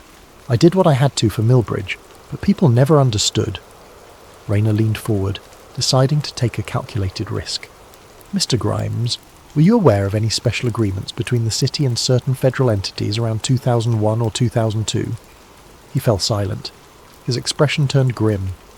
"I don't know who you've been talking to," he said slowly, "but that's classified information. Has been for years." Taking a breath, Rayner pressed on. "Does it have anything to do with the official narratives around the events of September 11th? His eyes flared with a mixture of anger and fear. "You have no idea what you're getting into," he stood abruptly. "Interview's over. I'm sorry." She stood too, rummaging in her bag. "What if I told you I've seen tapes? Documents referencing something called Operation Cover, tying Millbridge officials to the concealment of contradictory evidence, technical diagrams, references to hologram technology." Grimes's entire posture stiffened. His shoulders locked, and he stared at her with a mixture of shock and resignation. "You found them," he whispered. "They told me everything was destroyed. That was part of the deal." Rayner's heart pounded. "So it's true? The city was used as a repository for the real details of September 11th? He sank into his armchair, head in his hands. "Not just 9/11. That's the big one. But there were other hush-hush projects. Federal agencies needed small, out-of-the-way places to store certain records. In exchange, we got federal investment, new roads, expansions to our industrial park. Everybody was happy, or so I thought. Then, one day, they said they'd destroyed all the sensitive materials." Rayner showed him a still image from the tapes. His face drained of colour. "I thought I'd buried this part of my life," he murmured. "Those tapes detail preliminary engineering reports that suggested the towers didn't fall the way the 9/11 Commission stated. Some reports even mentioned projected illusions, the possibility that the second impact was partially orchestrated with advanced imaging to ensure maximum psychological impact. It was madness, but they wanted it suppressed." His voice shook as he continued. "I never believed it entirely. But the men who came around, they were serious. Federal badges, some from agencies I'd never heard of. They said if we went along, we'd be doing our patriotic duty." Rayner's skin prickled. "And Donovan?" Grimes nodded. "He handled most of the finances. He dealt with them directly. After I left office, he vanished into the system, I suspect with a new identity, courtesy of the same agencies." She felt a pang of both triumph and dread. Here it was, living confirmation that her discovery was no hoax. "I'm going public with this," she said. "I have digital backups. I can't—" Before she could finish, the door burst open.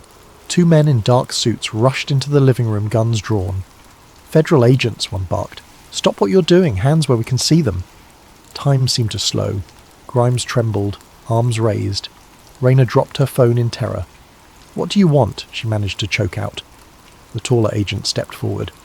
"We're seizing all classified materials. That includes anything related to the tapes you have. Hand them over." Rayner's mind raced. She had left the tape secured in her home safe, but she did have a flash drive in her purse. If these agents confiscated it, they might erase her only leverage.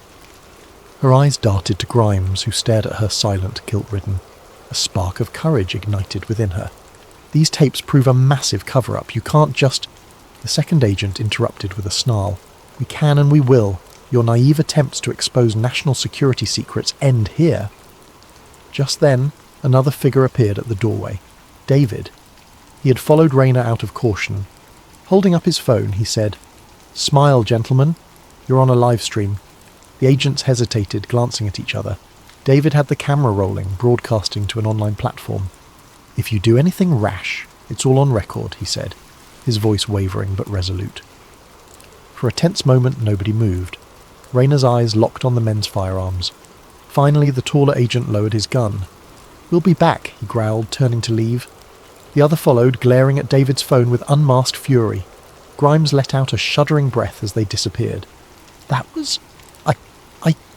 They'll try again," Raina said shakily, retrieving her phone from the floor. "But now we have some of this on camera, and we have your testimony." David ended the live stream. "We had about 20 people watching," he said. "Not much, but enough to prove there's something going on." Grimes stood, his face etched with fear. "I'm done hiding. If they're onto me already, I might as well help you." Over the next hour, Grimes recounted more details. He explained how, shortly after September 11th, federal representatives approached small to mid-sized cities with an offer: store or assist in handling classified documents to keep them off the beaten path. In exchange, these cities would receive federal grants, infrastructure upgrades, or other perks. Millbridge had been a perfect candidate due to Donovan's connections in Washington. Those tapes were never meant to be found. They made sure only a handful of people knew. "The day I left office, they told me it was taken care of," Grimes explained, voice trembling. Raina and David exchanged glances. The story was bigger than they'd ever imagined. "We need to go public in a controlled way," David said. "If we just upload everything online, it might get taken down or discredited as fake. We need reputable sources to see this." They planned a strategy. David would prepare an investigative series, using Grimes's on-the-record statements, plus the digitized tape segments. Raina would preserve multiple copies, hidden with trusted contacts. They would also contact a national journalist, someone with a large platform. That way, even if Millbridge's local authorities tried to bury the story, the national media might pick it up.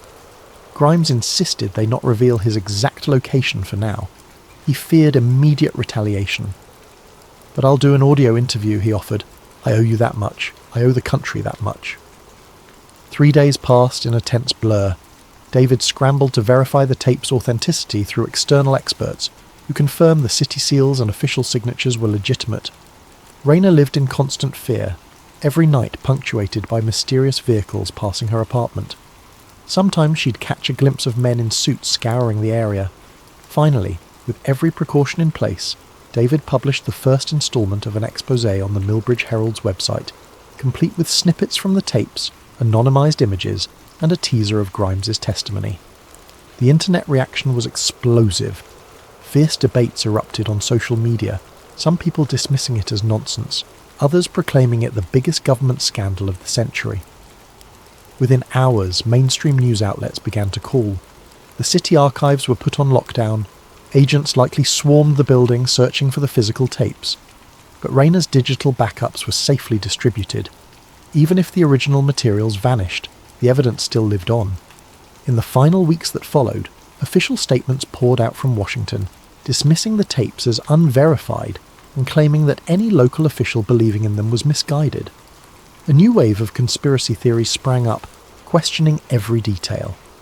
As time went on, the event might have become just another footnote in the endless swirl of controversies. But for those who listened closely, those open to the possibility that the official narrative might be incomplete, the story of the tapes never quite faded. Raina left her position at the archives, having sacrificed her peace of mind. Yet she felt a strange sense of purpose. She, David, and Grimes had torn a rift in the carefully woven tapestry that concealed the truth, or at least a piece of it. The secret had breathed air, and no matter how many official statements tried to suffocate it, someone, somewhere would always remember what was revealed. Grainy VHS footage of a conspiracy that upended everything the world thought it knew about that tragic day. And maybe that was enough. Sometimes the mere hint of an alternative story is enough to keep the embers of inquiry burning. In the end, as Raina packed up her apartment and prepared to start anew in another city, she reminded herself of one crucial fact. Truth, once uncovered, can be attacked, ridiculed, and buried in an avalanche of denial, but it can never truly be destroyed. And so long as she remembered that, there was hope that one day the whole story might finally truly come to light. Thank you for tuning in to this 4-part story. Let us know in the comments where you're watching from in the current time, and don't forget to subscribe to Sleep Theories if you enjoyed this tale. Stay curious, and remember, sometimes the biggest truths are hidden in the smallest places.